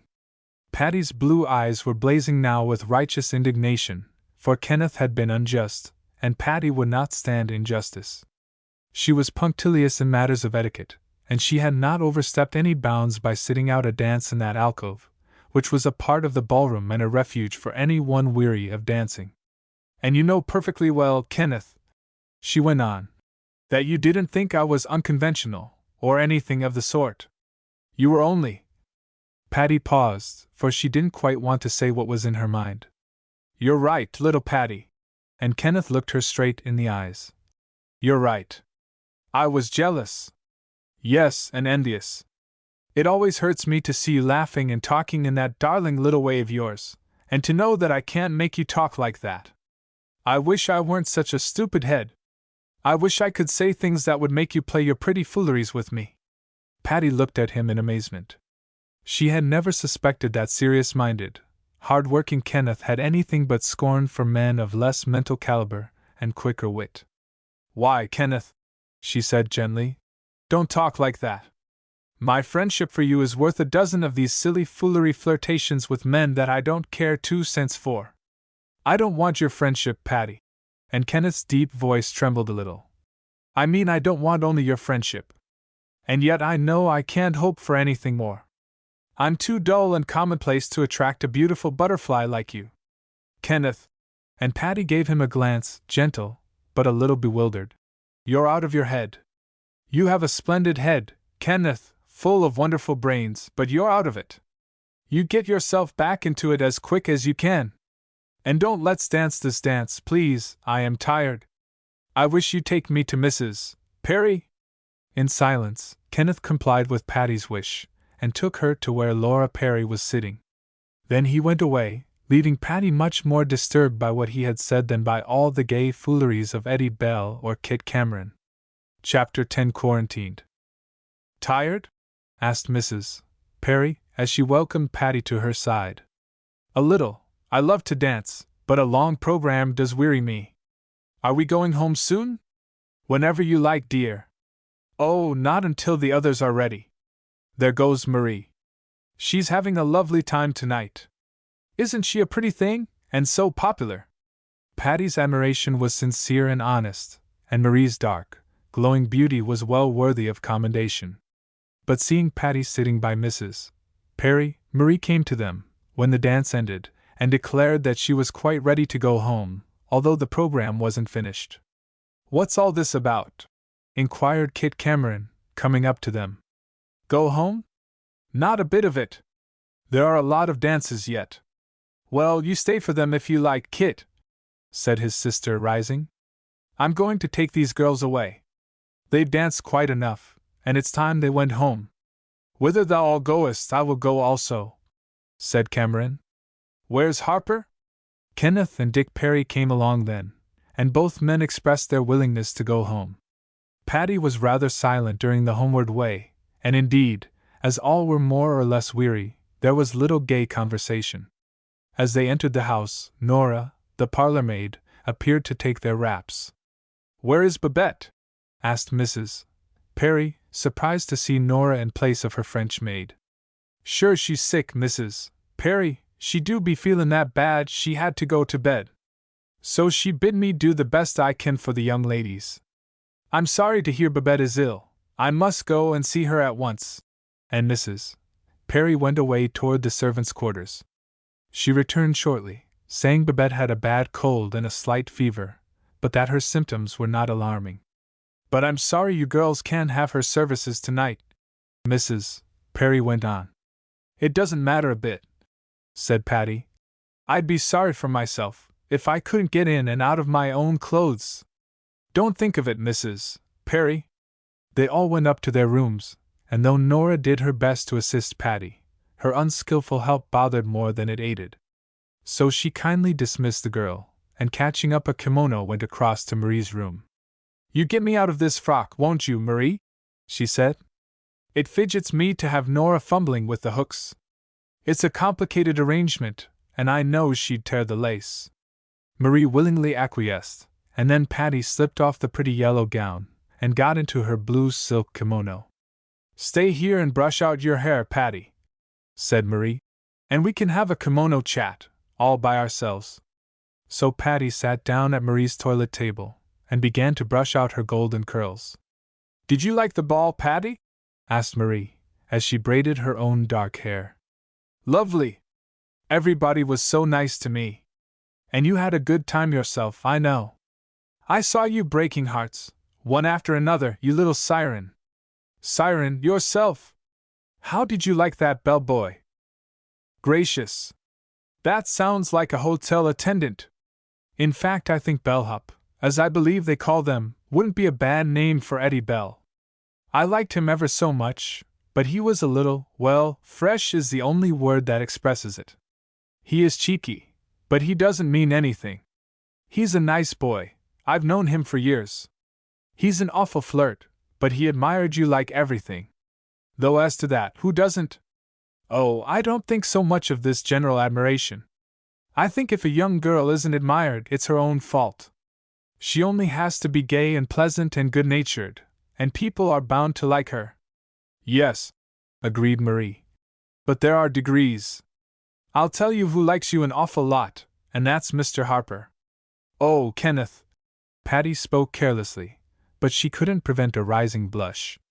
Why, Marie, we've been chums for years. I used to know Ken Harper when I was a little girl and lived in Vernondale. He's a dear boy, but we're just good friends. I like him. And Marie said this so ingenuously that Patty gave her a quick look. Don't you like anybody especially, Patty? No, I don't. All boys look alike to me. I like to have them to dance with, and to send me flowers and candy, and I don't mind make-believe flirting with them, but the minute they get serious, I want to run away. Aren't you ever going to be engaged, Patty? Nonsense! Marie, we're too young to think about such things. After a few years I shall begin to consider the matter, and if I find anybody that I simply can't live without, I shall proceed to marry him. Now, curiosity box, is there anything else you want to know? I didn't mean to be curious. And Marie's pretty face looked troubled. But Patty, I will ask you one more question. Couldn't you like, specially, I mean, my cousin Kit? Marie, I've a notion to shake you. You little matchmaker, or mischief maker, stop getting notions into your head. In the first place, I've known your paragon of a cousin only a few weeks, and in the second place, there's no use going any further than the first place. Now you go to sleep, and dream about birds and flowers and sunshine, and don't fill your pretty head with grown-up notions. You're a funny girl, Patty. And Marie looked at her with big, serious eyes. If it's funny to be a common-sense, rational human being, then I am funny. Now, good night, chickabiddy. Mrs. Perry says she'll send up our breakfast about 9 tomorrow morning. Hop into my room and have it with me, won't you? Marie agreed to this arrangement, and gathering up her belongings, Patty slipped across the hall to her own room. The wood fire had burnt down to red embers, and lowering the lights, Patty sat down for a few moments in a big fireside chair to think. She had told the truth, that she did not want to think seriously of what Marie called an especial liking for anybody, but what Kenneth had said that evening troubled her. Her friendship for Kenneth was so firm and strong, her real regard for him so deep and sincere, that she hated to have it intruded upon by a question of a more serious feeling. And she had never suspected that any such question would arise. But she could not mistake the meaning of Kenneth's spoken wish that he might be capable of the gay conversation in which Patty delighted. Dear old Ken, she said to herself. He's so nice just as he is, but when he tries to be funny he can't, that's all. It isn't his fault. All the boys can't be alike. And I suppose Ken is the nicest of them, after all. He's so true and reliable. But I hope to gracious he isn't going to fall in love with me. That would spoil everything I owe. Well, I won't cross that bridge until I come to it. And if I have come to it, well, I won't cross it, even then. I'll just stand stock still, and wait. I believe there's a poem somewhere that says, standing with reluctant feet where the brook and river meet, womanhood and childhood sweet. I suppose I have left childhood behind, but I feel a long way off from womanhood. And yet, in a couple of months I'll be 20. That does begin to sound aged. But I know one thing, sure and certain, I'll wait till I am 20, before I think about a serious love affair. Suitors are all very well, but I wouldn't be engaged to a man for anything. Why, I don't suppose he'd let me dance with anybody else, or have any fun at all. No, sirree, Patricia Fairfield, you're going to have 2 or 3 years of your present satisfactory existence, before you wear anybody's diamond ring. And now, my Lady Gay, you'd better skip to bed, for tomorrow night you have a theater party in prospect, and you want to look fairly decent for that. The fire was burned out now, and Patty was so sleepy that her head had scarcely touched the pillow before she fell asleep. A light tap at her door awakened her the next morning, and Marie appeared, followed by Nora, with a breakfast tray. Wake up, curly-head sleepyhead. And Marie playfully tweaked Patty's curls. Here, I'll be your maid. Here's your nightingale, and here's your breakfast cap. Marie deftly arrayed Patty in the pretty trifles, and poked pillows behind her back until she was comfortable. Goodness gracious sakes! Marie, said Patty, rubbing her eyes, you wake me out of the soundest sleep I have ever known. Why bother me with breakfast? Had to do it, returned Marie calmly, drawing up a big chair for herself. Now keep your eyes open and behave like a lady. Your chocolate is getting cool and your toast is spoiling. The two girls were still discussing their breakfast when Mrs. Perry came in. How are you getting on? She asked cheerily. Babette is still ill, so I had to send Nora to you. Everything is lovely, said Patty, smiling at her hostess. We're delightfully looked after. Nora is a jewel. But I hope your maid isn't seriously ill. I'm afraid she is. And Mrs. Perry looked troubled. She has a bad sore throat and she's quite feverish. Now you girlies dawdle around as much as you like.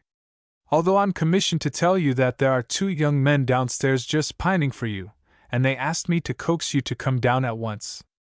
Let them wait, said Patty. We'll be down after a while. Mayn't we see the baby? Yes, indeed, if you like. I'll send her in. Soon a dainty little morsel of fragrant humanity appeared, accompanied by her nurse. The tot was a trifle shy, but Patty's merry smile soon put her at her ease. Tell the lady your name, dear, said Marie. Pitty Yaddy, said the baby, caressing Patty's cheek. Yes, said Marie. Now tell the pretty lady your name. Baby Boo, said the child. Baby Boo! What a dear name, said Patty. Her name is Beulah, Marie explained. But she always calls herself Baby Boo, so everyone else does. It's just a name for her, said Patty, catching up the midget in her arms and cuddling her. Pitty Yaddy, repeated the baby, gazing at Patty. She's struck with your beauty, Patty, like everybody else, said Marie, laughing. It's mutual, then, returned Patty. For I think she's the prettiest baby I ever saw. And she does smell so good. I love a violet baby. And Patty kissed the back of the soft little neck and squeezed the baby up in her arms. Now Baby Boo must go away, said Marie at last. For the Pitty Yaddy must get dressed and go downstairs. Patty had brought a morning frock, of pink linen with a black velvet sash, and she looked very trim and sweet as she at last declared herself ready. The 2 girls went downstairs, and found 2 very impatient young men awaiting them. Whatever have you girls been doing all the morning? Exclaimed Cameron. You can't have been sleeping until this time.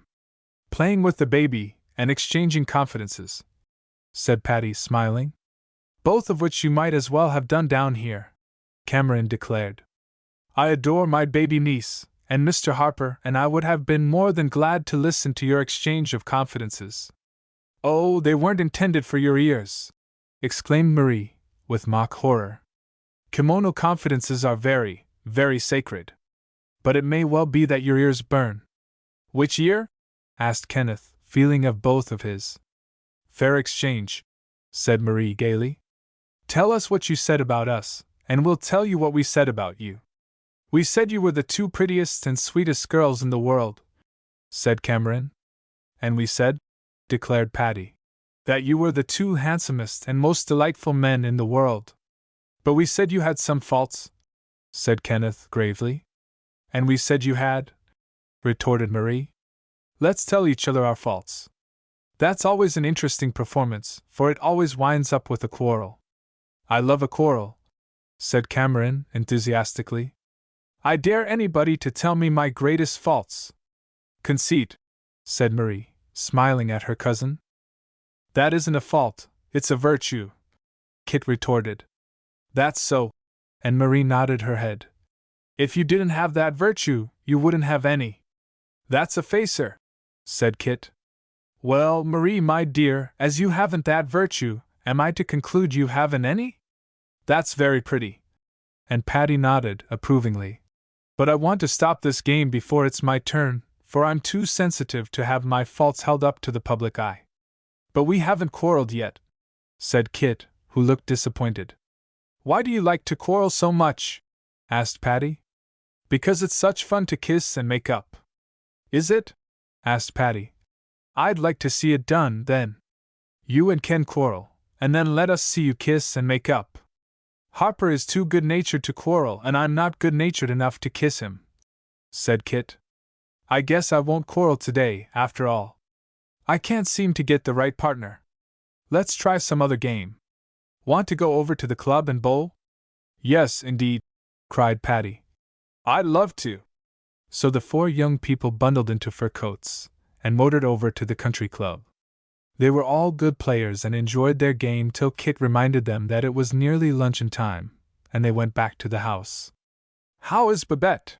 Patty inquired, as their hostess appeared at luncheon. "She's worse." And Mrs. Perry looked very anxious. "I don't want to worry you girls, but I think you would better go home this afternoon, for I don't know what Babette's case may develop into.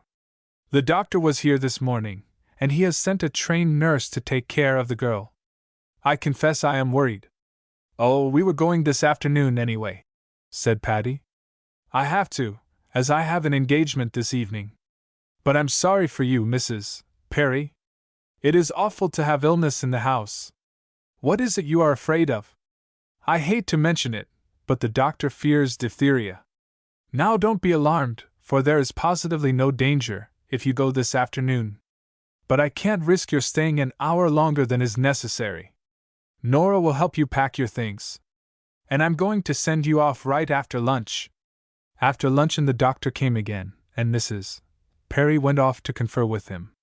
"Excuse me," said Kit Cameron, as his sister left the room. "I must stand by Laura, and I want to find out from the doctor if there is really any danger. Perhaps my sister's fears are exaggerated." It was nearly half an hour before Kit came back, and then he looked extremely serious. "I have bad news for you," he said. "Babette's illness is diphtheria, a severe case." "Oh, the poor girl," said Patty, with impulsive sympathy. "Yes, indeed, little Babette is pretty sick. And, too, it's awfully hard on Laura. But that isn't all of it." "What else?" said Marie, breathless with suspense. "I hardly know how to tell you." And Cameron's face was very troubled. "But I suppose the best way is to tell you straight out. The truth is, we are all quarantined. We can't go away from here." "Quarantined!" cried Patty, who knew that this meant several weeks' imprisonment. "Oh, no!" "Yes." And Kit looked at her with pained eyes.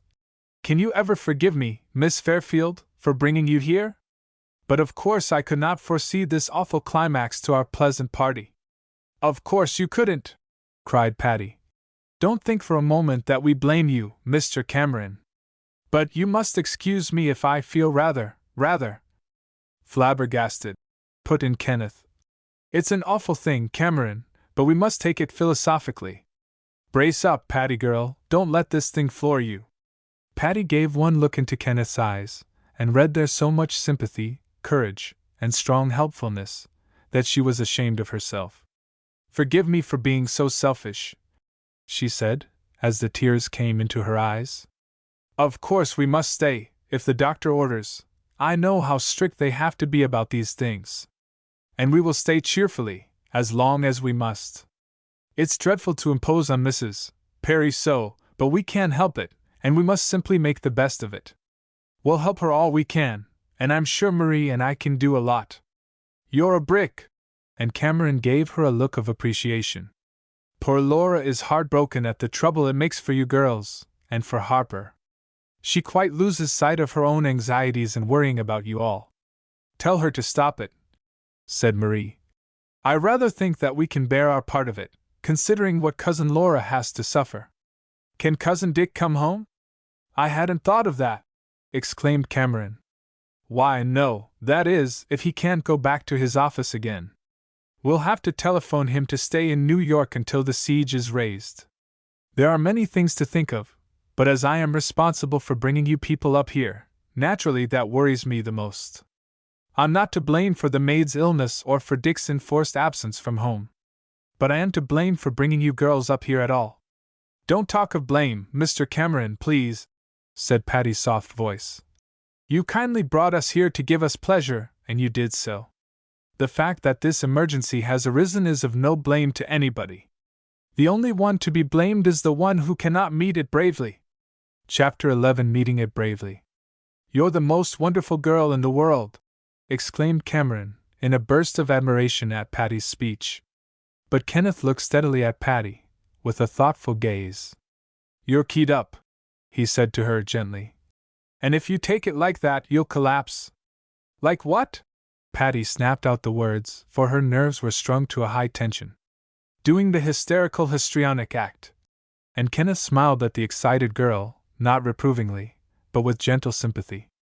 Now take it standing, Patty, face it squarely, and you'll be all right. We're housed up here, for how long, Cameron? I don't know, said Kit, looking desperate. That only means you won't tell, declared his cousin. Own up, Kit, how long did the doctor say? 3 or 4 weeks. Oh, Patty merely breathed the word, but it sounded like a wail of despair. Then she caught Kenneth's eye, and his glance of steadfast courage nerved her anew. It's all right, she said, almost succeeding in keeping a quiver out of her voice. We can have a real good time. People can send us all sorts of things, and I suppose we can't write letters, but we can telephone.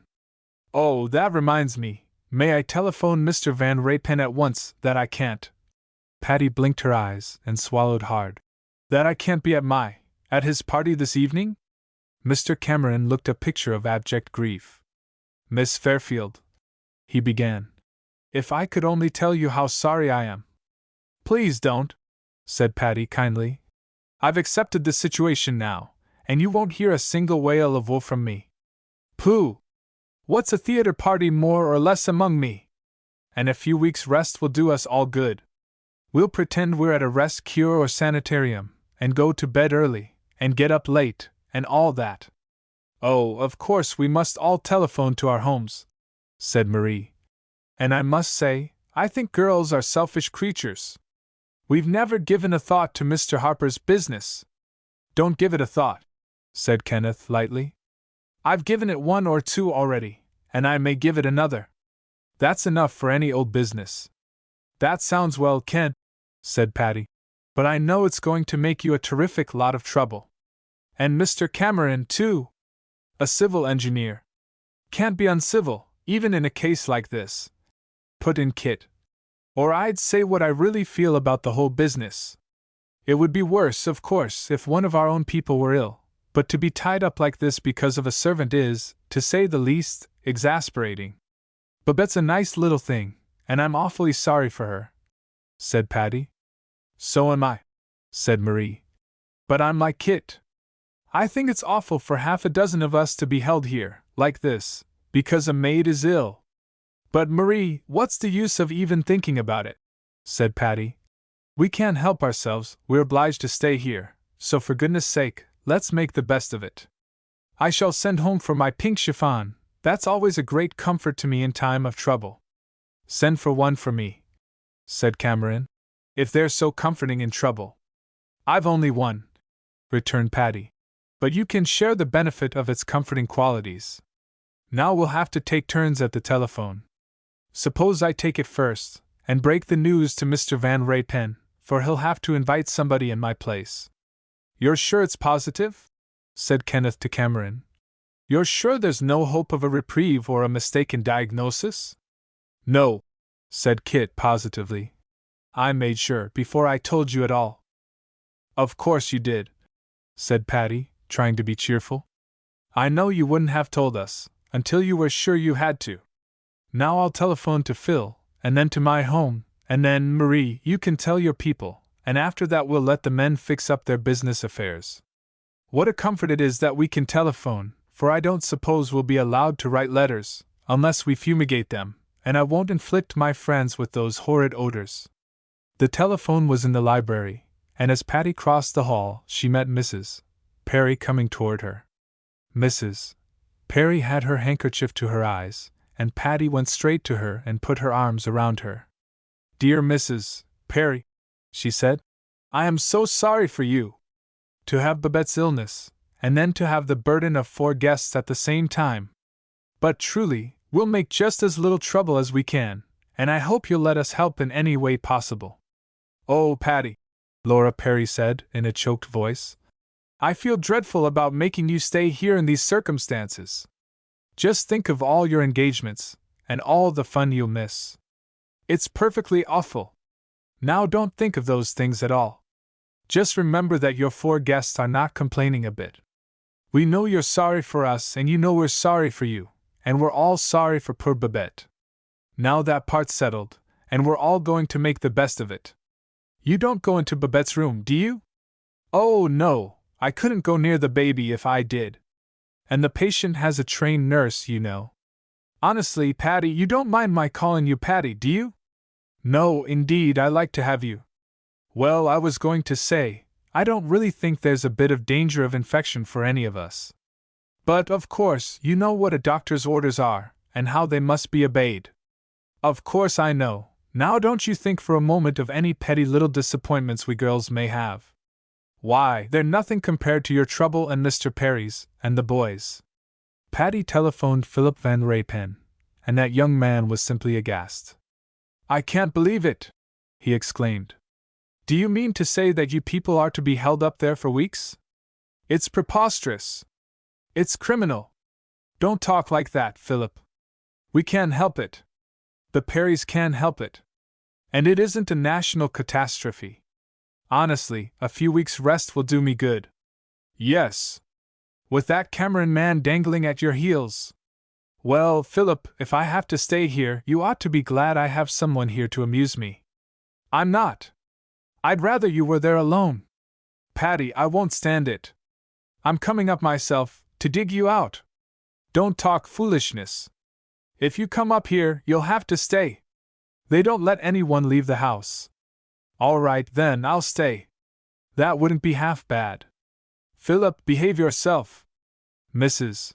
Perry has all the company she can take care of. I'll help her take care of her company.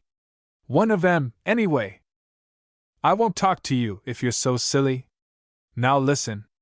You go ahead with your party tonight, and ask some other pretty girl to take my place. Take your place. Philip's growl of disgust nearly broke the telephone. Yes, went on Patty severely. To take my place. And then, when we get let out, you could have another party for me. Don't you see, it will be a sort of celebration of my release from captivity. I tell you I won't stand it. I'll have the confounded party tonight, because I'll have to, but tomorrow I'm coming straight, bang, up to Eastchester. Come if you like, but you won't be admitted to this house. And I think you're acting horrid, Philip. Instead of being sorry for me, you just scold. I'm not scolding you, Patty, but I won't have you shut up there with that Cameron. And Kenneth. Harper's all right, but that Cameron boy is too fresh, and I don't want you to encourage him. All right, Philip, I won't encourage him. Goodbye. Patty spoke in her sweetest tones, and hung up the receiver suddenly, leaving Mr. Van Raypen in a state of mind bordering on frenzy. Then Patty called up Nan, and explained the whole situation to her. How awful! Said Nan in deepest sympathy. Both for Mrs. Perry and for you. Yes, it is, but of course there's nothing to do but make the best of it. Ken is splendid. If it weren't for his strength and courage, I don't know how I'd bear it. But he won't let me give way. So I'm going to be a heroine and all that sort of thing, a real little Casablanca. Honestly, Nan, I feel ashamed of myself to think of my little bothers, when the boys have their business matters to consider, and Mrs. Perry is in such deep trouble. So I'm going to do my best to be cheerful and pleasant. They say we may be here 2 or 3 weeks or more.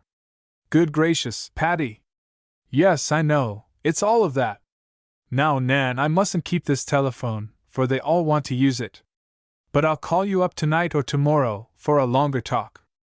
I wish you'd send me up some clothes. Pack a suitcase or a steamer trunk with some little house dresses and tea gowns and lingerie, and send it along tomorrow. Then I'll tell you later what else I want. Tell Father all about it, and ask him to call me up this evening. Goodbye for now. Patty hung up the receiver, and Marie took her turn next. How did your people take it? Asked Cameron, as Patty came slowly back to the hall fireside, where they had all been sitting when the dreadful news was told. I told my mother, said Patty, but I didn't give her a chance to say much. She was appalled, of course, at the whole business, but she's going to send me some clothes, and get along without me for a few weeks, although I can't help feeling they will miss me at home, they will miss me. Patty sang the line in a high falsetto that made them all laugh. Mother's about crazy, announced Marie, as she came back from telephoning. Not that she minds my staying here, but she's sure I'll have the diphtheria. No, you won't, Marie, said Kit earnestly. I asked the doctor particularly, and he said there wasn't the least danger that any of us would develop the disease. Then why do we have to stay here? Asked Marie. Because the house is quarantined. By order of the Board of Health. You may as well make up your mind to it, cousin, and take it philosophically as Miss Fairfield does. Kenneth telephoned to his office, and then Kit shut himself up in the library and telephoned for a long time. When he returned, he said, with an evident effort at cheerfulness, "Now let's pretend that we're not kept here against our will, but that this is a jolly house party. If we were here for a month, on invitation, we'd expect to have a bang-up time. But this is so different," said Patty dolefully. "A house party would mean all kinds of gaiety and fun. But it doesn't seem right to be gay when Babette is dangerously ill." "But she isn't dangerously ill," said Kit earnestly. "It may prove a very light case. But you see, the quarantine laws are just as strict for a very light case as for a desperate one. Now, I propose that we try to forget Babette for the present, and go in for a good time." "But we can't do anything," said Marie. "We can't go to places or have any company, or see anybody or write any letters." There, little girl," said her cousin. "Don't make matters worse by complaining. Here are 4 most attractive young people, in a perfectly lovely house, with all the comforts of home, and if we don't have a good time, it's our own fault. What shall we do this afternoon?" "Let's play bridge," said Patty. "That's quiet, and I don't feel like anything rackety-packety." "Bridge is good enough for me," said Kenneth, manfully striving to shake off the gloom he felt. He was really very much concerned about some important business matters, but he said nothing of this to anyone. They sat down at the bridge table, but the game dragged. No one seemed interested, and they dealt the cards in silence. Cameron tried to keep up a lively flow of conversation, and the others tried to respond to his efforts. But though they succeeded fairly well, after the 3rd rubber, Patty declared she could not play any longer, and she was going to her room for a nap.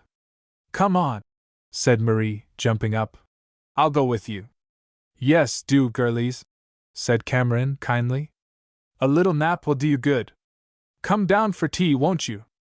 "I don't know," said Patty doubtfully. "I think we'll have tea in our rooms, and not come down till dinner time." "As you like," returned Kit. "If we 4 have to live together for weeks, it won't do to see too much of each other." "Then perhaps we won't come down to dinner either," said Patty, with a momentary flash of her roguish nature. "Oh, you must!" exclaimed Kenneth, who couldn't help taking things seriously. "You 2 girls are the only bright spots in this whole business." "Thank you." And Patty smiled at him, as she and Marie went away. "Come into my room," said Patty, "and let's talk this thing over." Soon the 2 girls, in kimonos, were sitting either side of the cheerful wood fire, discussing the outlook. "It's worse for you than for me, Patty," said Marie, "for you have more social engagements, and all that sort of thing, than I do. And besides, these are my relatives. But for you, almost a stranger, to be held up here like this, it's just awful. I can't tell you how bad I feel about it. Now, Marie, let up on that sort of talk. It's no more your fault than it is mine, and the fact of the Perrys being your relatives doesn't make a scrap of difference. To be honest, the thing nearly floored me at first, for I never had anything like this happen to me before. But that's all the more reason why I should brace up to this first occasion, and from now on, you won't hear another peep of discontent out of me. If we have to stay here for weeks or 8 weeks or 12 weeks, I'm going to behave myself like a desirable citizen. And I'm only sorry that I've acted horrid so far." "You haven't acted horrid, Patty." "Yes, I have. When we played bridge I sat around like an old wet blanket. Now I'll tell you what, Marie, let's plan something nice for this evening. Something that will cheer up Mrs. Perry, and incidentally ourselves. But isn't it strange how we can't make it seem like a house party? Really, you know, it is one, and Babette isn't sick enough, at least, not yet, for us to be gloomy and mournful. And yet, for the life of me, I can't feel gay and festive. But I'm going to make myself feel so, if it takes all summer. We've 2 awfully nice boys to entertain us, and you and I are good congenial chums. Mrs. Perry is a dear and the baby is an awful comfort. Now why, Marie, why can't we act just as if there wasn't any Babette? I mean, of course, unless she gets very much worse. It isn't our concern for Babette that makes the trouble, said Marie slowly. It's our disappointment at our own inconvenience, and being kept here against our will. You clever little thing! You've put your finger right on the truth. You're right! Our anxiety for Babette is real enough as far as it goes, but it's secondary. The primary cause of our gloom is pure selfishness. And the amazing part is that I never realized it until you showed me. Now I have always thought that the sin I abhorred most was selfishness, and here I am giving way to it at the first opportunity. Well, it's got to stop. Now then, let's plan something real nice and pleasant for this evening, and have a good time. I don't think anything would be nicer than music, said Marie. Laura has a violin, and Kit and I will play, and you can sing. And we'll all sing choruses and things, real jolly ones, and enter into it with some spirit. Yes, Laura loves to have people sing, and she'll enjoy that. And then other nights, Patty went on bravely, we'll get up some entertainment. Tableaux, you know, or theatricals. Yes, and we can play games and things. Now shall we go down to tea? No. And Patty wagged her head sagely. It's perfectly true that we mustn't give those boys too much of our delightful society, or they won't appreciate it. Let them wait for us till dinner time. We'll have our tea up here, and perhaps Mrs. Perry will be with us. Let the boys shift for themselves till dinner time, and then they'll be all the more glad to see us. Nora brought the tea tray up to the girls, and with it a note. I thought they'd holler for us, said Patty, laughing as she read the note. Listen to this. Twin stars of light and joy, do come down and illumine our dark and lonesome tea table. We pine and languish without you. Oh, come quick, ere we fade away. Kit and Ken, I thought they'd be lonesome. And Patty nodded her head, with a satisfied air.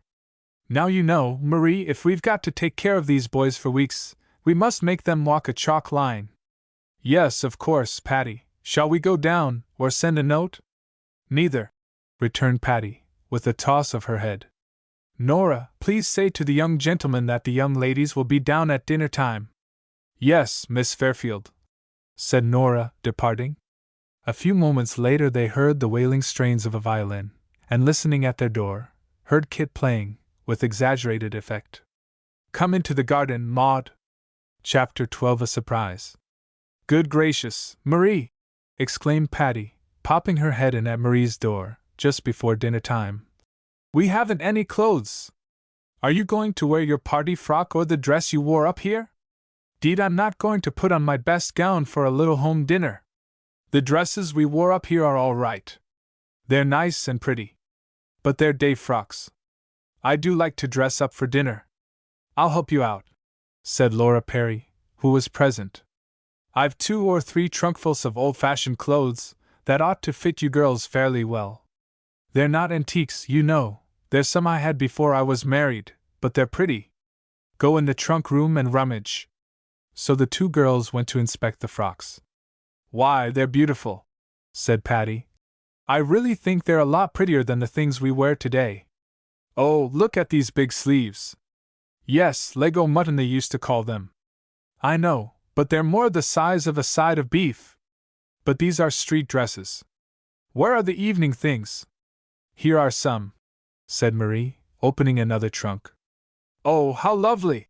And Patty pounced on a white organdy, made with a full skirt and 3 narrow, lace-edged frills. There were wide, full petticoats to go with it, and Patty declared that was her costume. Marie found a dimity, of a Dresden flowered pattern, with black velvet bows, which she appropriated, and they flew back to their rooms in triumph. The white dress proved very becoming to Patty, and the square-cut neck of the bodice suited the lines of her pretty throat and shoulders. She wore a broad sash of blue ribbon and a knot of blue ribbon in her hair.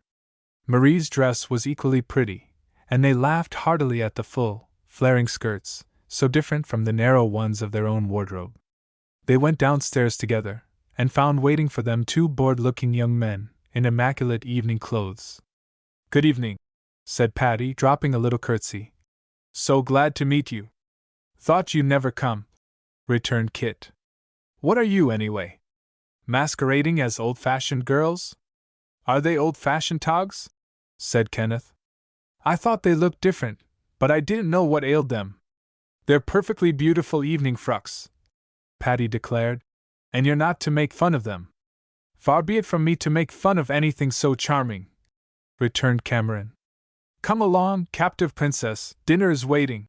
He tucked Patty's hand in his arm, and as they walked to the dining room, he murmured, You really are a captive princess now, aren't you?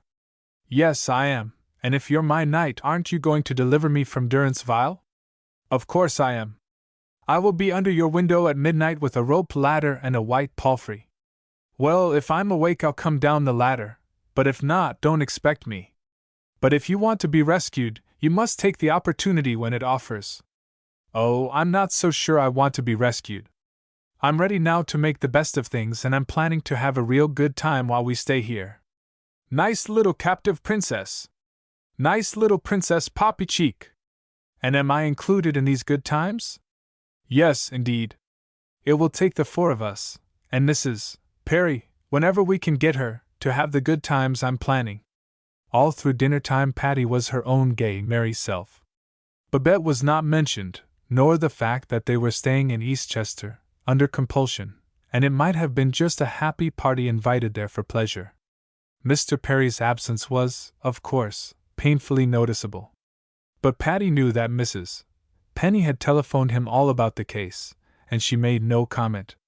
She was determined that she would not be responsible for any allusion to their trouble. After dinner Patty informed them all that a musicale would take place. Everybody agreed to this, and all joined in singing gay choruses and glees. Patty sang solos, and Kit and Marie played duets. Then Patty sang to a violin obbligato, and altogether the concert was a real success. We ought to go on the road, said Kit, as he laid down his violin at last. I think as a musical troupe we'd be a screaming success. Now, who's for a little dance to wind up with? Do dance, said Mrs. Perry. I'll play for you. Just one then, said Patty. For this is a rest cure, you know, and I'm going to bed very early.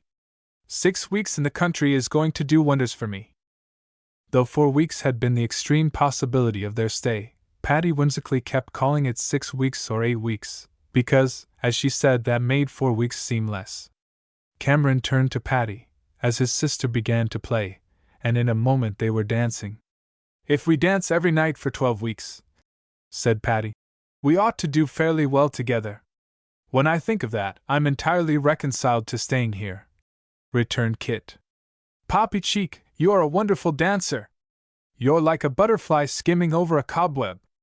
I don't dance a bit better than you do. You're almost like a professional, except that you're more graceful than they are.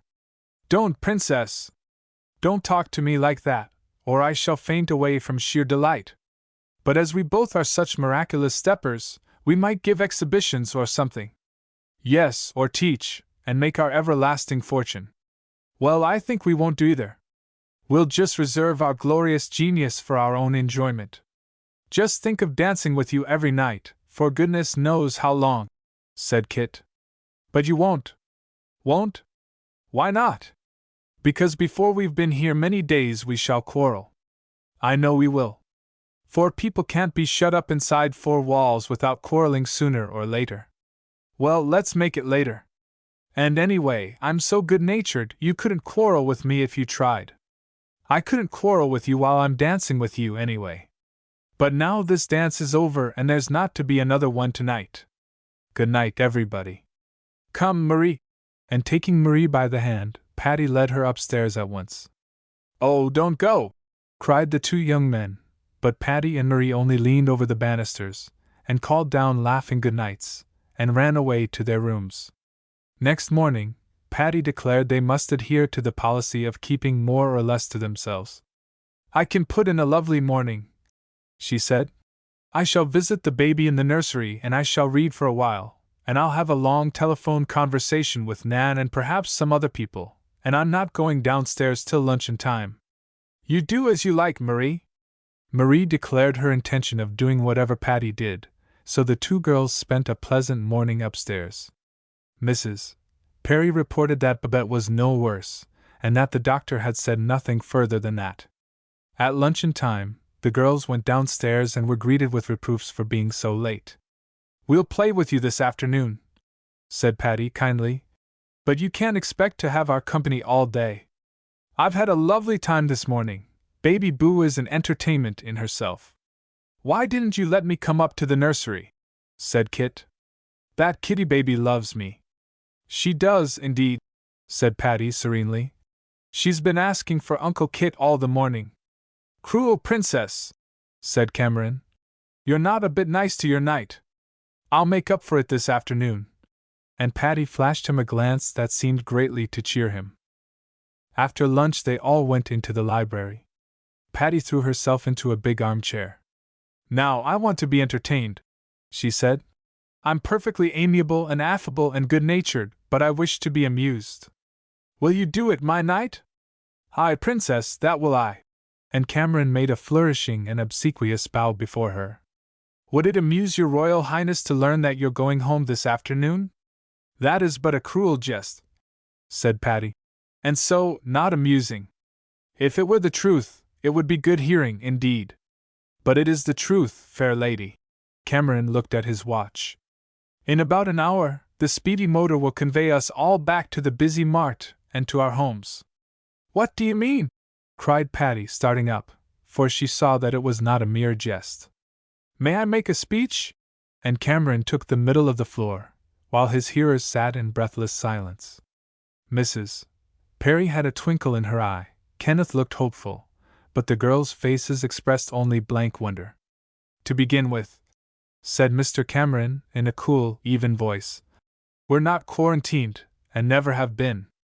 To proceed, Babette has not the diphtheria, and never has had. In a word, and I trust I shall not be flayed alive, this whole affair is a practical joke, which I have had the honor to perpetrate on Miss Patricia Fairfield, and for which I claim the payment of a wager made by the fair lady herself." Patty's blue eyes stared at him. At first, a furious wave of anger swept over her, and then her sense of justice made her realize that she had no right to be angry. It took her a few moments to realize the whole situation, and then she began to laugh. She jumped up and went to Cameron, and with her little fist she pounded his broad shoulder. "I think you're perfectly horrid!" she exclaimed, emphasizing each word by a pound on his shoulders. Then she stood back with dignity. "How dare you do such a thing?" she cried, stamping her foot at him. "There, there, little princess, little captive princess, don't take it so hard. Don't let your joy at your escape be marred by your chagrin at having been caught." "Do you mean to say, Cameron," said Kenneth, rather sternly, "that you trumped up this quarantine business, and it's all a fake?" "Just exactly that," said Cameron, calmly, and looking Ken steadily in the eye. "You've made me a lot of trouble, old man."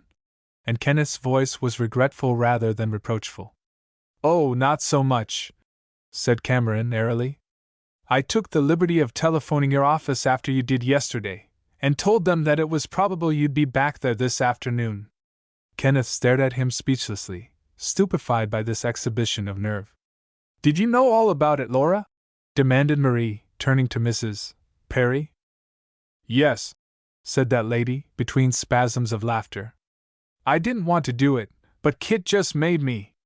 You see, Babette did have an awful sore throat, and we did call a nurse, but the doctor said that while it might turn toward diphtheria, there was small danger of it. And this morning, he said even that danger had passed. Truly, girls, I didn't consent willingly, but Kit coaxed me into it. Of course, I telephoned Dick the whole story, and he stayed in town last night, but he's coming home this afternoon. You're not angry, are you, Patty?" "I don't know whether I am or not. I'm a little bewildered as yet. But I think, in fairness, I shall have to admit it was a most successful practical joke, as such jokes go." "And it fulfilled all your conditions?" asked Cameron eagerly. "I'm not sure of that. We agreed that it must be clever and not unkind." "It was certainly clever, but wasn't it a little unkind to cause trouble to so many people? Mrs. Homer, for instance." "No!" exclaimed Kit hastily. "I telephoned last evening to Auntie, and told her that there was probability that the quarantine would be lifted today. I telephoned the same thing to Mrs.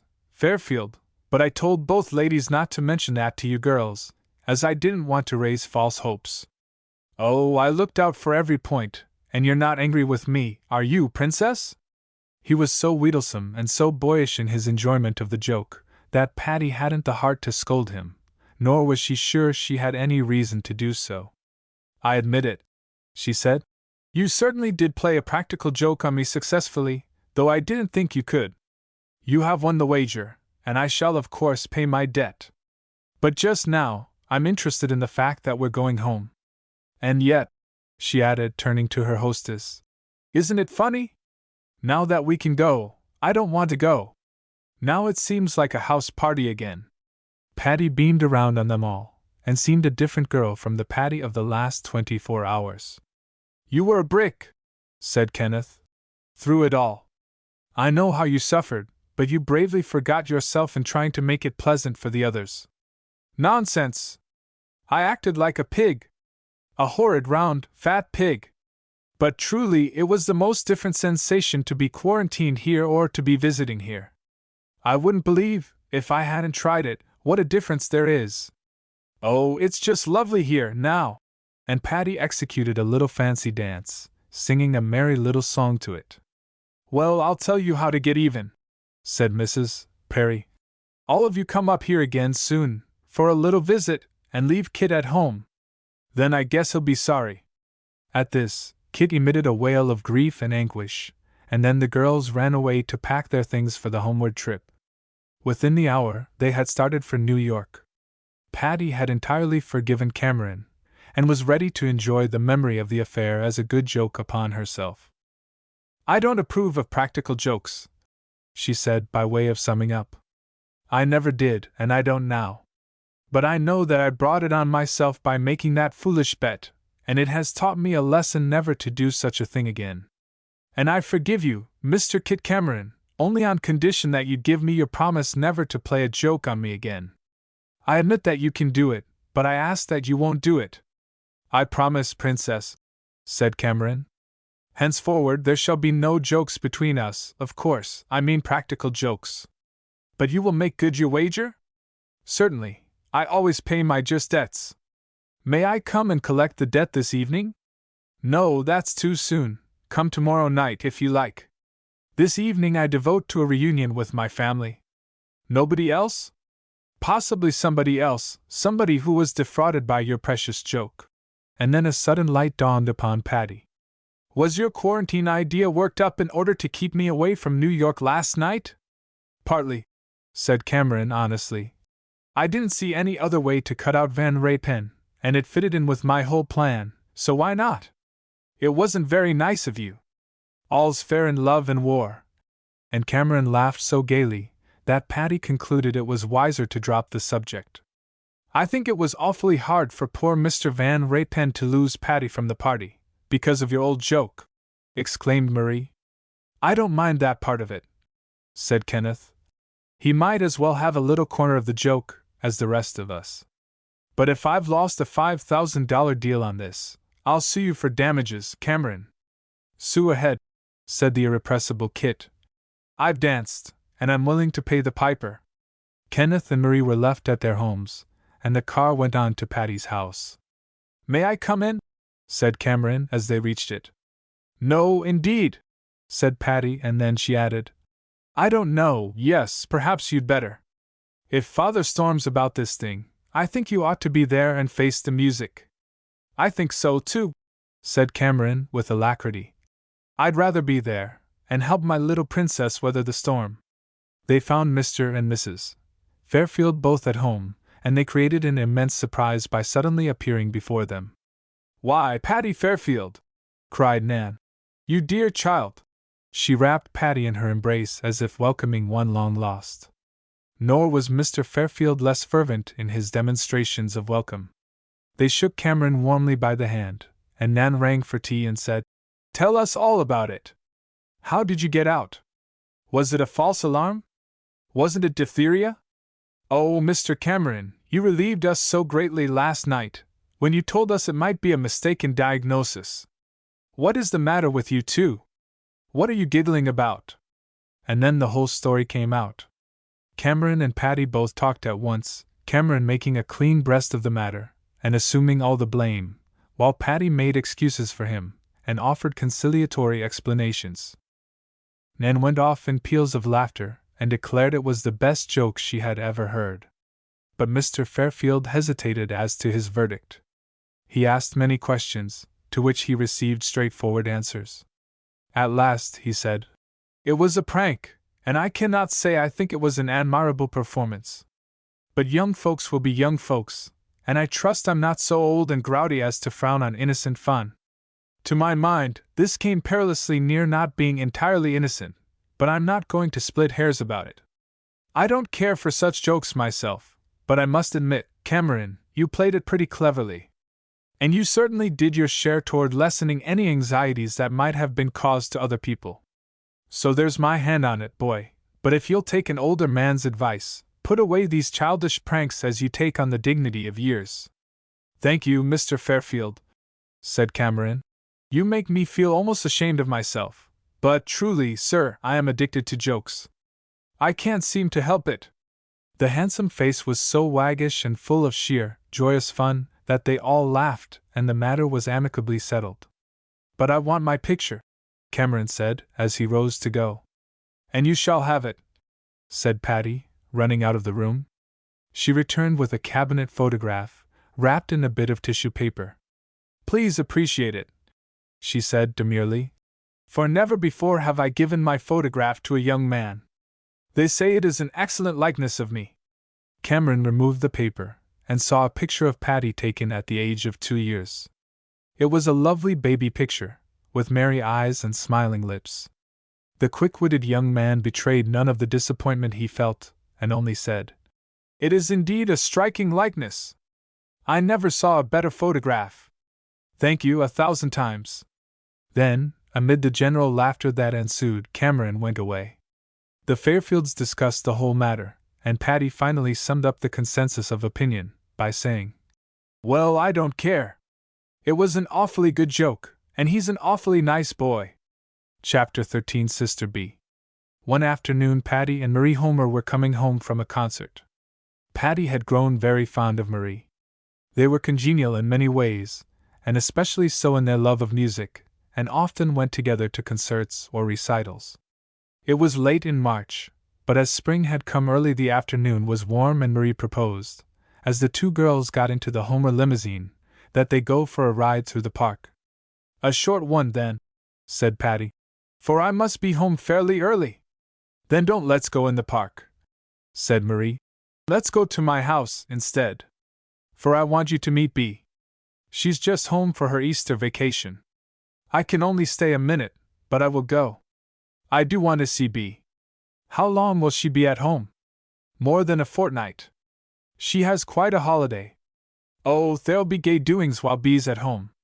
She keeps the house lively with her pranks, and if she and Kit get started they're sure to raise mischief." "How old is Beatrice?" "She's just 17, but sometimes she acts like a kiddie of 12. Mother says she doesn't know what to do with her, the child is so full of capers."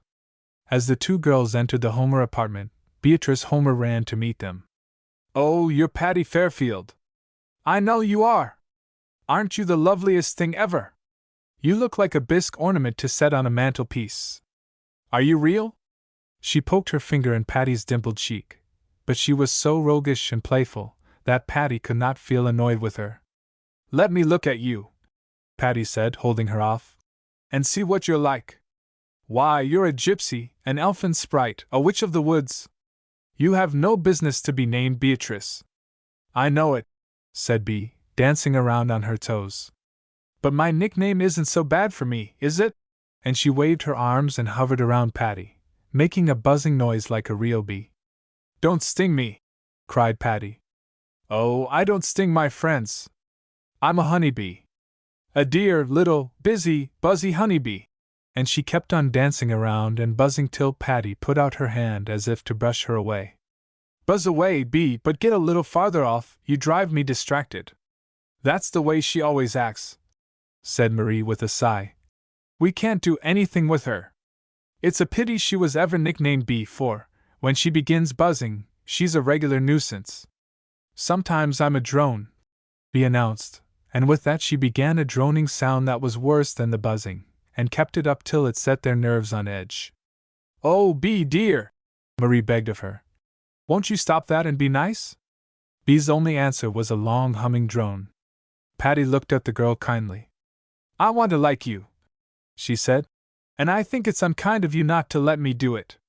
Bee stopped her droning and considered a moment. Then she smiled, and when her elfin face broke into laughter, she was a pretty picture, indeed. I do want you to like me, she said impulsively, grasping Patty's hands. And I will be good. You know I'm like the little girl, the curly girlie, you know, when she was good she was awful drefful good, and when she was bad she was horrid. I'm sure you couldn't be horrid. And Patty smiled at her. But all the same I don't believe you can be very, very good. Oh yes I can, the goodest thing you ever saw. Now watch me. And sure enough, during the rest of Patty's stay, Beatrice was as charming and delightful a companion as any one you'd wish to see. She was bubbling over with fun and merriment, but she refrained from teasing, and Patty took a decided liking to her. I'll make a party for you, Bee, she said. What kind would you like? Not a stiff, stuck-up party. I hate 'em. Can it be a woodsy kind of a thing? A ramble through the park? More woodsy than that. The park is almost like the city. Well, a picnic to Bronx Park, then, or Van Cortlandt. That sounds better.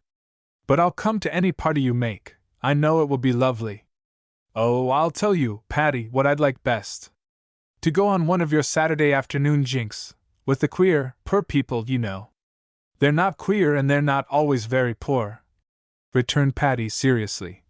I'm afraid you tease them or make fun of them. Honest Injun, I wouldn't. Please let me go, and I'll be heavenly nice to them. They'll simply adore me. Please, pretty Patty. Of course I will, since you've promised to be nice to them. Oh, you lovely Patty! Don't you sometimes get tired of being so pink and white? Of course I do. I wish I could be brown and dark-eyed like you. You'd soon wish yourself back again. Can't you combine the woodsy party and the happy chaps, or whatever you call them? I think we can, smiled Patty, who had already planned a Saturday afternoon picnic, and would be glad to include Bee. But Bee has to learn to behave properly at formal parties, said Marie. I'm going to give a luncheon for her, while she's at home, and it's going to be entirely grown up and conventional. Don't want it, and Bee scowled darkly. That doesn't matter. Mother says we must have it, and that you must behave properly. You have to learn these things, you know. Oh, Bee will do just exactly right, I know, said Patty as she rose to go. If she doesn't, we can't let her come to the picnic. When is the luncheon, Marie? We haven't quite decided yet, but I must send out the invitations in a day or two. Patty went home, thinking about this sister of Marie's. She's an awfully attractive little piece, she said to Nan later, but you never can tell what she's going to do next. I think if she had the right training, she'd be a lovely girl, but Mrs. Homer and Marie spoil her with indulgence and then suddenly scold her for her unconventionality. Perhaps the school she's attending will bring her out all right, but she's a funny combination of naughty child and charming girl. She would stop at nothing, and I don't wonder that they say when she and Kit Cameron get together, look out for breakers. A few days later, Patty received an invitation to Marie's luncheon for her sister. It was formally written, and the date set was Tuesday, April the 8th, at 1:30. Patty noted the day on her engagement calendar, and thought no more about it at the time. But a day or two later it suddenly occurred to her that she had heard that Beatrice was to return to school on the 7th of April. I must be mistaken about her going back, Patty thought, remembering the luncheon on the 8th, and then, lest she herself might be mistaken in the date, she looked at the invitation again. It read, the 8th. And though Marie's handwriting was scrawly and not very legible, the figure 8 was large and plain. She ought to have spelled it out, said Patty, who was punctilious in such matters. Yes, agreed Nan. It's those little details that count so much among society people. Well, the Homers are dears, but they lack just that little something that makes people know when to spell their figures and when not to. I think it's horrid when people spell a date in ordinary correspondence. But an invitation is another thing. But I say, Nan, Jiminetti crickets.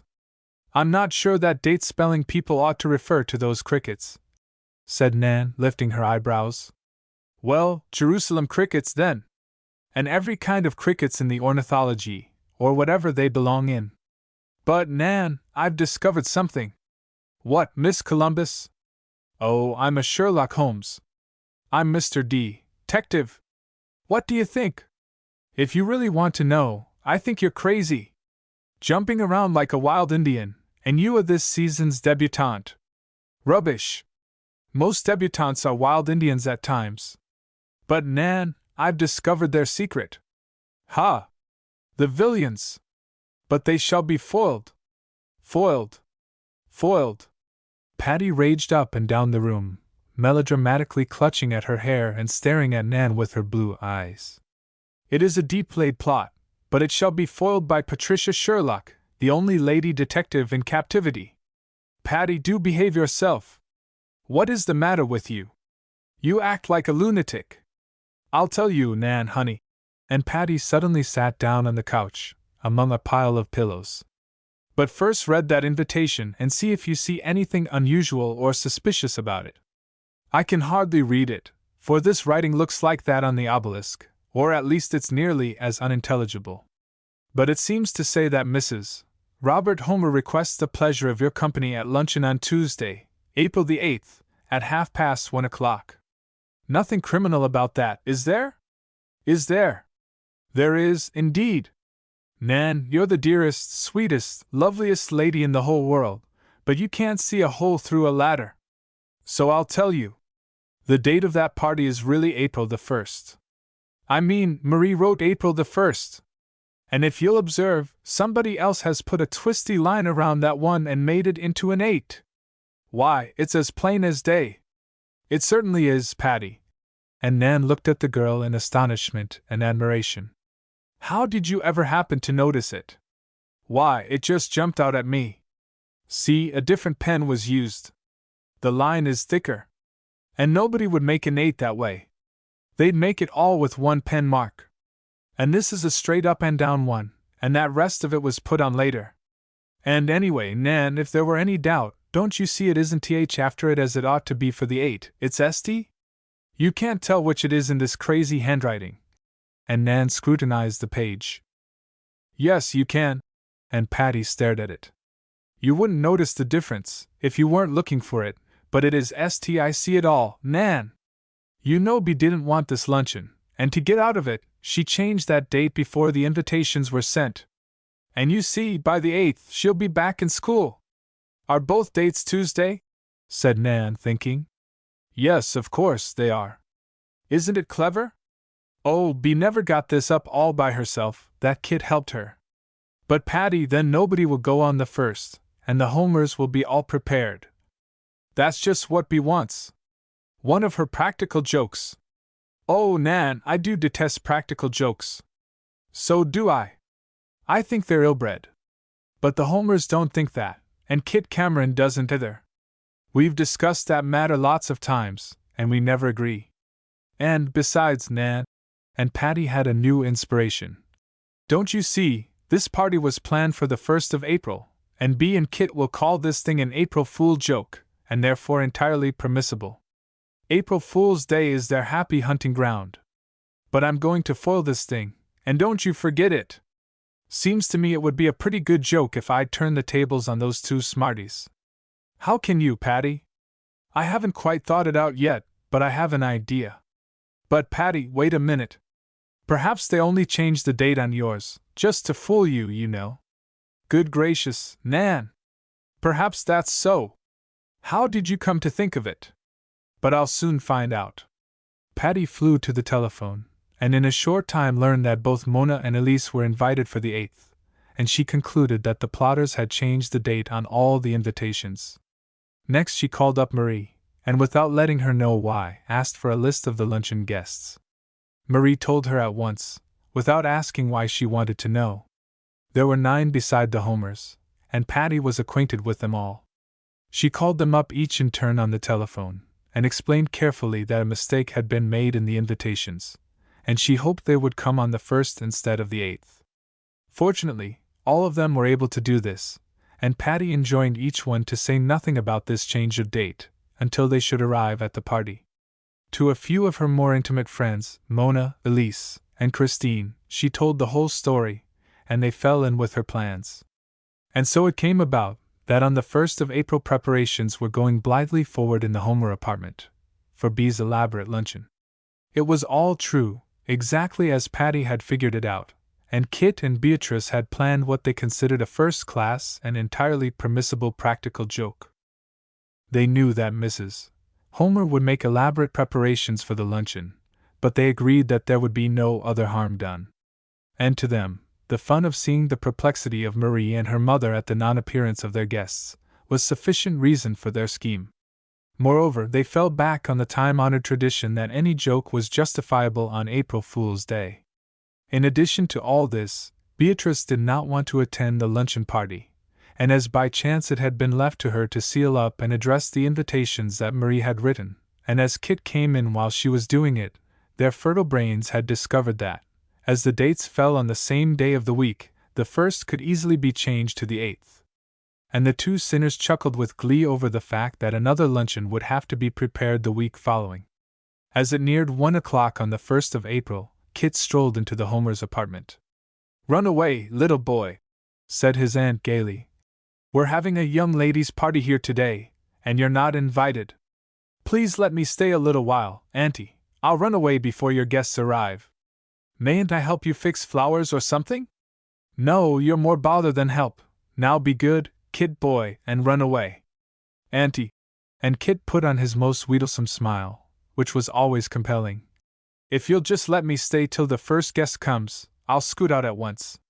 Bee nearly choked at this, for did she not know that the guests wouldn't arrive for a week yet? Mrs. Homer was called away to the dining room then, and the 2 conspirators indulged in a silent dance of triumph over the success of their scheme. Not for a moment did it strike them as unkind or mean, because they had been used to practical jokes all their life, and this seemed to them the biggest and best they had ever carried off. At 1:30 Patty appeared. She had laid her plans most carefully, and everything was going smoothly. Mrs. Homer and Marie greeted her warmly, and Beatrice and Kit were not much surprised to see her, because she was liable to come any day.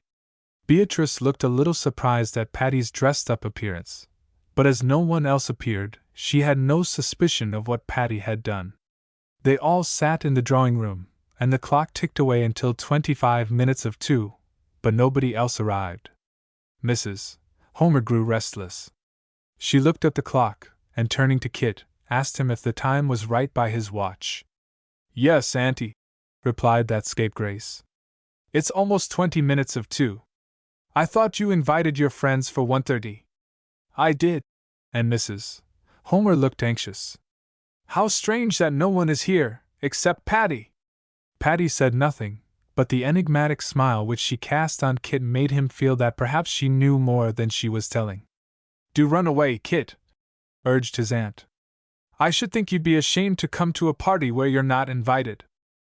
"Perhaps I shall be invited if I wait long enough." And Kit threw a meaning glance at Beatrice. "If your guests don't come, Auntie, you'll be glad to have me to help eat up your goodies." "Not come!" "Of course they'll come!" cried Mrs. Homer, and Marie turned pale with dismay. "Well, it seems to me," went on Kit, "that it would be a jolly good April Fool joke on you all, if they didn't come."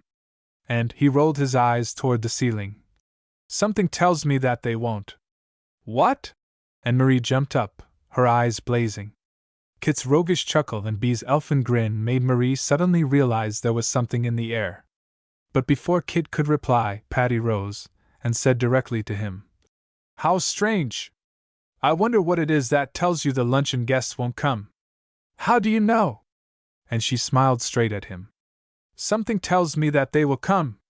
Then Patty herself stepped into the hall, threw open the door, and in came Aunt Mary, laughing girls.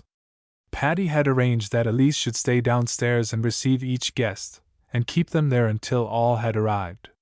Then they were to come upstairs, and wait outside the Homer's door, until the dramatic moment. Although not in favor of practical jokes, Patty couldn't help enjoying Kit's absolutely paralyzed face.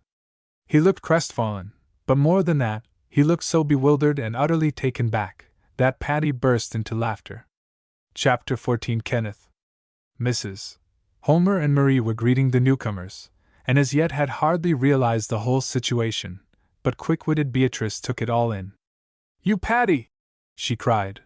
"Oh, you Patty Fairfield!" Patty's beaming face left no doubts as to who it was that had circumvented their plan and carried off the honors of the day. "I'm so sorry you can't stay to luncheon," she said, turning to Kit. "Must you really go now?" "You little rascal!" he cried.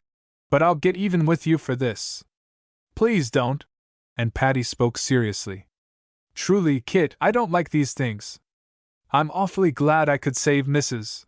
Homer and Marie the mortification and annoyance you and Bea had planned for them. But I haven't any right to talk to you like a Dutch aunt. If this is your notion of fun, I've no right even to criticize it, but I will tell you that if you'd get even with me, as you call it, by playing one of your jokes on me, we'll not be friends any more." "Patty!" And Kit took both her hands with a mock tragic gesture. "Anything but that. To lose your friendship, Poppycheek, would be to lose all that makes life worth living.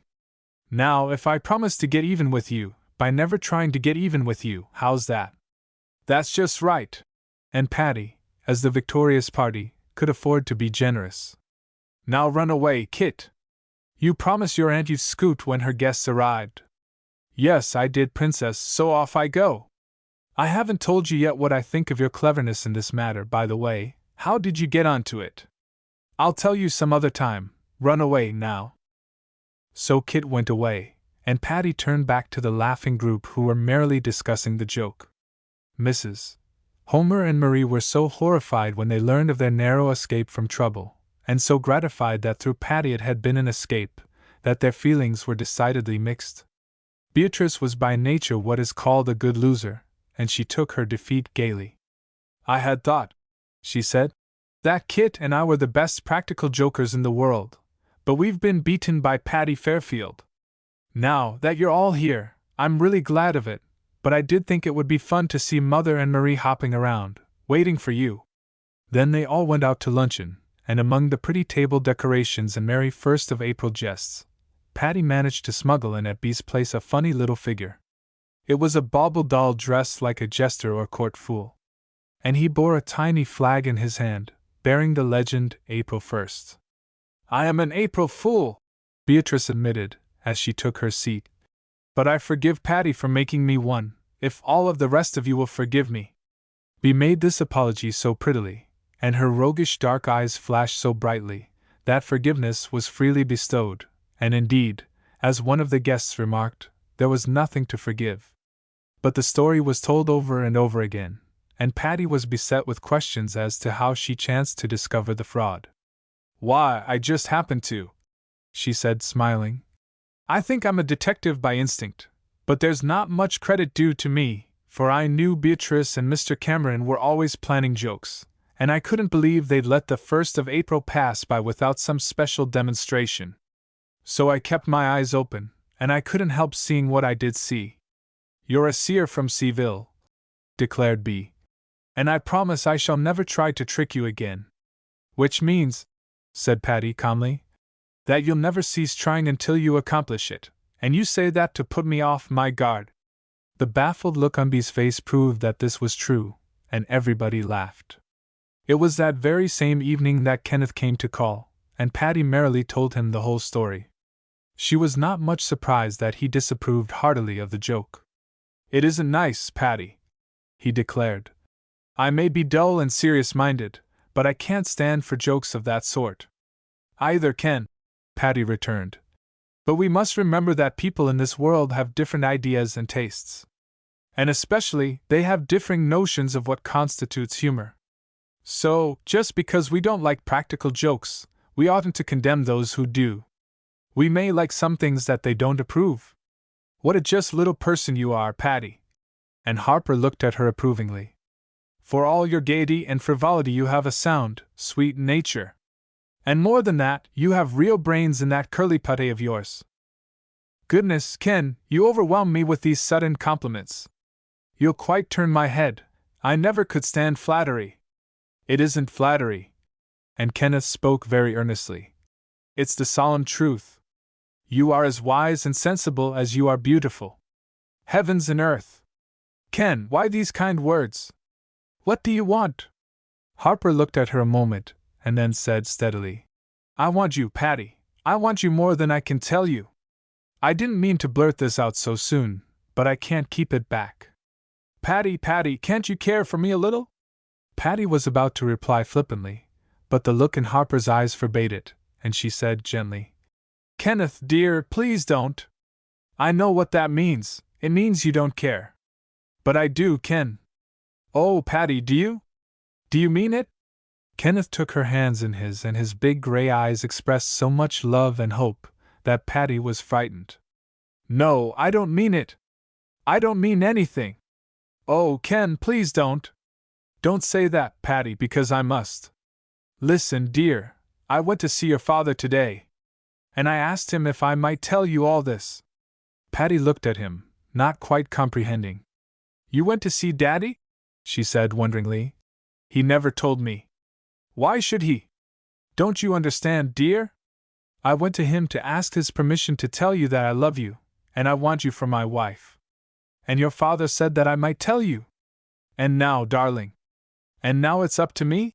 Patty tried to speak lightly. Exactly that, Patty. And Kenneth's face was grave and tender. It's up to you, dear. The happiness of my whole life is up to you, here and now. What's the answer? Patty sat still a moment, and fairly blinked her eyes in her endeavor to realize the situation. Ken, she said at last, in a small, faraway voice.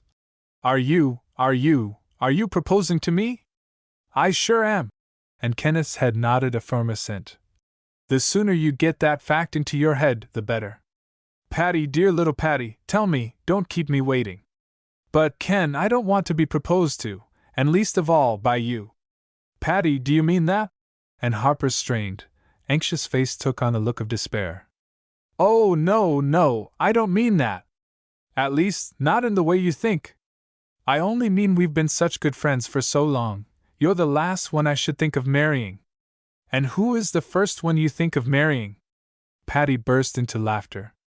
Oh, Ken, you're so funny when you're sarcastic. Don't be that, whatever you are. I won't, Patty, darling. Tell me you love me a little bit, or just that you'll let me love you, and I'll never be sarcastic. I'll only be tender, and gentle, and loving, and anything and everything you want me to be. Can you? The eager light faded from Kenneth's eyes as he answered. No, I'm afraid I can't, dear. I know as well as you do that I haven't the kind of gaiety you like in a man. I've told you this before. But Patty, you've so much of that, don't you think you've enough for two? Patty smiled. It isn't only that, Ken. Don't think that I care more for foolish, witty speeches than I do for a true, noble heart like yours. Don't say true, noble heart. It sounds as if you didn't care 2 cents for me. But my heart, Patty, such as it is all yours, and has been ever since Vernondale days. Have you forgotten those? No, indeed, and that's just what I say, Ken. We've been friends from the first, and we're friends now. But the time has come, Patty, to be more than friends. I have known it a long time. And I want you to know it too, dear. Patty, can't you? And then, all of a sudden, Patty knew she couldn't. Like a flash, she saw Kenneth just as he was, a strong, brave, true man, for whom she felt a warm friendship, but whom she knew she never could love. She might sometime, perhaps, in days to come, love somebody, but it would never be Kenneth Harper. The thought made her sad, not for herself, but she hated to give pain to this kind, honest man. She realized the depth of his love for her, and it broke her heart that she could not return it. Kenneth, she began, I can't love you the way you want me to, I just can't. And anyway, I'm too young to think about these things. No, you're not, Patty. You're almost 20 and I'm 24. That isn't too young, it's just exactly the right age for lovers. It isn't too young, Patty, if you love me. But I don't, Ken. I'm sorry, but I don't. But you will. Oh, Patty, say you will try to. Kenneth, does love come by trying? And Patty looked into Kenneth's face, with a wide-eyed, serious gaze. I don't know why it shouldn't. Take time, dearest, to think about it if you want to, but don't say no irrevocably. Is a woman's no ever irrevocable? And a smile dimpled Patty's face. Oh, Patty, you are so sweet when you smile like that. Please say you'll think about it. It won't do any good to think about it, Ken. If ever I marry anybody, it'll be somebody that I know I'm in love with, without thinking about it. There isn't anybody, is there, Patty, that you know you're in love with? No, there isn't. And Patty's honest eyes showed that she spoke the truth.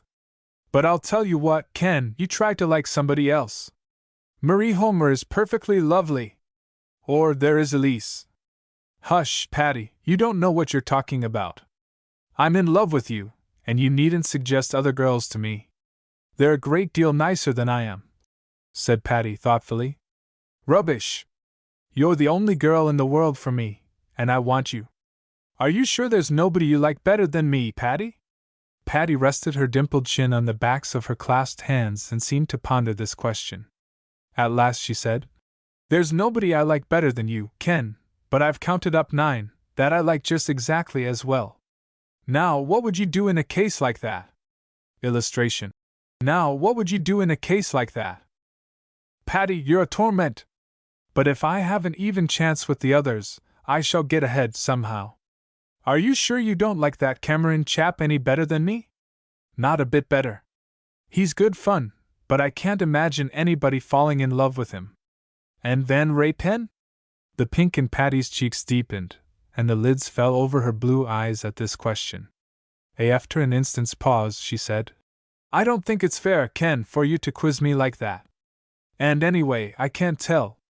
In some ways, I like you a heap better than Phil Van Raypen, and then in other ways, you like him a heap better than me. Kenneth's tone was accusing, and Patty resented it. Yes, I do, she said honestly. He's always ready for a good time and willing to give up things for other people. Why, Ken, when you've an important case on, you won't go skating or anything.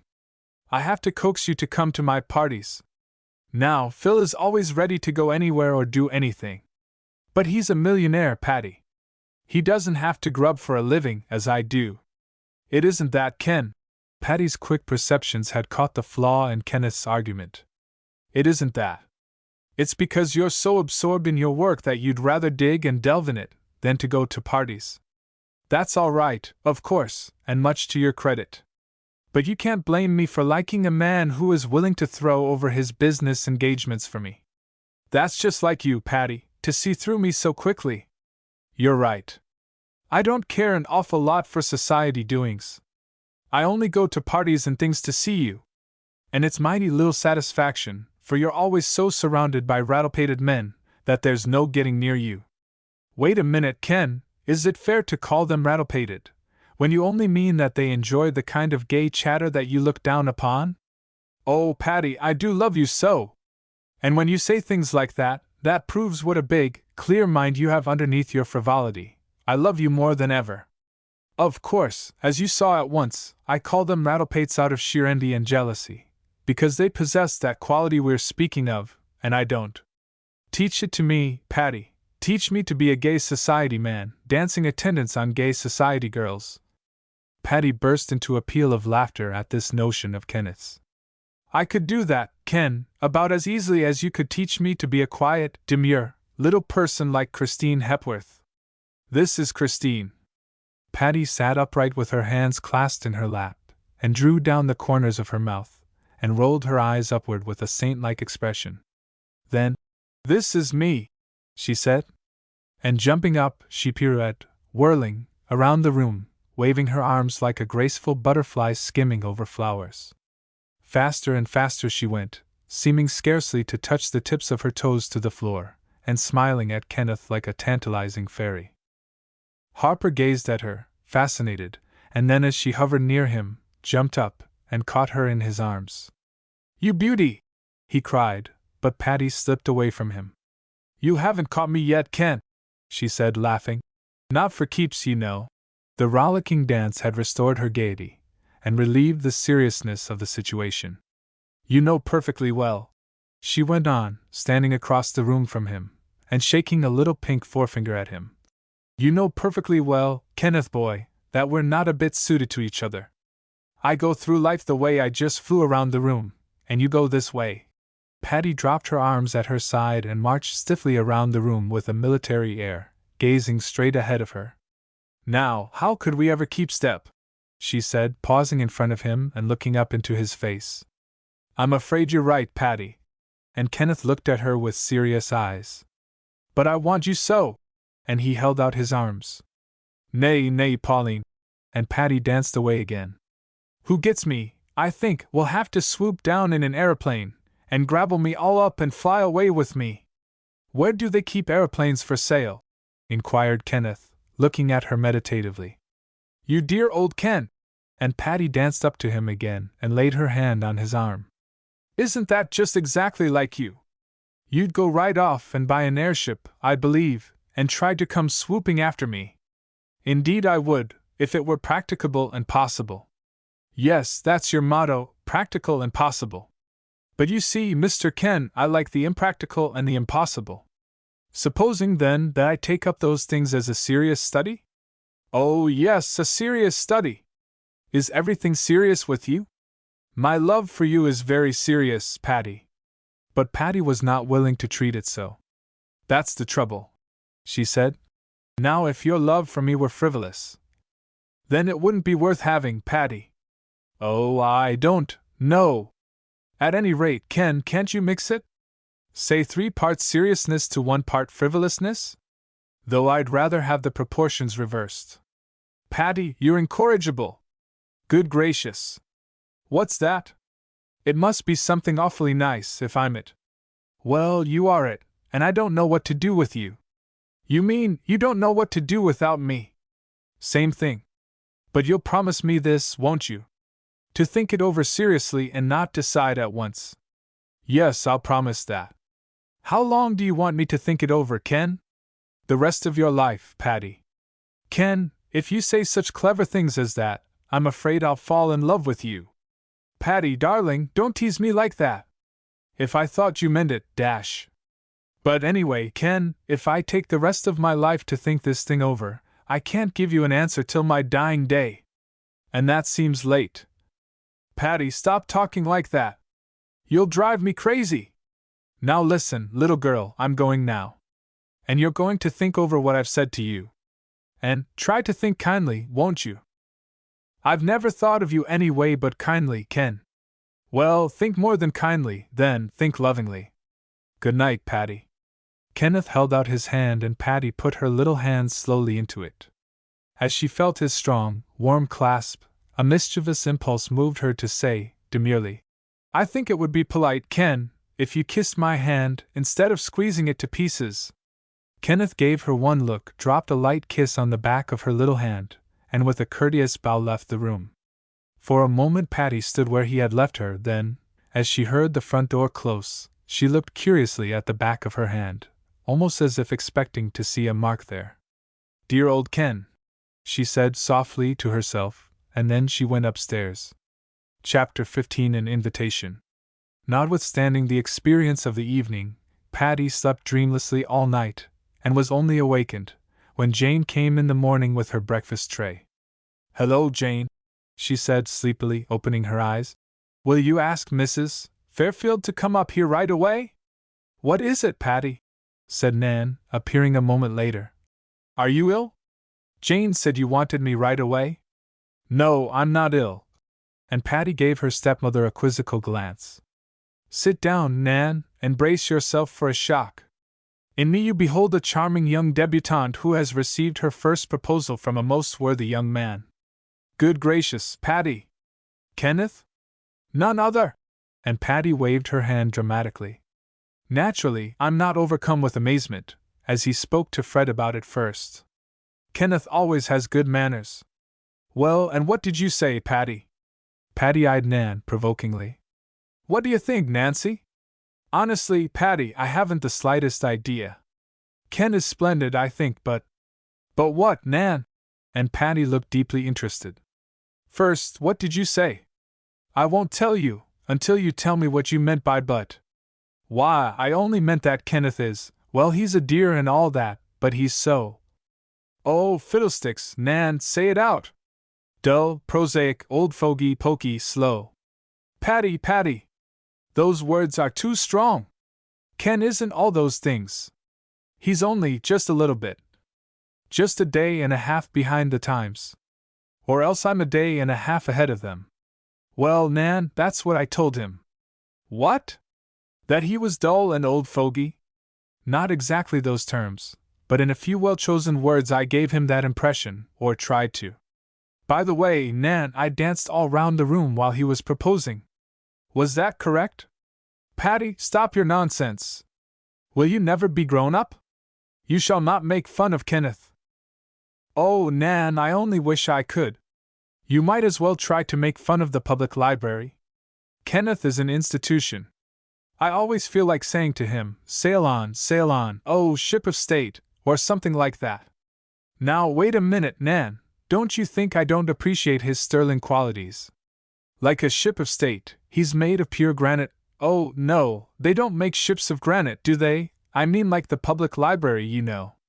And he has solid foundations, mental, moral, and physical. But he hasn't any fancy work about him.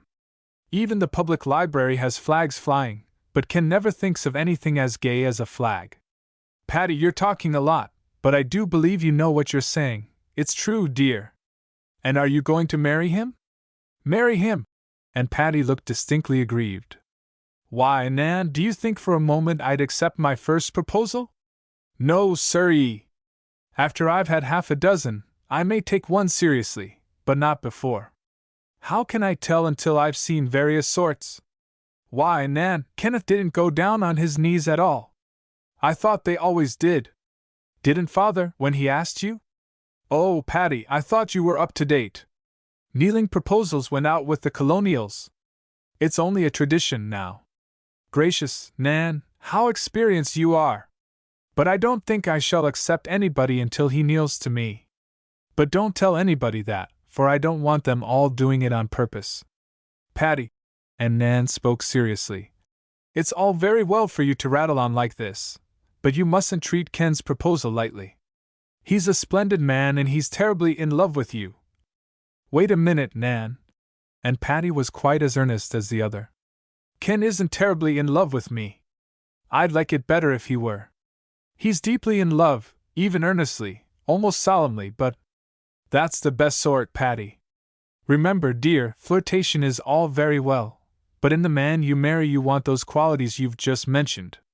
Oh, Nan, don't you be serious, too. Ken's seriousness almost finished me. And I suppose Father will take the same tack. Oh, I don't want to be grown up, I think it's horrid. Nan looked sympathetically at Patty. I suppose right here, Patty went on, I ought to burst into tears. Don't girls always cry over their first proposal? But Nan, I feel more like giggling. I can't help it. It seems so ridiculous for Kenneth and me to go through that scene we had last evening. We've been friends so long, and then for him, all of a sudden. It wasn't sudden with him, Patty. He's been in love with you for years. Yes, so he says. Well, Nan, I don't have to marry him, do I? No, of course not. Well, then, I'm not going to. And I don't want to be treated as if I were an ingrate because I don't. Ken is a splendid man, noble-souled and all that, but I don't love him and never shall. Now please, Nan, be nice to me. Why, Patty dear, I never dreamed of not being nice to you. I do want you to realize what you're throwing away, but if you couldn't be happy with Ken, of course, you mustn't marry him. He's a very different temperament from you, and I think myself he would be a sort of a weight on your buoyant nature. And if you're sure of your own heart, that's all there is about it. But you must tell Ken so, just as kindly as possible, for I know it will be an awful blow to the poor fellow. Did you tell him? Yes, I did, but he insisted that I should think it over. Well, think it over. It won't hurt you to do that.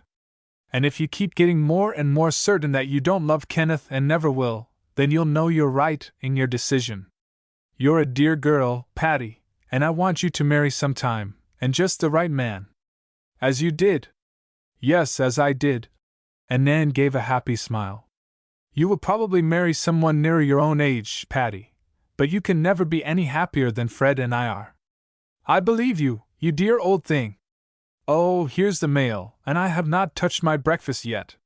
Jane came in with a lot of letters, and Patty pounced upon one in particular. Here's a letter from Adele, she cried. I hope she's coming to the city, she's been talking of it. But instead of that news, the letter contained an invitation for Patty to come up to Fern Falls for a visit. Come to spend May Day, Adele wrote. I'm having a small house party, in part, a reunion of our Christmas crowd. Daisy is here and Hal, of course, and we all want you. Invite 1 or 2 of your beaux if you like, but don't bring any more girls, for we have 2 or 3 new neighbors with a superfluity of daughters. Come as soon as you can, and stay as long as you will, and bring your prettiest frocks. Oceans of love from me and Jim. Adele. That's good, said Nan, as she read the letter. Why don't you start right off, Patty? Adele says to invite some young men if you like. You might ask Kenneth. No, thank you. I don't want any of the boys. I'll be glad to get away from them for a while. I must have some new frocks, Nan. Something springy, you know. Yes, we'll go and order them today. I'd love to. Nan spoke absent-mindedly, for she was reading her own letters, and Patty proceeded to open the rest of her mail. That evening Kenneth came for his answer. Patty had talked it over with her father, and had concluded the kindest thing was to tell Kenneth frankly, no. The scene was not as difficult as Patty had feared, for Kenneth took the cheerful attitude of believing that she would yet relent. So long as there is no one else, Patty girl, he said very gently, I'm going to hope that you will yet learn to love me. I shall never despair, until you tell me yourself that you have given your heart to someone else. And we'll be good friends, Ken? You bet we will. You needn't think I'm down and out because you've said no once. I'm not awfully swift, Patty, but I'm terribly persistent, and I'm just going to keep on loving you, in hope that someday you'll come to me because you want to. But there's no promise, Ken. No, dear, no promise. Only a hope in my heart, too deep to be rooted out, that someday. So, me day. So, day, chanted Patty in a trilling voice, and Ken smiled in his old, friendly fashion. He is awfully nice, Patty said to Nan afterward, when he isn't proposing. There's something about Ken you can't help liking. And Nan smiled and said, That's so. The days flew along, the spring frocks materialized and the grass and flowers began to be beautiful up at Fern Falls. Patty went up there a few days before the 1st of May, and was welcomed by the Kennerleys with vigorous and jubilant greetings. You dear! Exclaimed Adele, as after a rapturous hug she held Patty off to look at her. I do believe you're prettier than ever. It's the happiness of coming up here, said Patty, smiling. I'm so glad to come, Adele. The country in spring, and all that, you know. Yes, said Adele, laughing. You know what the Boston girl said, oh, I just love nature. It adds so, you're like that, aren't you, Patty? Exactly. But spring is all over the city, too.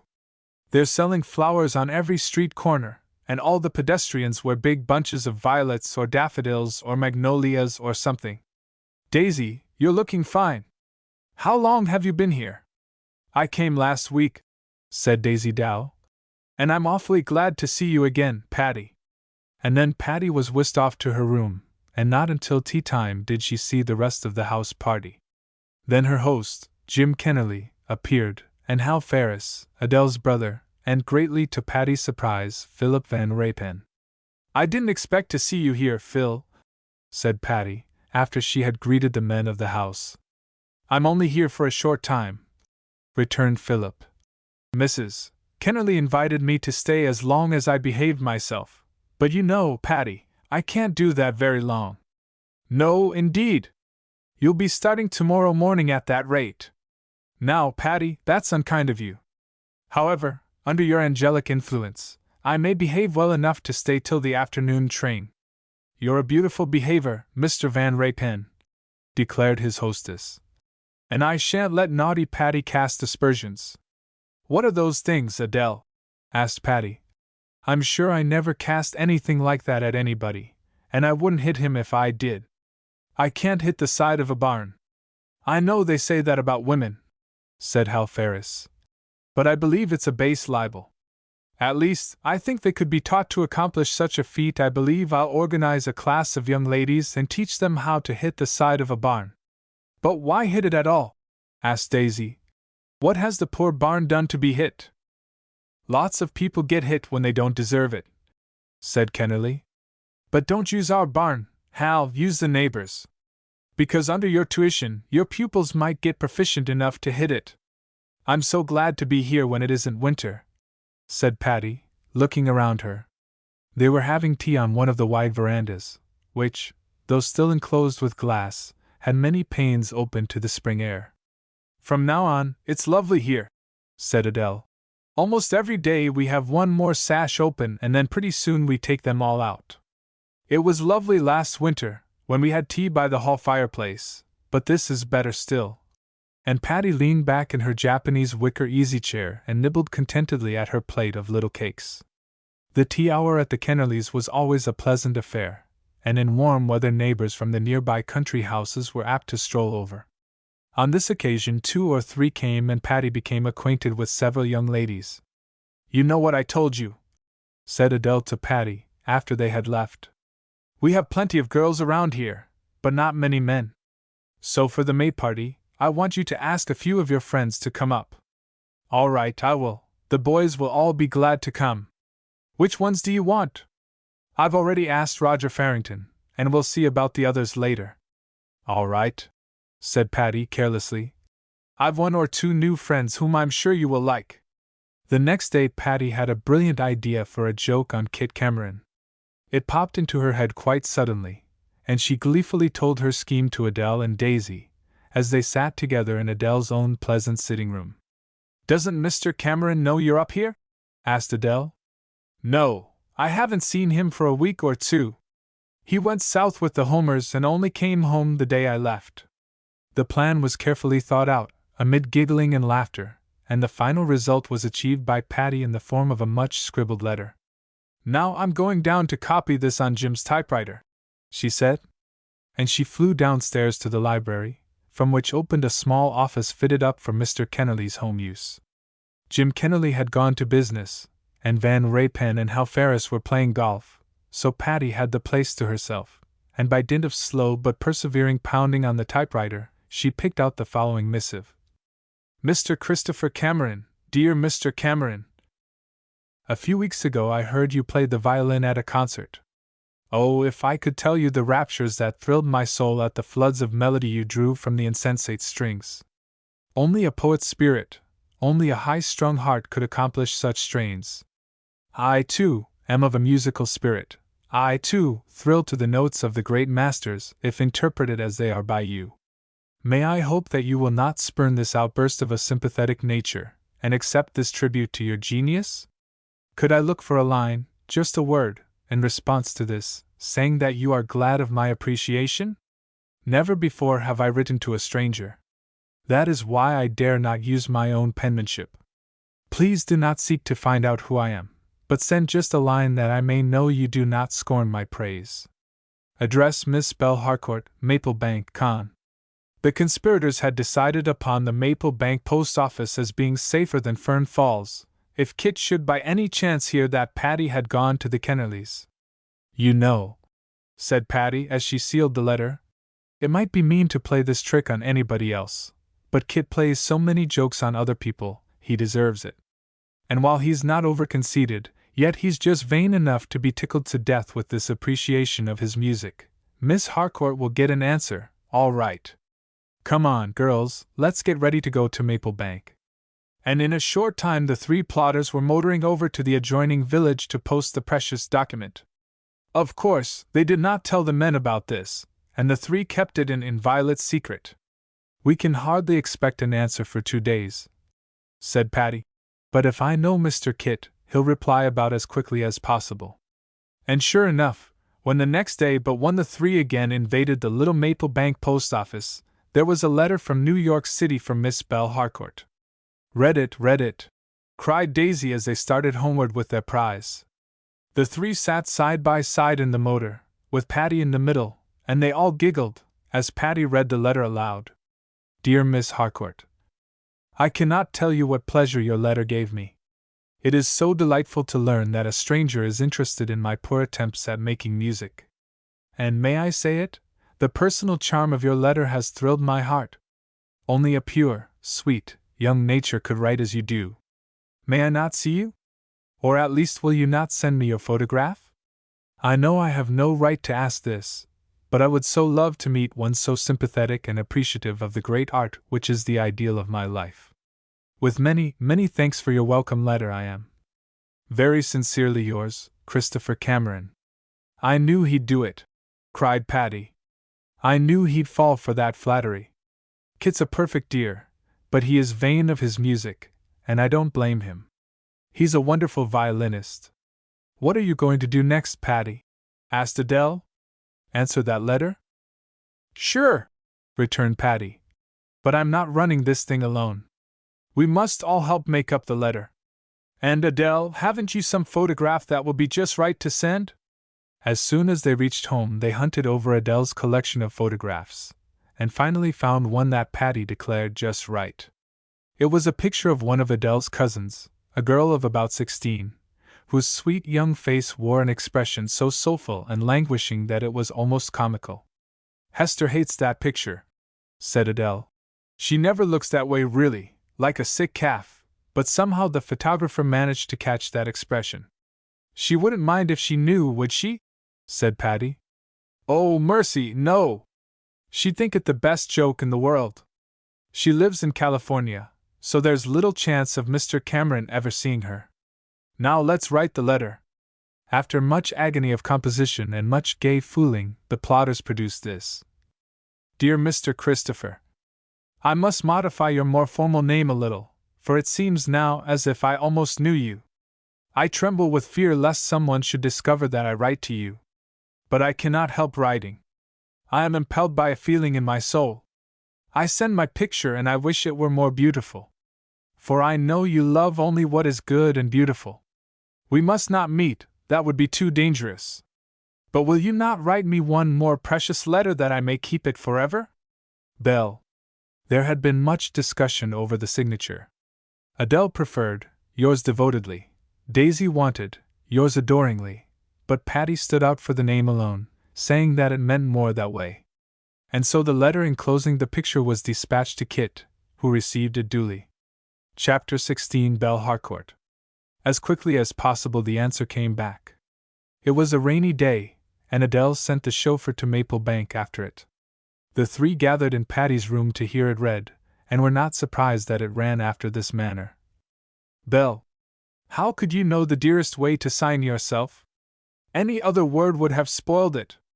But Belle, my beautiful one, I must see you. The picture is just what I anticipated, only more sweet and soulful. You are an angel, and I must see you or die. Do not make me wait. May I fly to Maple Bank at once? Meet me somewhere. No one will know it, but I must look once into those dear eyes. Your own. Christopher. Oh, Kit! Exclaimed Patty, wiping tears of laughter from her eyes. I didn't know you could be such an idiot. Adele, we must have him come up here. Oh, of course. How shall we arrange a meeting? I'll tell you, said Daisy. Write him that Belle will meet him in front of the Maple Bank post office. Then let Patty meet him, you know, and we'll sit in the car and see the fun. All right, Patty agreed. Won't he be mad when he sees me? So they wrote. My Christopher. I knew we were made for each other. I, too, feel that I must see you. But our meeting must be secret. I cannot risk my people knowing about it. So, will you meet me in front of the Maple Bank post office at 4 o'clock on Thursday afternoon? I would like a more secluded place, but I dare not. The post office is on a beautiful maple-shaded street, and we can meet casually, as if we were ordinary passers-by. You must only speak with me a few moments, and let me look once deep in your eyes, and then you must pass on, out of my life forever. But I shall have at least one moment of blissful rapture. You will know me, because I shall wear white, with pink roses in my hat, and a pink parasol. I can hardly wait for Thursday. Come soon to your Belle. I rather guess that'll fetch him, observed Patty, complacently, as she sealed the envelope. I knew Kit was a romantic goose, but I didn't suppose he'd be up to these tricks. Of course we'll bring him home with us, Patty, said Adele. Yes, he'll come fast enough. If he isn't too mad at you, put in Daisy. Oh, he won't be mad, returned Patty. He'll be terribly cut up at first, to think I tricked him so, but he'll get over it. And I warn you, Adele, if he comes here he'll play some fearful joke on us to get even.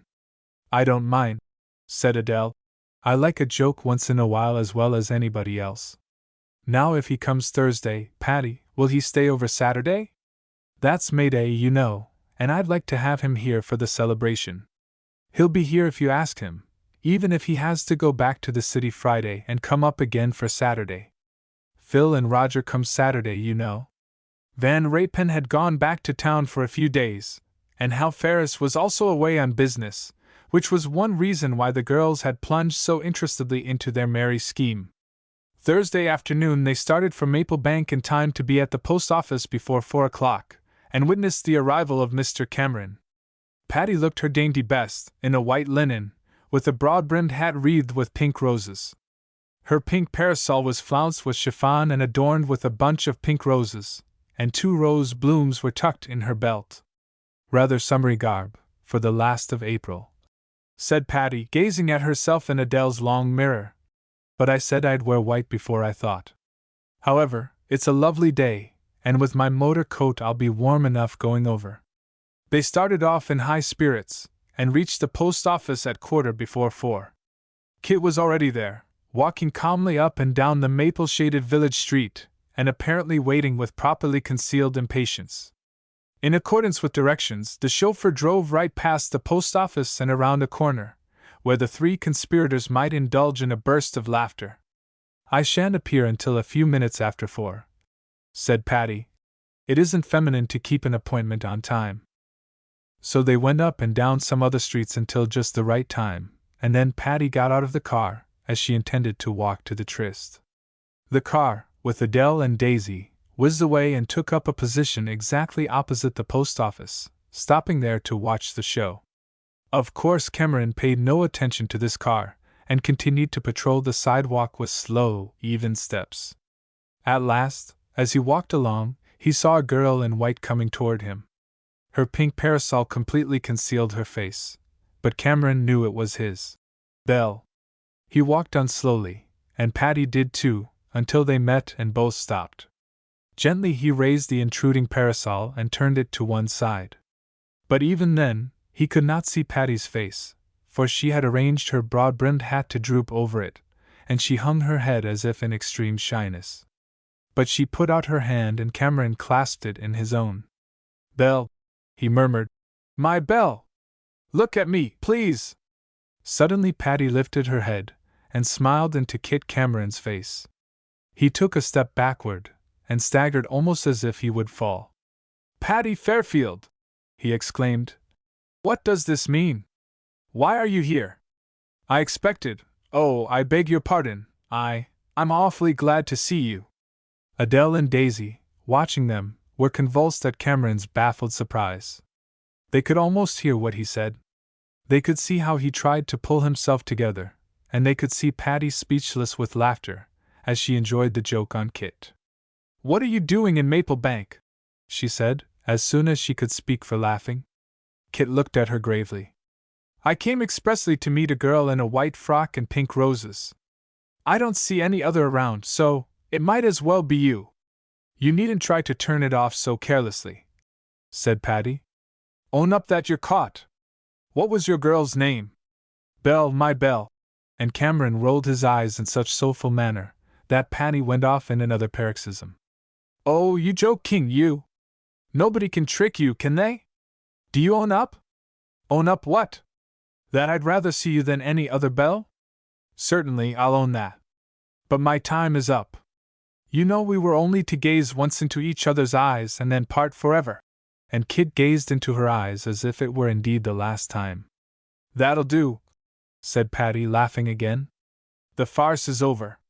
Now come and be real. Your own beautiful real self. Come and meet my friends. Who? Said Kit, as he accompanied Patty across the street. Here he is, sang out Patty, as they reached the car. Mrs. Kennerly, Miss Dow, may I present Mr. Cameron, the celebrated violin virtuoso? Adele greeted him warmly, and Daisy smiled on him, and Cameron's own delightful manner soon made them all friends. Jump in and go home with us, Mr. Cameron, said Adele, turning down a side seat in the car. But my stay in Maple Bank is limited, said Kit. I'm due to take the next train back to New York.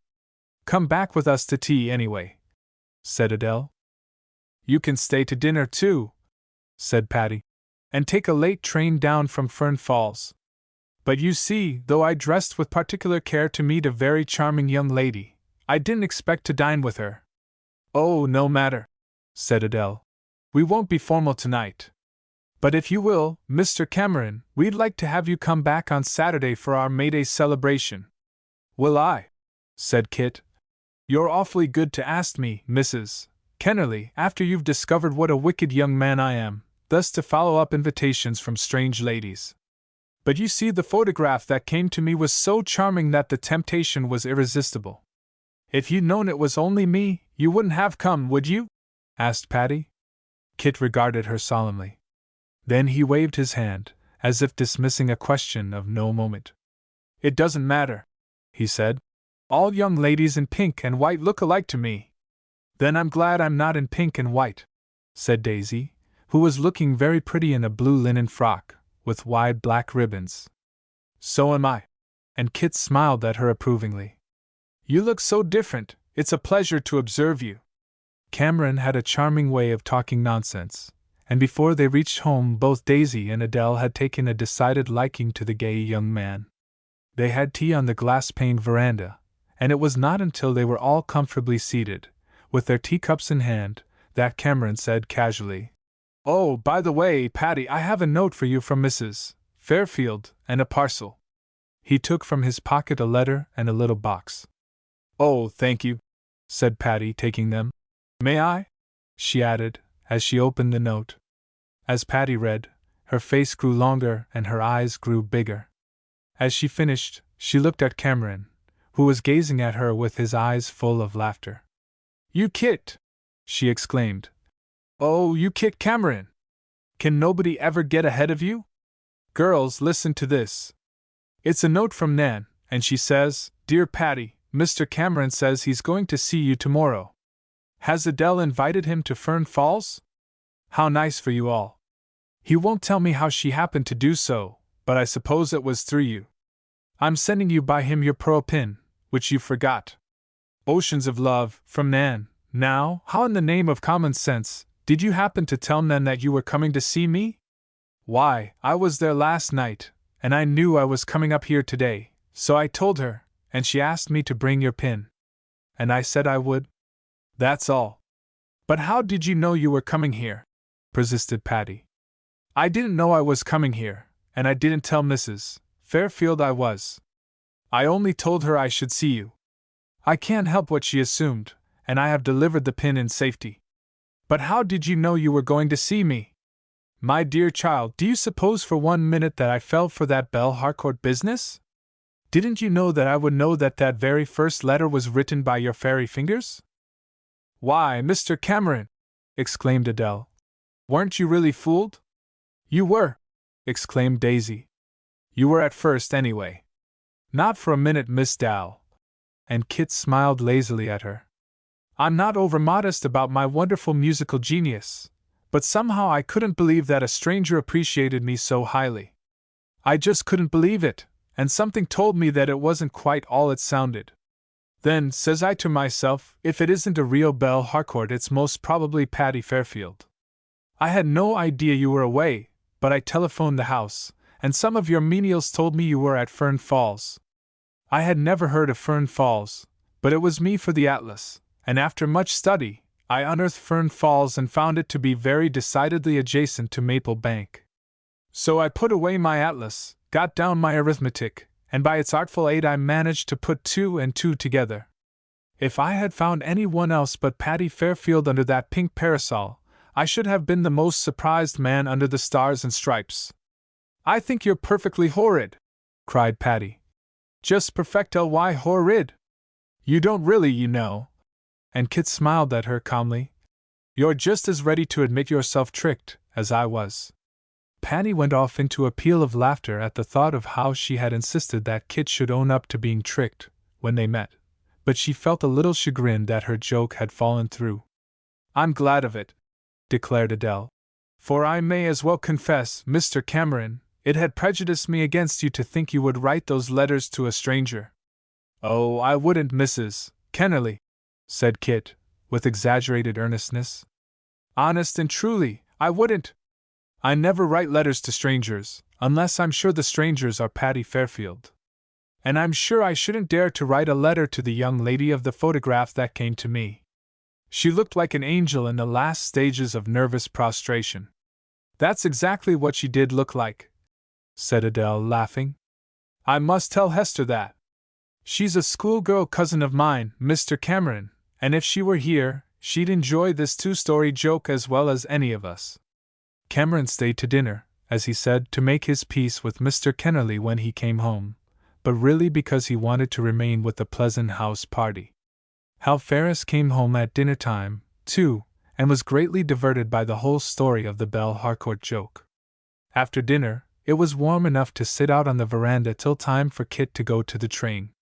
At last the chauffeur brought the little runabout to the door, and Kit took leave of the merry group. Be sure to come back on Saturday morning, said Adele, as she shook hands with him. Trust me for that, Mrs. Kennerly. I'm so delighted with the invitation, I'm afraid I'll get here too soon. Come up on the noon train. The May party's at 4 o'clock. And now you must fly or you'll lose your train. Parting is such sweet sorrow, said Kit, as he took Patty's hand to say goodbye to her last.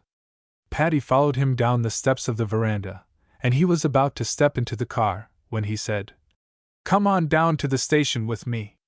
I will, said Patty impulsively, and as there was no time to discuss the matter, she sprang into the car. Kit jumped in after her, and slammed the door, and they were off.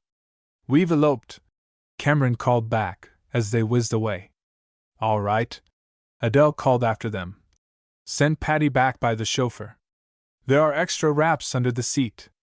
What a duck you are to come, said Kit, as they swung out through the gate. I didn't mean to, but I jumped in before I thought. Always jump in before you think, that is, if I'm around. If there's any danger of drowning, I'll pull you out. Oh, I can swim.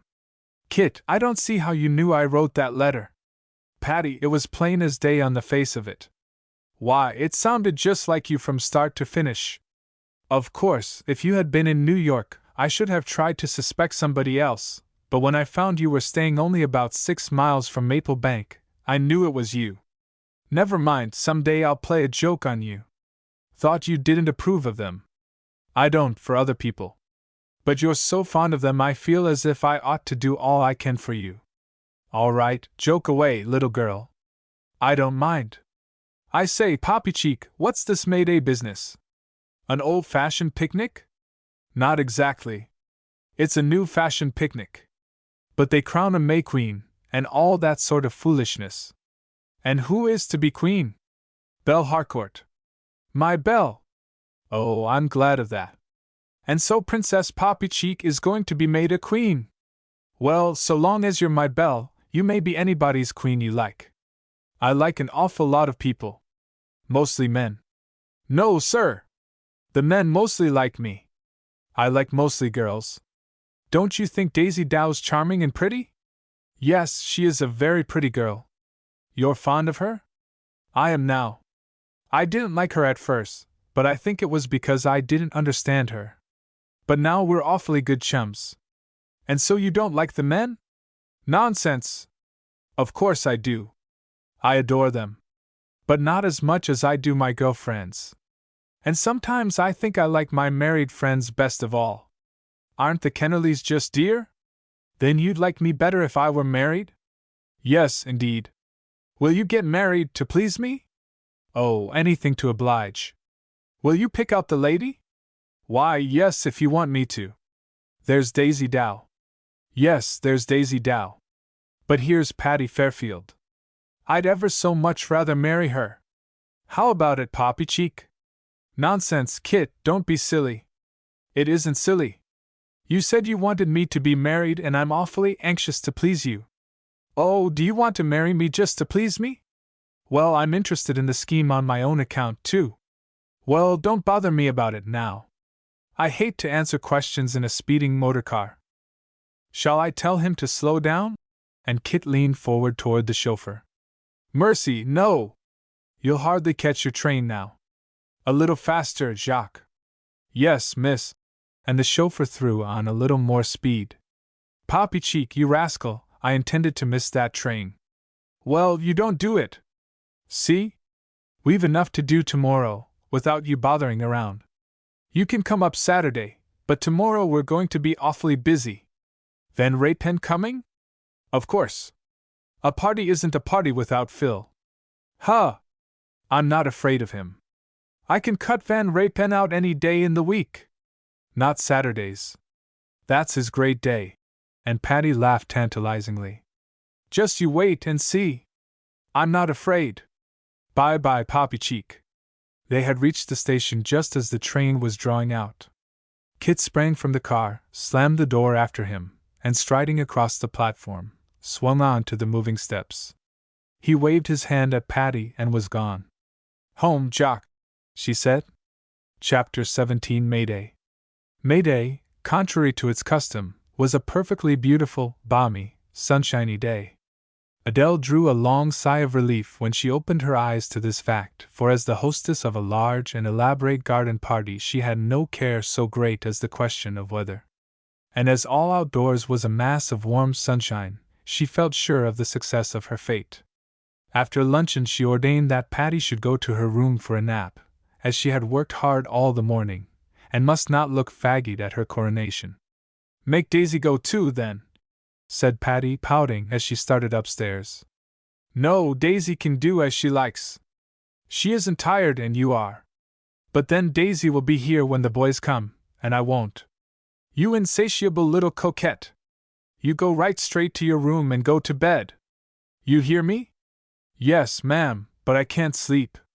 I'm two-sided. Well, you can rest. Get yourself into a kimono, and I'll come up in a minute and tuck you up.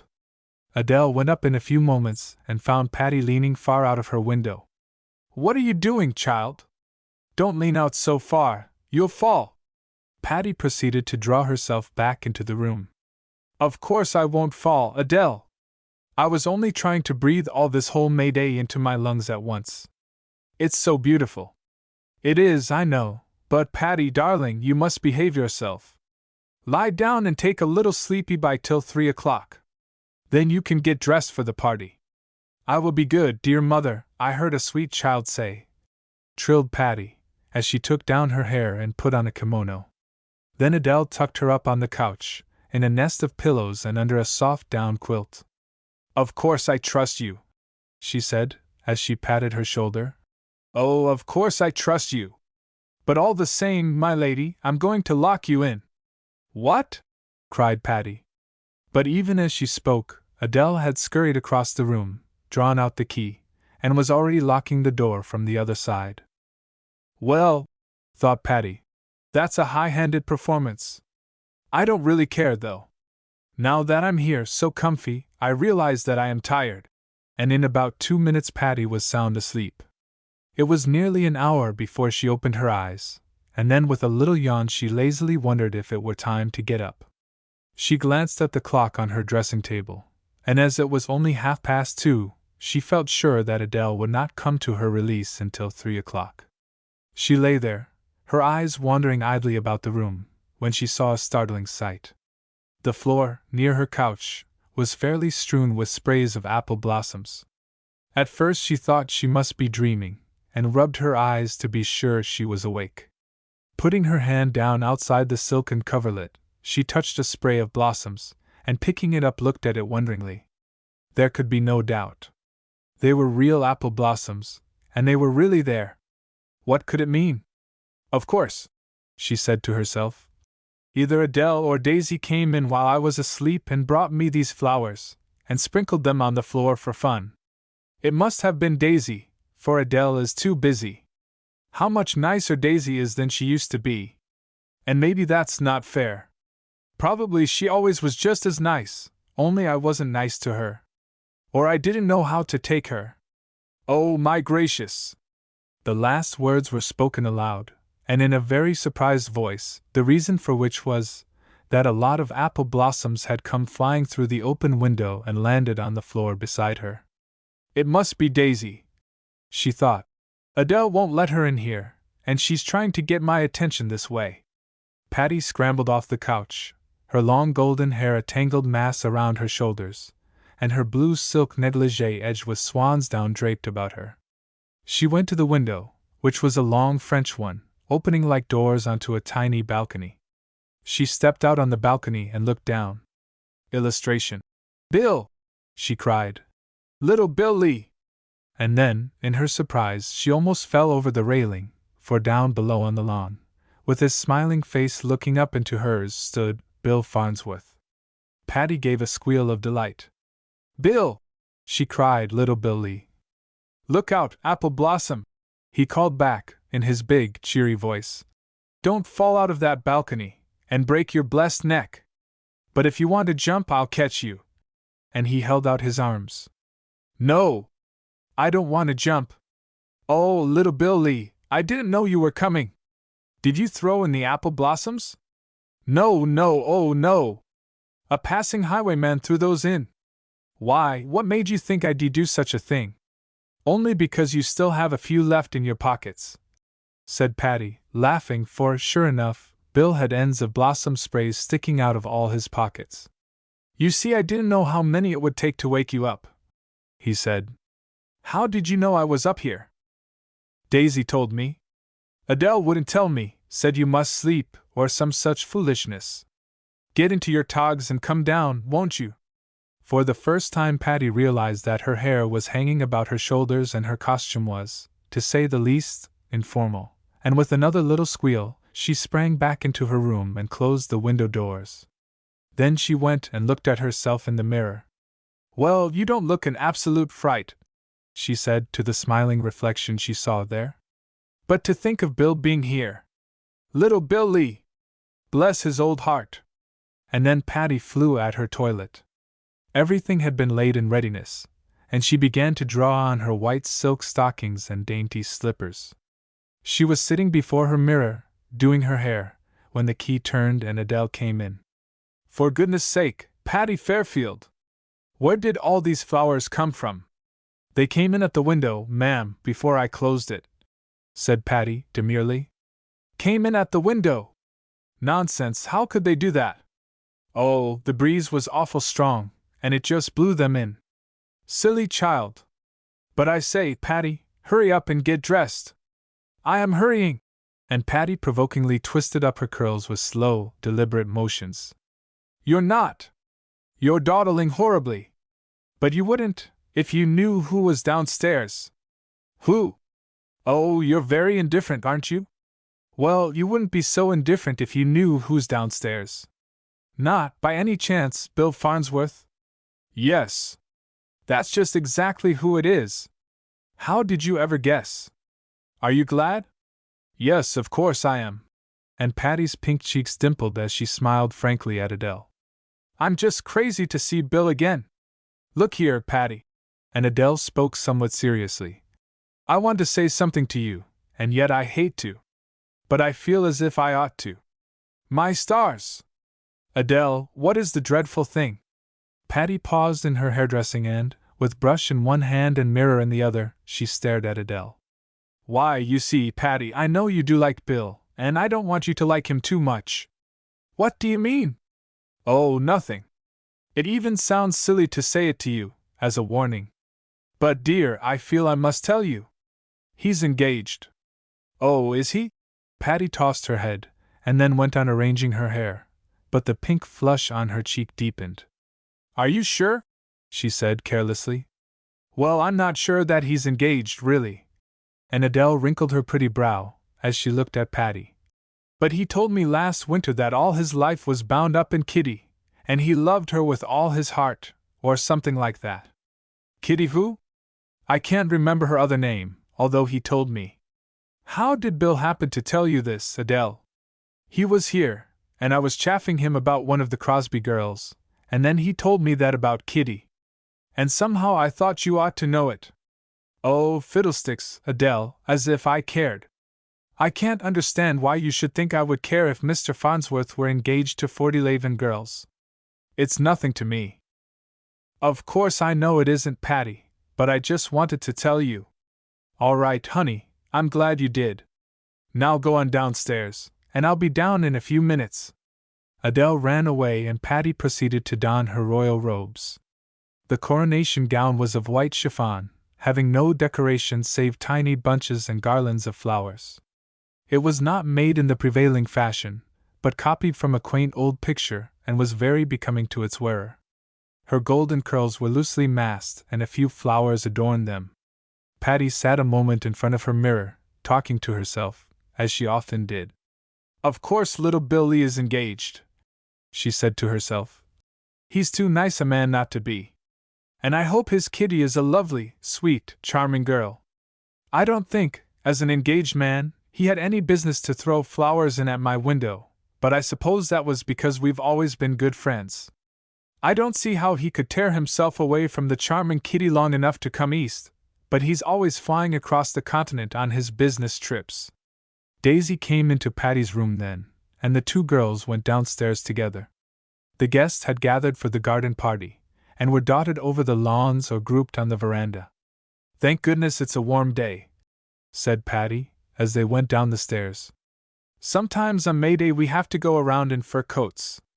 At the foot of the staircase Bill Farnsworth waited to greet Patty. He came forward with an eager smile and took her two hands in his. Little apple blossom, he exclaimed. Patty pink and white. For the life of her, Patty could not be as cordial as she would have been if Adele had not told her what she did. But though she tried to speak a genuine welcome, she only succeeded in saying, How do you do, Mr. Farnsworth? In a cool little voice. Big Bill looked at her in amazement. You gave me a better greeting than that from your window, he said in laughing reproach. I still have an apple blossom left. May I give it to you? And Bill produced a small but perfect spray which he proceeded to pin on the shoulder of Patty's gown. My costume is complete, said Patty, with a smiling dissent. It doesn't need any additional flower. It needs this one to make it perfect, said Farnsworth, calmly, and indeed the pretty blossom was no detriment to the effect. Oh, Phil, how gorgeous you look! And Patty abruptly turned from Farnsworth to admire Van Rapen's get-up. Me too! Exclaimed Hal Ferris, stepping up to be admired. The men's decorations consisted of garlands draped across their shoulders and tied with huge bows of ribbon. On their heads they wore classic wreaths which Daisy and Hal had made, and which were really not unbecoming.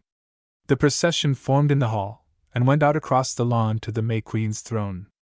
Hal Ferris and Van Rapen headed the line, Hal being the scepter-bearer and Philip the crown-bearer.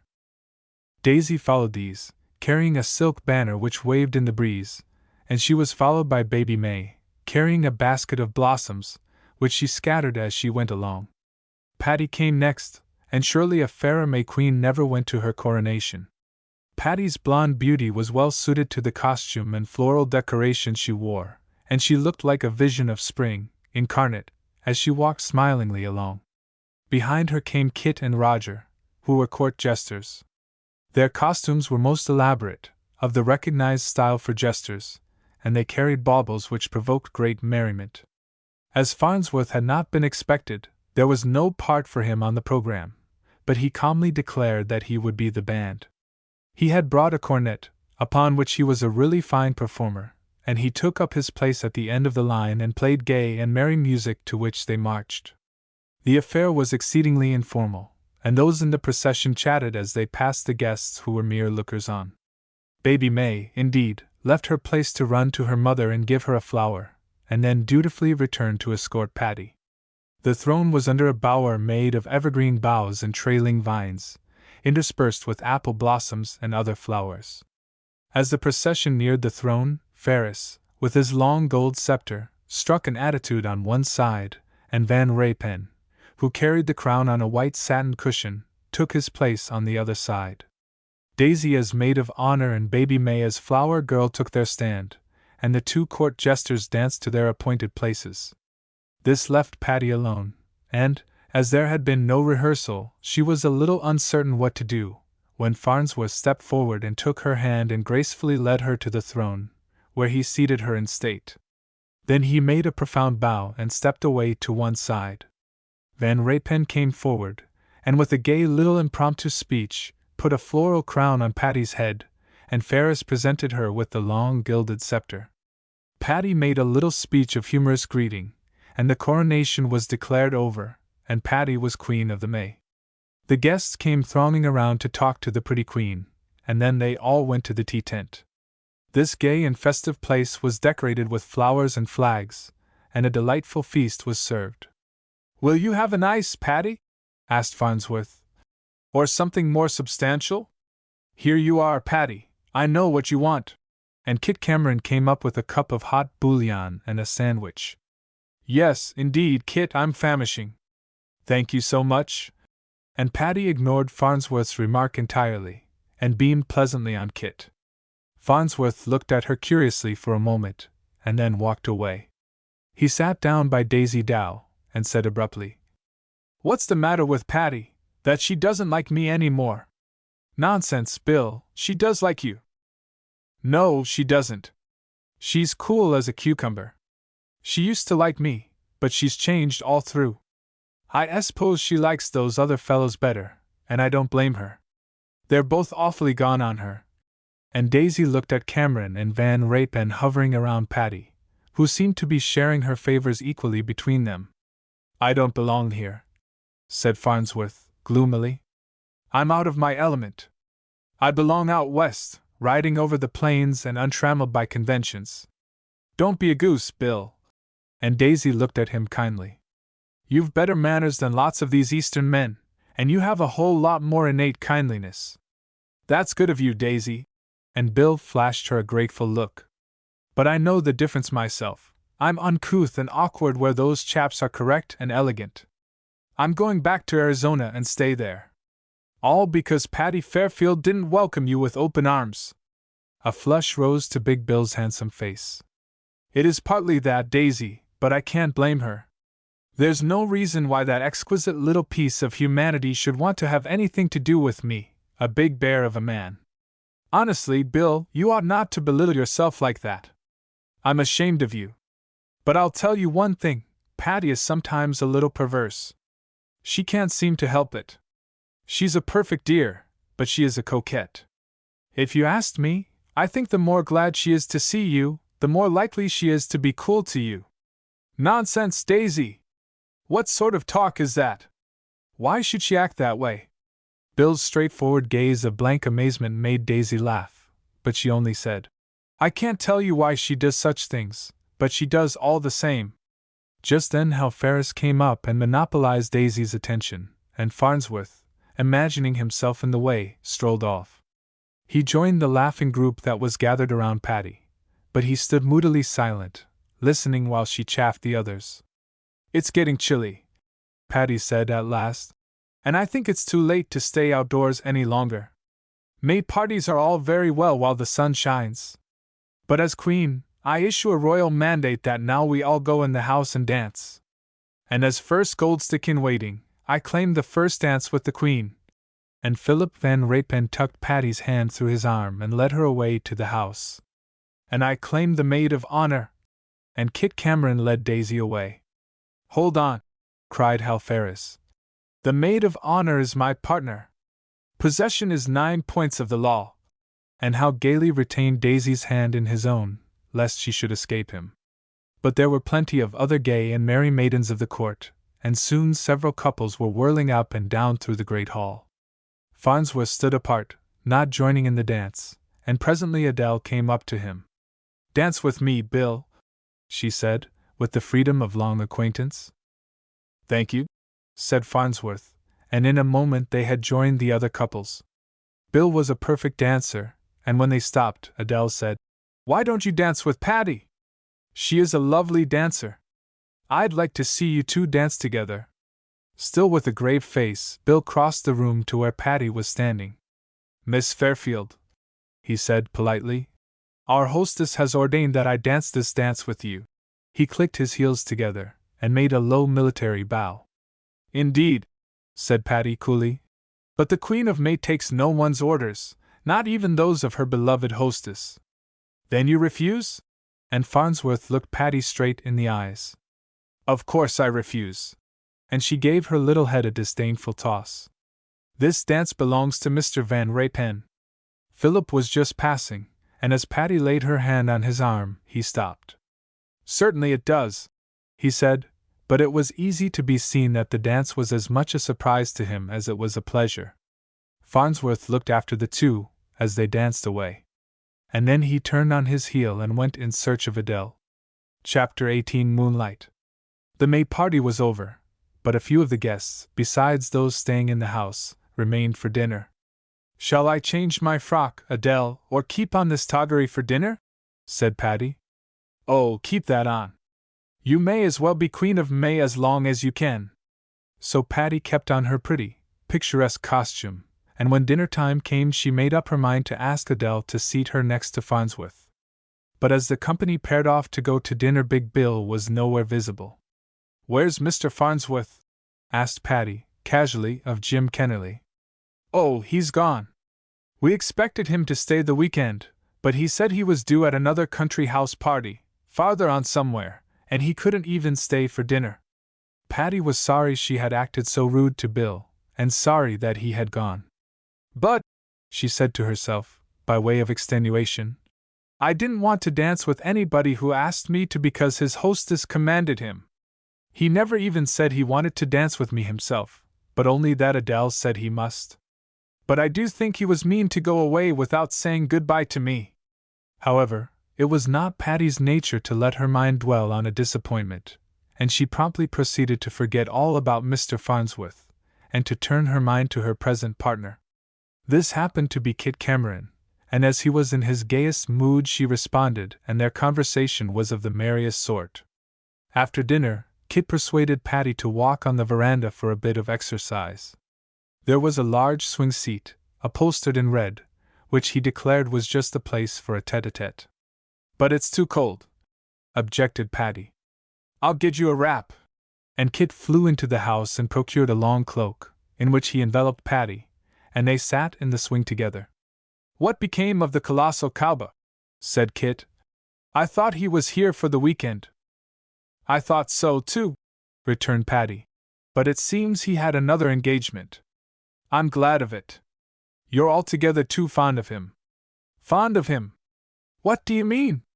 "I'm nothing of the sort. Why, I scarcely spoke to him." "I know it. That's what gave you away." "Don't be a silly. I haven't the slightest interest in Mr. William Farnsworth, or his comings and goings.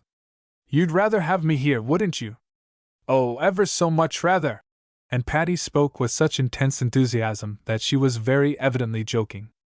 "But really, Patty, let's be in earnest just for a minute. Wouldn't you rather have me around than anybody?"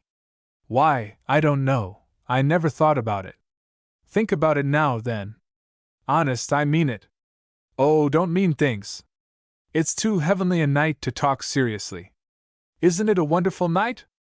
Do you know, a house party like this and moonlight on a veranda, like this, always goes to my head. I think weekending is apt to go to one's head anyway. But let it go. Let it go to your head, too." "I don't think I'd better." And Patty spoke hesitatingly. "I might say something foolish." "Oh, do, Patty! Do say something foolish." "If you don't, I shall." "Well, go on then." "May I, Patty?" May I tell you that I've simply lost my heart to you, you beautiful little May Queen? And is that what you call foolish? Patty pouted adorably. Yes, it's foolish, because I know there's no hope for me. I know you don't care one least scrap of a speck for me.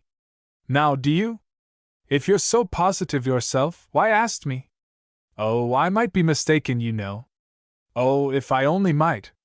Patty, dear little Patty, couldn't you be my princess? My own Princess Poppy Cheek. I've been your belle. And Patty laughed merrily at the recollection. There you go, laughing at me. I knew you would. That shows you don't care anything for me. If you did, you wouldn't laugh at me. Oh, yes, I would. The more I care for people, the more I laugh at them, always. You must be simply crazy over me then. If you don't stop laughing, I won't swing you any more. Oh, yes, do. It's lovely to swing back and forth in the moonlight like this. The May party was pretty, wasn't it? You're just trying to change the subject. But I won't have it changed. Let's go back to it. Patty, couldn't you stop laughing at me long enough to learn to care for me a little? How can I tell? I don't know how long it would take to learn to care for you a little. And anyway, I do care for you a little, but only a very, very little. Yes, I know that. You don't fool me any. You wouldn't care if you never saw me again. Why, Kit Cameron, I would so. If though I'd never see you again, I'd drown myself. Yes, you would. You little witch, how can you trifle with me like that, when my heart is just breaking for you? Oh, come now, Kit, it isn't as bad as that. And let me tell you something. Do you know I think you are one of the very nicest friends I ever had, and I'm not going to have our friendship spoiled by any foolishness. So you might as well stop right where you are now. That is, if you're in earnest. If you're just talking foolishness on account of the moonlight, and all, I don't mind. But I won't have you serious about it. All right, Poppy Cheek. I'm pretty serious, or I would be if you'd let me, but if you don't want it, you shan't have it. Well, I don't. I don't want seriousness from anybody. And anyway, Kit, I'd be afraid of seriousness from you. Why, Patty? 'Cause it would probably turn out to be a practical joke. Joke nothing! The regard I have for you, Miss Poppycheek Fairfield, is too everlasting real to have any joke about it. And the friendship I have for you, Mr. Kit Cameron, is so nice and real that I'm going to keep it up. Patty knew from the undertones of Kit's voice that he was very much in earnest, and as she felt no interest in him beyond that of a good friend, she shrank from wounding his feelings by letting him go on further. And so she determinedly led the conversation further and further away from personal matters, and soon she gaily declared that it was getting too late for moonlight chat, and she was going in the house. Kit followed her in, and though he showed in no way the appearance of a rejected suitor, he was quieter than usual and less inclined to merriment. He'll get over it, said Patty to herself, after she reached her room that night. I suppose all girls have to go through with these scenes, sooner or later. But I didn't mind Kit so much, because he was nice and sensible about it. Then Daisy came in for a kimono confab, and perched herself on the edge of Patty's bed. What's the matter between you and Bill Farnsworth, Patty? She asked without prelude of any sort. Nothing, said Patty, as she took the hairpins from a long shining strand of hair. There is, too. He asked me why you were so cool to him. He did.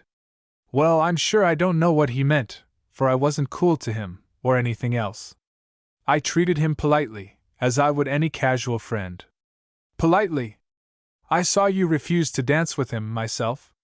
If you call that polite. If you want to know, Daisy, that was because he didn't want to dance with me. He said he only asked me because Adele insisted upon it.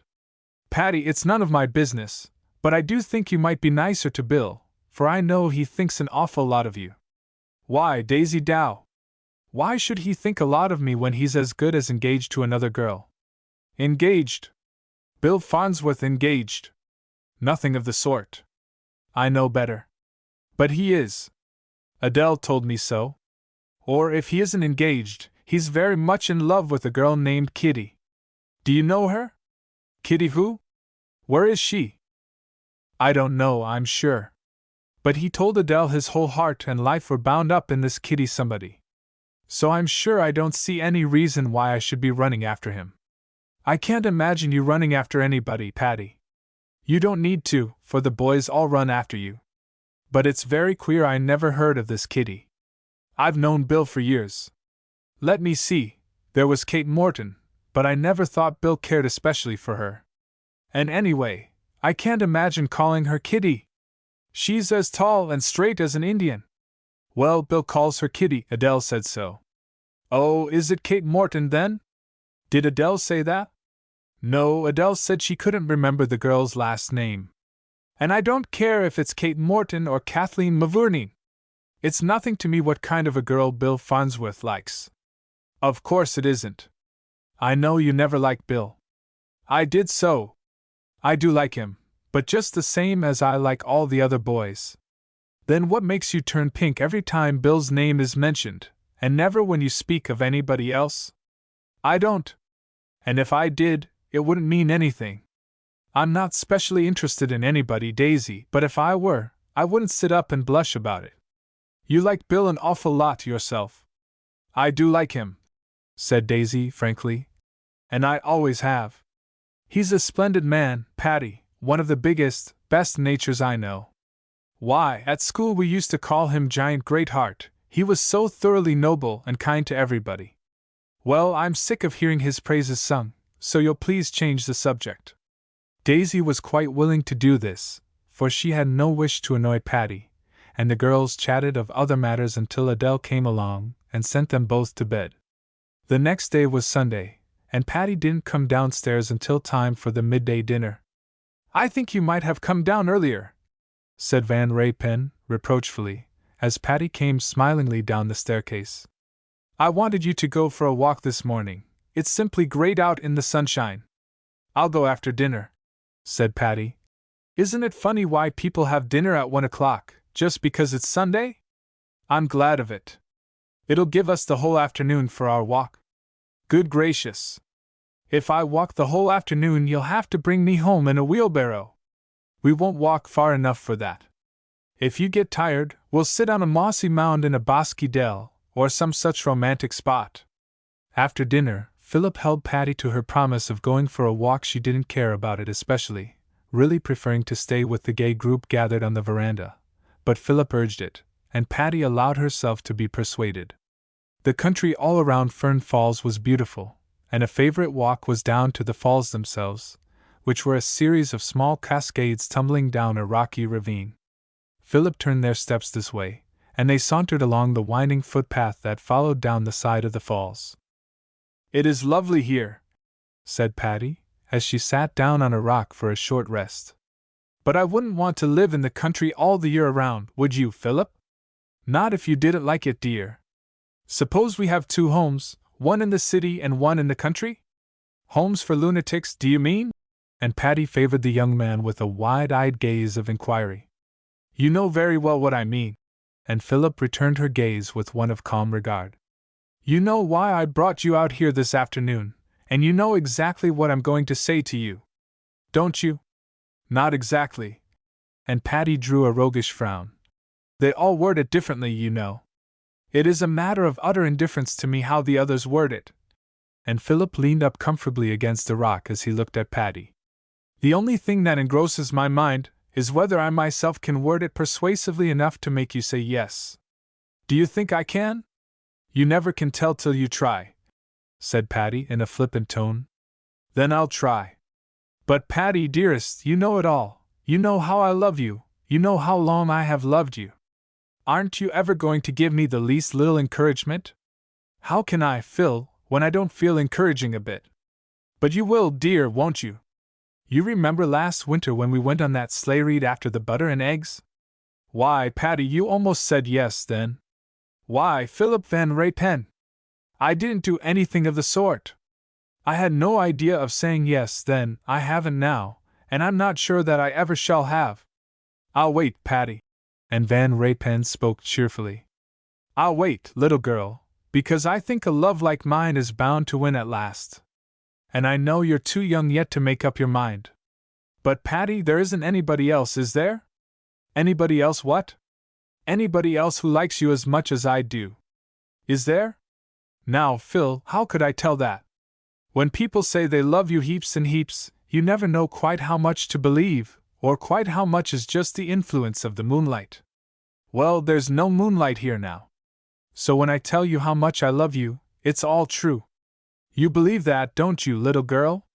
Yes, I believe it. But Philip, I wish you wouldn't talk about it today. I'm tired of having men tell you how much they love you.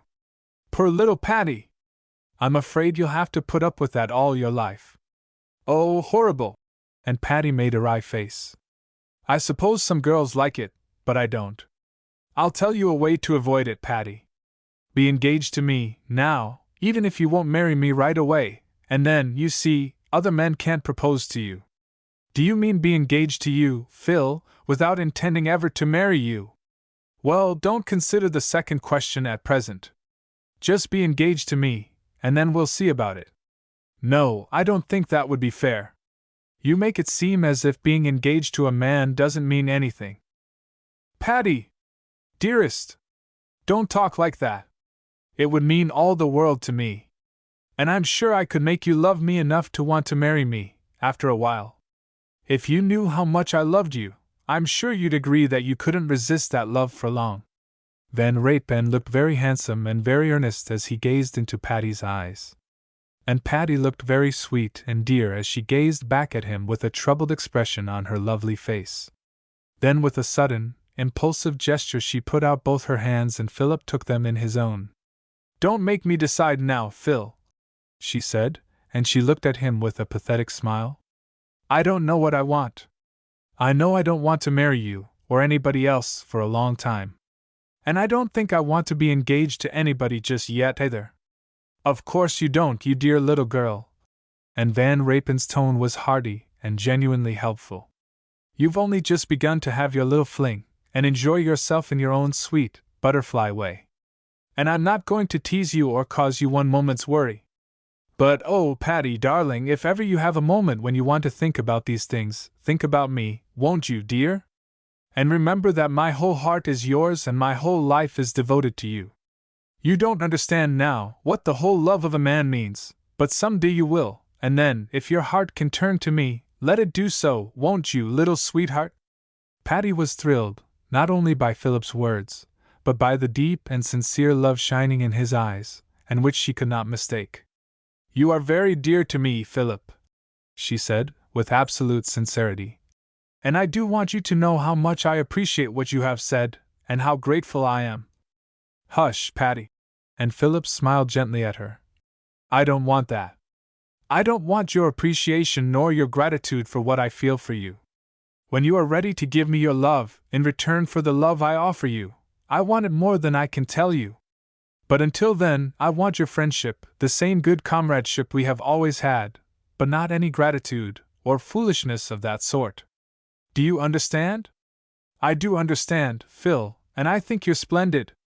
I want to keep on being your friend, but I don't want you to think No, dear, I promise not to think that you are giving me undue encouragement, for that is what you're trying to say. And you mustn't let my hopes or desires trouble you. Always treat me just exactly as you feel toward me, with gay comradeship, with true friendliness, or whatever is in your heart.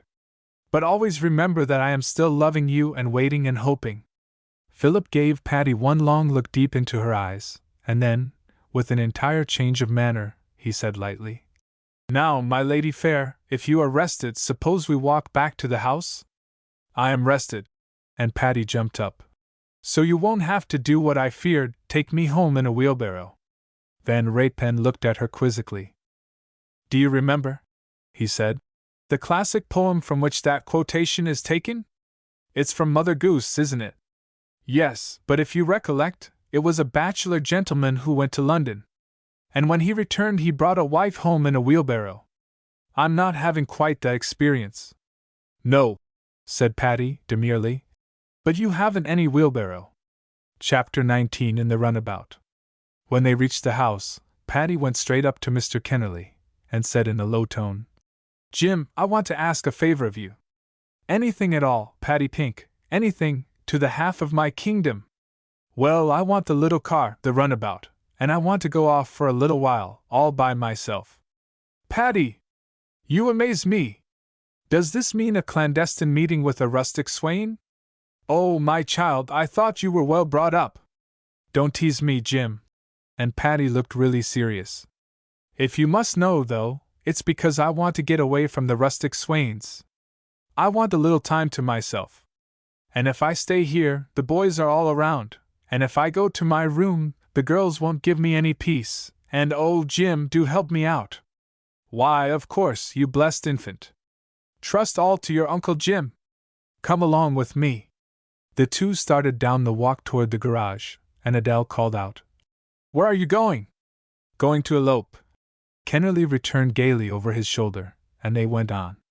He took out the little car, which Patty could easily run herself, and putting her in, he jumped in beside her. I'll go with you past the porch, he said, and see you outside the gate. So they dashed by the group on the veranda, not heeding their chaff, and once outside the grounds, Jim said, Are you sure you want to go alone, Patty? Yes, please, Jim. I want to think a little. Oh, you girl! You needn't tell me. Some chap's been making love to you. Nonsense! But Patty's blush belied her words. I hope it is nonsense, Patty dear. You're too young to have a serious affair yet awhile. Take an old friend's advice and say no this time. Of course I shall. Don't worry about me, Jim. No, indeed. You've good common sense in that curly golden putty of yours. I'll get out here, and you go along, Patty, and have a nice little maiden meditation all to yourself, and come back fancy-free, but don't stay out too late. Kennerly got out of the car and went back to the house, and Patty drove on alone. It was just what she wanted, an opportunity to think over what Philip had said. And she was fond of motoring alone, and an experienced driver. She went slowly at first, enjoying the beautiful country with its serene air of Sunday afternoon calm. The trend of her thoughts was not a question of whether or not she should accept Van Raypen, but more a dreamy recollection and living over the scene at the falls. She pictured in her mind how really noble and handsome he looked, and she almost wondered at herself why she had only a friendly feeling toward him. But I like him better than Kenneth, she assured herself. That is, I like him more than I do Kenneth. Ken is an old dear, but he is slow, and Philip has all the nice ways and mannerisms that I do like in a man. He's always equal to any occasion, without any effort. He's just born so. He's an aristocrat like his aunt, but he hasn't a bit of her, well, it is really a kind of snobbishness. She's intolerant of people not in her own set. But Phil is kind and courteous to everybody. And he has a sense of humor. I suppose that's what's the matter with Ken. The poor boy hasn't a spark of fun in him except what I've banged into his blessed old head. There's Kit Cameron now, he has too much fun in him. He'd make anybody's life a practical joke. I don't believe he half meant what he said to me in the swing last night. I think he would have said the same to any girl, sitting there in the moonlight. Well, I do seem to be growing up. I wish I had Nan here. She's so nice to talk things over with. Not that I want to talk anything over. I believe it isn't considered correct to tell about the proposals you have, but I guess a mother wouldn't count, even if she is a stepmother. And Nan is such a duck of a stepmother. I'll certainly tell her about these proposals I've had. I don't believe I'll ever have any more. But all the same, I'm not going to get engaged yet. I'd rather be an old maid than to take the first man who asks me. But there's one thing certain, I do like Philip the best of the bunch. Patty went on along the highway, stopping now and then to gather a particularly beautiful branch of wild rose, or a few spring beauties. She had on a simple little frock of pink linen, with a sailor collar of fine white embroidery, and a big black velvet bow at her throat. She wore no hat, but her golden hair was partly confined by a band of black velvet. She had a light dust coat of pongee silk, though Jim had told her there was a warmer coat in the car if she should want it. When Kennerly returned to the group on the veranda, a wild shout greeted him, inquiring where Patty was. I told you she was going to elope, returned Jim. I was merely helping her along. I left her just outside the gate on her way to meet her rustic swain. Nonsense, Jim, said his wife. Where did she go? Over to the Crosbys? She didn't say anything to me about the Crosbys. In fact, Adele, she didn't tell me where she was going, and I wasn't so inquisitive as to ask her. I let my guests do as they like and go where they choose. Patty asked me for the runabout and I gave it to her. If she had wanted the touring car she could have had it, or the limousine, or the wheelbarrow. A smile passed over Van Rapen's face at the chance reference to the last-named vehicle, and his intuitions told him that Patty had gone for a solitary drive to get away from other people for a little while. "Oh, look who's here!" cried Daisy, suddenly, as a motor car came whizzing up the steps and out jumped Bill Farnsworth. "I just stopped for a minute," he said to Adele, "to see how you all are after your party." "All quite well," said Adele, "but sorry you couldn't stay here with us instead of going on." "Sorry, too," said Farnsworth. "Where's Miss Fairfield?" And he looked about inquiringly. "Gone for a drive," replied Adele, and Farnsworth made no further reference to Patty. But his call was short, and soon he was again starting his car. "Which way did Miss Fairfield go?" he murmured in a low voice to Kennerly, as his car moved off. "East," said Jim, with a teasing smile at Farnsworth, and then Bill was gone. He swung out onto the broad highway and turned east. There were no bypaths near and he had an intention of following and overtaking Patty. He wanted to see her, and with Bill Farnsworth to want to do anything was to do it. Now it chanced that Patty had had a detention. Though an expert driver, and a fairly good mechanician for her own car, she was not entirely familiar with the car she was driving, and when it stopped stock still at the side of the road, she found herself unable to discover the exact difficulty. She was not overanxious, for it was a frequented road and she felt sure some car would come along, in whose driver she might feel sufficient confidence to ask help. But it so chanced that she sat for some time before any car came. The sun was warm and she threw off her coat, really enjoying basking in the sunshine, while she waited. And it was this sudden apparition of a golden head shining in the sunlight that gave Farnsworth a shock of surprise as he came up behind Patty's car. "By Jove!" he exclaimed. "There she is! In trouble, too! Jolly well I came along, bless her heart! But it's funny if she can't manage the car. I believe she's sitting there purposely." For a few moments Bill sat looking at the yellow head and smiling gently at it. Then he had an inspiration to drive right past her and see if she would speak to him. She had been far from cordial the day before and Farnsworth was uncertain whether she wanted to see him or not. So, driving slowly, he passed by Patty in her motionless car. Patty jumped at the sound of someone coming, and intending to ask help, held out her hand and said, "Please," before she realized who it was. Farnsworth turned his head, stopped his car, whipped off his cap and jumped out, saying, as he walked toward Patty's car, "An accident, ma'am? Can I help you?" A spirit of perversity rose in Patty's heart. Without knowing why, she desired to inflict a hurt on the man who was smiling at her. "I beg your pardon," she said coldly. "I thought you were a stranger." "I'll be a stranger if you like." And Farnsworth bowed profoundly. "Very well, I wish you would. Pray proceed with your journey." And Patty bowed, and turned her head toward the opposite landscape. "But you would ask a stranger to help you?" said Farnsworth, feeling a strong desire to shake the exasperating little pink figure. "Not every stranger," said Patty. "I am waiting to select the one I want." "Oh, do select me! I'm an awfully nice stranger, and incidentally, I could fix that car of yours in a jiffy. Did Adele order you to fix this car?" And Patty's blue eyes gave Bill a look of withering scorn. "No, she did not." "Then I can't think of allowing you to do it. I don't want you to do anything for me except at Adele's orders. You little goose! I've a notion to kidnap you, wild roses and all, and take you off in my car. Did Adele order you to do that?" "Patty, stop this nonsense. Of course I know what you mean, that I asked you to dance in Adele's name, instead of in my own. Yes, I admit I prefer to be asked to dance, personally, and not vicariously is the word you are floundering over," said Farnsworth with utmost gravity. "Well, now, I'll fix your car vicariously, or personally, or any old way you like, if you'll just behave yourself and smile upon me. I don't want my car fixed.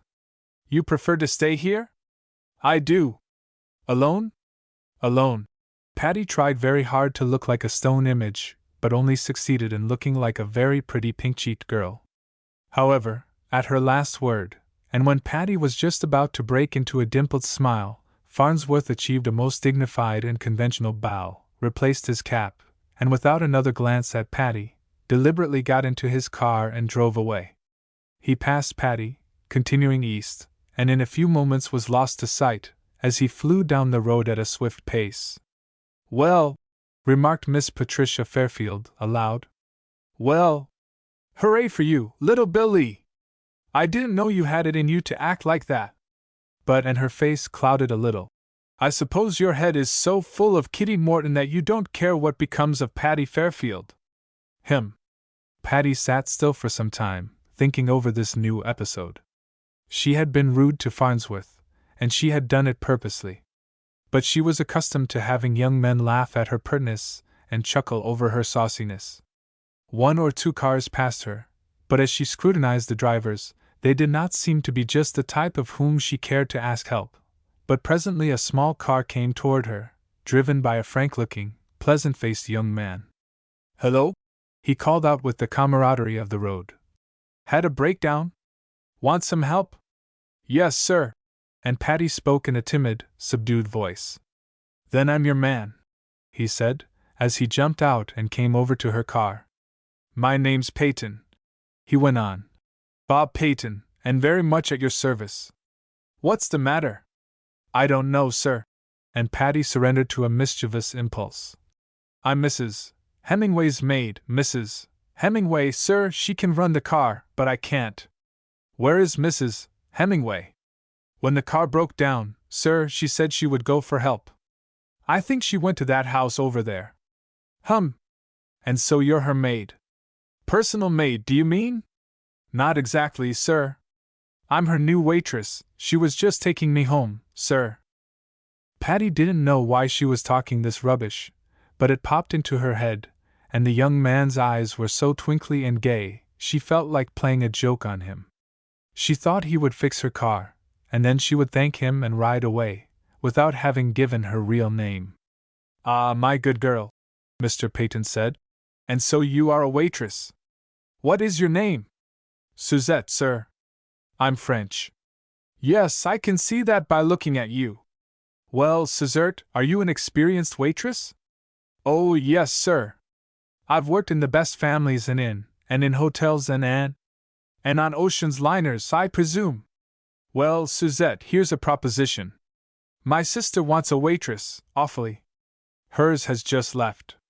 If you will go along with me to my sister's house, she will pay you twice what your previous mistress did." Patty appeared to consider the question. "Who is your sister, sir?" "Mrs. Brewster. She lives in that next place, where you see the red brick chimneys." Now Patty knew all about the Brewsters, although she had never met them. They were great friends of the Kennerleys, and indeed the whole house party was invited to dine at the Brewsters the next night. Adele, too, had spoken about Bob Brewster's brother, and Patty realized they were friends and neighbors. In her present mood, Patty was simply aching for an escapade. And she thought it would be a pretty good practical joke if she should go to Mrs. Brewster's and pretend to be a waitress. She would telephone Adele what she was up to, and they would send another car for her that evening. Perhaps if she had thought another moment she wouldn't have done it, but on the impulse she said, "I'd love to get double wages, sir, and I will go to your sister's, but what about Mrs. Hemingway's car?" "I will take you over to my sister's first. It's only a short jump, and then I'll come back and see about this car." So Patty got out of her own car and into Bob Peyton's, and in a moment they were spinning along toward the red chimneys. The young man said not a word on the way, and Patty's spirits fell as she began to think she had undertaken a foolish prank, with no fun in it. But she realized that in her role of waitress she could not expect the young man of the house to talk to her, so she sat demurely silent, trying to look as much like a waitress as possible, and succeeding not at all. On reaching the house, which proved to be a large and elaborate affair, Mr. Peyton drove around to a side door. He ushered Patty into a small waiting room, and went in search of his sister. Patty heard much gay laughter from the drawing rooms, and suddenly felt that her joke was not as funny as she had expected. But she determined to carry it a little further and see what might happen. A charming young woman soon came to her, and said with a pleasant smile, "Is this Suzette?" "Yes, madam." And Patty's manner was quite all that was to be desired in a waitress. "I am Mrs. Brewster. My brother has told me the circumstances of his finding you. I am not sure that I'm doing right in taking you away from your present employer, but I'm going to be selfish enough to ask you to help me out for a short time, anyway. I have guests for dinner, and my waitress has gone. My guests are really important people, and I was at my wits' end how to manage until you appeared. If you will only stay and wait on my table at dinner, I will let you do as you choose afterwards, return to Mrs. Hemingway or remain with me." The plan seemed to promise some fun to Patty. She would privately telephone Adele, who would tell Jim. It was to be a joke on the rest of them, especially Kit, who had said Patty could never fool him. And ever since the Belle Harcourt joke, which had not fooled Kit after all, she wanted to try again. She would make Adele pretend she thought Patty was lost, and both Kit and Philip would be greatly alarmed. "I will stay for dinner, madam," she said at last, "and afterward we can decide. You may not like my work. I'm sure I shall. You seem capable, and my brother tells me you are experienced. I fear, though, your gown is a little. I understand, madam. You see, this is my Sunday afternoon frock. If I stay with you, I will send for my black ones. Perhaps if I took off the lace collar now. Yes, and the black bow. It is those things that make your garb inappropriate. I will, of course, provide you with an apron and cap. Will you come with me now to the dining room, and I will show you about your duties?" Mrs. Brewster gave Patty full directions about the serving of the dinner, and then provided her with a cap and apron. The trifle of muslin and lace, when perched on Patty's gold curls, was really most becoming, and though she removed her collar and bow, the frilled bretelles of the dainty apron were quite as effective, and Patty looked like the kind of waitress that is seen in amateur plays. "If not asking too much, madam," she said, "may I telephone to a friend? Is it necessary?" And Mrs. Brewster looked a little surprised. "It would be polite, I think, madam," returned Patty, with eyes cast down, "as it is to some people with whom I expected to take supper. They will wait for me, I fear?" "Ah, yes, Suzette, you are right. You may telephone, but I will tell you frankly, I do not like to have my servants make a practice of telephoning to their friends." "No, madam," and Patty's tone was most humble. To her great delight, the telephone was in a small booth by itself, and Patty soon made Adele acquainted with the whole story. Adele was not altogether pleased with the prank, but as she couldn't help herself, she accepted the situation with a good grace, and promised to send for Patty later in the evening. Chapter 20: The Ride Home. Patty stood in the butler's pantry when the guests entered the dining room for dinner. She was determined to do her part perfectly, for she knew quite well how everything should be done, and she entered into the spirit of it as if it were a play. There were 8 at the table, and as Patty tripped in to serve the soup, she caught the approving glance of Mr. Bob Peyton. She quickly dropped her eyes and proceeded with her duties quietly and correctly. But as she set down the 3rd soup plate, she chanced to look across the table, and met the calm, straightforward gaze of Bill Farnsworth. She didn't drop the soup plate, or make any awkward movement. Patty was not that sort. She looked down quickly, though it was with difficulty that she prevented the corners of her mouth from breaking into a smile. Immediately she suspected the whole truth. Farnsworth was a guest at this house. Of course he had sent Bob Peyton to her rescue. Or hadn't he? Could it have been possible that Mr. Peyton found her unexpectedly? She didn't think so. She believed that little Billy had sent Peyton to her aid, because she had refused his assistance. Of course, Bill had not foreseen the waitress joke, and doubtless he was as much surprised to see her now as she was to see him. Unless Mr. Peyton had told all the guests that he had found a waitress along the road in a stalled motor car.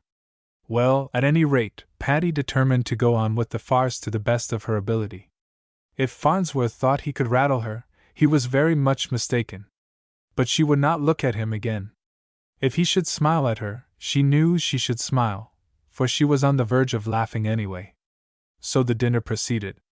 Patty did her part beautifully, serving everything just exactly right and doing everything just as it should be done. And not once during the long dinner did she catch the eye of either Farnsworth or Mr. Peyton. Once or twice she looked at Mrs. Brewster with a note of inquiry in her eyes, and that lady gave an almost imperceptible nod of approval, so that Patty knew everything was going all right. At last it was time for Patty to bring in the finger bowls. They stood neatly ranged in readiness for her, and in each one was a pansy blossom. On the table near the doorway through which Patty went in and out of the dining room chanced to be a big bowl of apple blossoms, and Patty appropriated one of these and substituted it for the pansy in the finger bowl, which she subsequently placed before Farnsworth. She did not glance at him, but she had the satisfaction of seeing him start with surprise, and then let his glance travel around the table as if assuring himself that he was the only one thus honored. He tried to catch Patty's eye, but she resolutely refrained from looking at him. After dinner was over, and the guests returned to the drawing-room, Patty remained in the dining-room, wondering what would happen next. In a few moments Mrs. Brewster came running out to her. "You little brick!" she cried. "But, my dear child, what made you do it?" "What do you mean, madam?" asked Patty in her most waitress-like voice. "What do I mean? You rogue! You scamp! Mr. Farnsworth has told us all about it. I don't know what you mean by this masquerade. But it's over now, and you must come into the drawing-room at once. Take off that apron and cap, and put on your collar and bow again.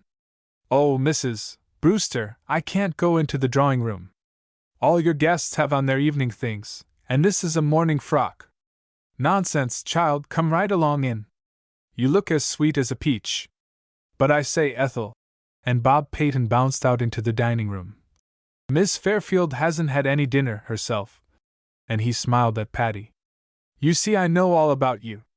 Farnsworth told the whole story. You are miffed with him, I believe, and wouldn't let him help you. So he came right over here and sent me back to help a fair lady in distress. Why you got up that waitress jargon I don't know. I don't either." And Patty dimpled roguishly at him. "I have an awful way of cutting up any jinx that happened to pop into my head. You'll forgive me, won't you? I never should have forgiven you if you hadn't." And Peyton smiled admiringly into the big blue eyes that implored his forgiveness so sweetly. "You dear child," Mrs. Brewster rattled on. "To think you haven't had a mite of dinner! Now I will get you something." "No, no, thank you," laughed Patty. "I will confess that I ate all I wanted here in the pantry while the dinner was going on. Cook sent up special portions for me, and I had plenty of time to do justice to them." "I'm glad of that," said Mrs. Brewster cordially. "And now, Miss Fairfield, come into the drawing-room. I want my guests to know what a little heroine it is who waited on us at dinner. What a girl you are! I've often heard Adele Kennelly speak of you, and I'm so glad to know you. You must come and make me a visit, won't you, to prove that you forgive me for letting you wait on my table?" "The pleasure was mine," returned Patty, dropping a pretty curtsy. Then they all went to the drawing-room, where Patty was praised and applauded till she blushed with confusion. Farnsworth stood leaning against the mantel as she entered the room. He waited till the introductions were over and until the hubbub roused by Patty's story had subsided. Then, as she stood beside her hostess, he went over to her and said, "What is your greeting for me, Miss Fairfield?" "I gave you my greeting at the table," said Patty, and she flashed a glance at him from beneath her long lashes. "Was it a greeting?" But before Patty could answer, Mrs. Brewster came to her and said in her enthusiastic way, "Oh, Miss Fairfield, I've been telephoning Mrs. Kennerly and telling her all about it. And what do you think? She says that she and Jim are the only ones over there who know where you are, and they're pretending they don't know, and all the young people are crazy with anxiety." "I suppose I ought to go right home," said Patty, "and relieve their anxiety. But I'd like to stay a little while longer. And yet I don't want them to know where I've been until I get there and tell them myself. Let them wait." said Bob Peyton. "It won't hurt them to worry a little. Now, Miss Fairfield, we're going to have some music, and perhaps, as you're such an angel of goodness to us anyway, perhaps you'll sing for us." They all sang in chorus, and some sang solos, and after a while it was Patty's turn. She had none of her elaborate music with her, so she told Mrs. Brewster she would sing any songs or ballads that she might happen to have. They found a book of old songs, which Mr. Brewster declared were his favorites, and Patty sang 2 or 3 of those. Among them was the old Scotch song of Loch Lomond. Patty had never seen this, but as Mr. Brewster was fond of it, he urged her to try it. The psalm was not difficult and Patty read easily, so she made a success of it. As she came to the lines, "I'll take the high road and you take the low road," she glanced at Farnsworth, with a half-smile. He did not return the smile, but looked at her steadily and with a slightly puzzled expression. When the psalm was over, Farnsworth crossed the room and stood by Patty's side. "Why do you want to take the high road, if I take the low road?" he asked her, abruptly. He took no pains to lower his tones, and Bob Peyton, who stood near, heard what he said. "Because I'm taking the low road, and Miss Fairfield will ride with me, though she won't with you." Peyton's manner was so light and his smile so gay, that Patty answered in the same key, ignoring Farnsworth's serious face. "I like to take the road with Mr. Peyton," she answered gaily, "because it leads to such pleasant places." And she smiled at Mrs. Brewster. "You dear child! You are perfectly fascinating," Mrs. Brewster declared. There, Ethel, you mustn't tell Miss Fairfield what we all think about her," Peyton interrupted. And then Patty was called to the telephone. "You must come home, Patty," Adele's voice said. "All right, I will, Adele," Patty replied. "But tell me this, does Kit think I'm lost or anything?" "No, Patty, he doesn't, but all the rest do. Kit pretends he thinks something has happened to you, but he told me privately that he knew perfectly well that you were all right, and that Jim and I know where you are. Oh, you can't fool him. But Mr. Van Raypen is nearly crazy. He says he doesn't think anything dreadful has happened to you, but he thinks you've had a breakdown and can't get home, and he insists on starting out to look for you. If you don't come right away, Patty dear, I can't keep him here much longer." "All right, Adele, I'll start at once. Truly, I will. Don't send for me. Somebody here will take me over. You know your little runabout is here. I'll come home in that. Don't drive it yourself." "Of course not. Somebody will drive me. I'll be over in 15 minutes. Goodbye." Patty hung up the receiver and returned to the drawing room. "I must go right straight away," she said, smiling at her hostess. "My joke worked a little too well, and unless I appear they're going to send out a search party after me. I told Adele her little car was here." "How did it get here, Mr. Peyton?" "I went after it and brought it here, instead of taking it to Mrs. Hammersmith's or whatever her name was." "You mean Mrs. Hemingway," said Patty, laughing. "My former mistress, who left me in her car to go in search of help." "Yes," said Peyton. "Wasn't it lucky I came along? You little thought Farnsworth sent me, did you?" "Indeed I didn't," and Patty smiled at him. "And will you take me home in that little car? For I promised Adele I'd go at once." "Of course I will," said Bob Peyton, "if you must go." So Patty was made ready for her drive, and Mrs. Brewster insisted she should wear the warm coat as the evening had grown chilly. The whole crowd went out on the steps to see Patty off, and Mr. Brewster tucked her in, while Bob Peyton cranked the car. "All aboard," said Peyton, straightening himself up, at last, and then, somehow, and Patty never knew how it happened, somebody jumped into the seat beside her, somebody grasped the steering wheel, and the little car flew down the road and out at the gate, and even before Patty looked up to see the face of the man beside her, she knew it was not Mr. Peyton. She looked up, and saw smiling at her the blue eyes of Bill Farnsworth. Mrs. Brewster had tied a chiffon scarf over Patty's hair, and as Patty looked up in Farnsworth's face, the moonlight illumined her own face until she looked more like a fairy than a human being. "Apple Blossom," said Big Bill under his breath. I never shall find a more perfect name for you than that. Now, tell me what it's all about. Hurry up, we haven't much time. But I'm so surprised. Why are you here instead of Mr. Peyton? Because I wanted to ride home with you. So did he. Farnsworth shrugged his broad shoulders, as if to say that what Peyton wanted was a matter of utter indifference to him. Go on, he said briefly. Tell me what it's all about. I don't know what you mean. What's all what about? The way you're treating me. The last time I saw you was last winter, at the Hepworth's wedding to be exact. We were friends then, good friends. Then I came up here yesterday. I threw your own flowers in at your window, and you came and smiled at me and said you were glad to see me. Didn't you? Yes, said Patty, in a faint little voice. Yes, you did. And then, Apple Blossom, when you came downstairs later, playing May Queen, you scarcely looked at me. You scarcely spoke to me. You wouldn't dance with me. But you only asked me because… Don't tell that story again. Because Adele told me to ask you is utter rubbish, and you know it. That isn't why you wouldn't dance with me. No, siree. You had some other reason, some foolish, crazy reason, in your foolish, crazy little noddle. Now out with it. Tell me what it is. Own up, posy face. You heard something or imagined something about me that doesn't please your ladyship, and I have a right to know what it is. At least I'm going to know whether I have a right or not. What is it or who is it that has interfered with our friendship? Patty looked up at Bill and read determination in his face. She knew it was no time for chaffing or foolishness. So she only said, as she looked straight at him, Miss Morton? Miss Morton! For heaven's sake, what do you mean? The girl you're engaged to. The girl I'm engaged to.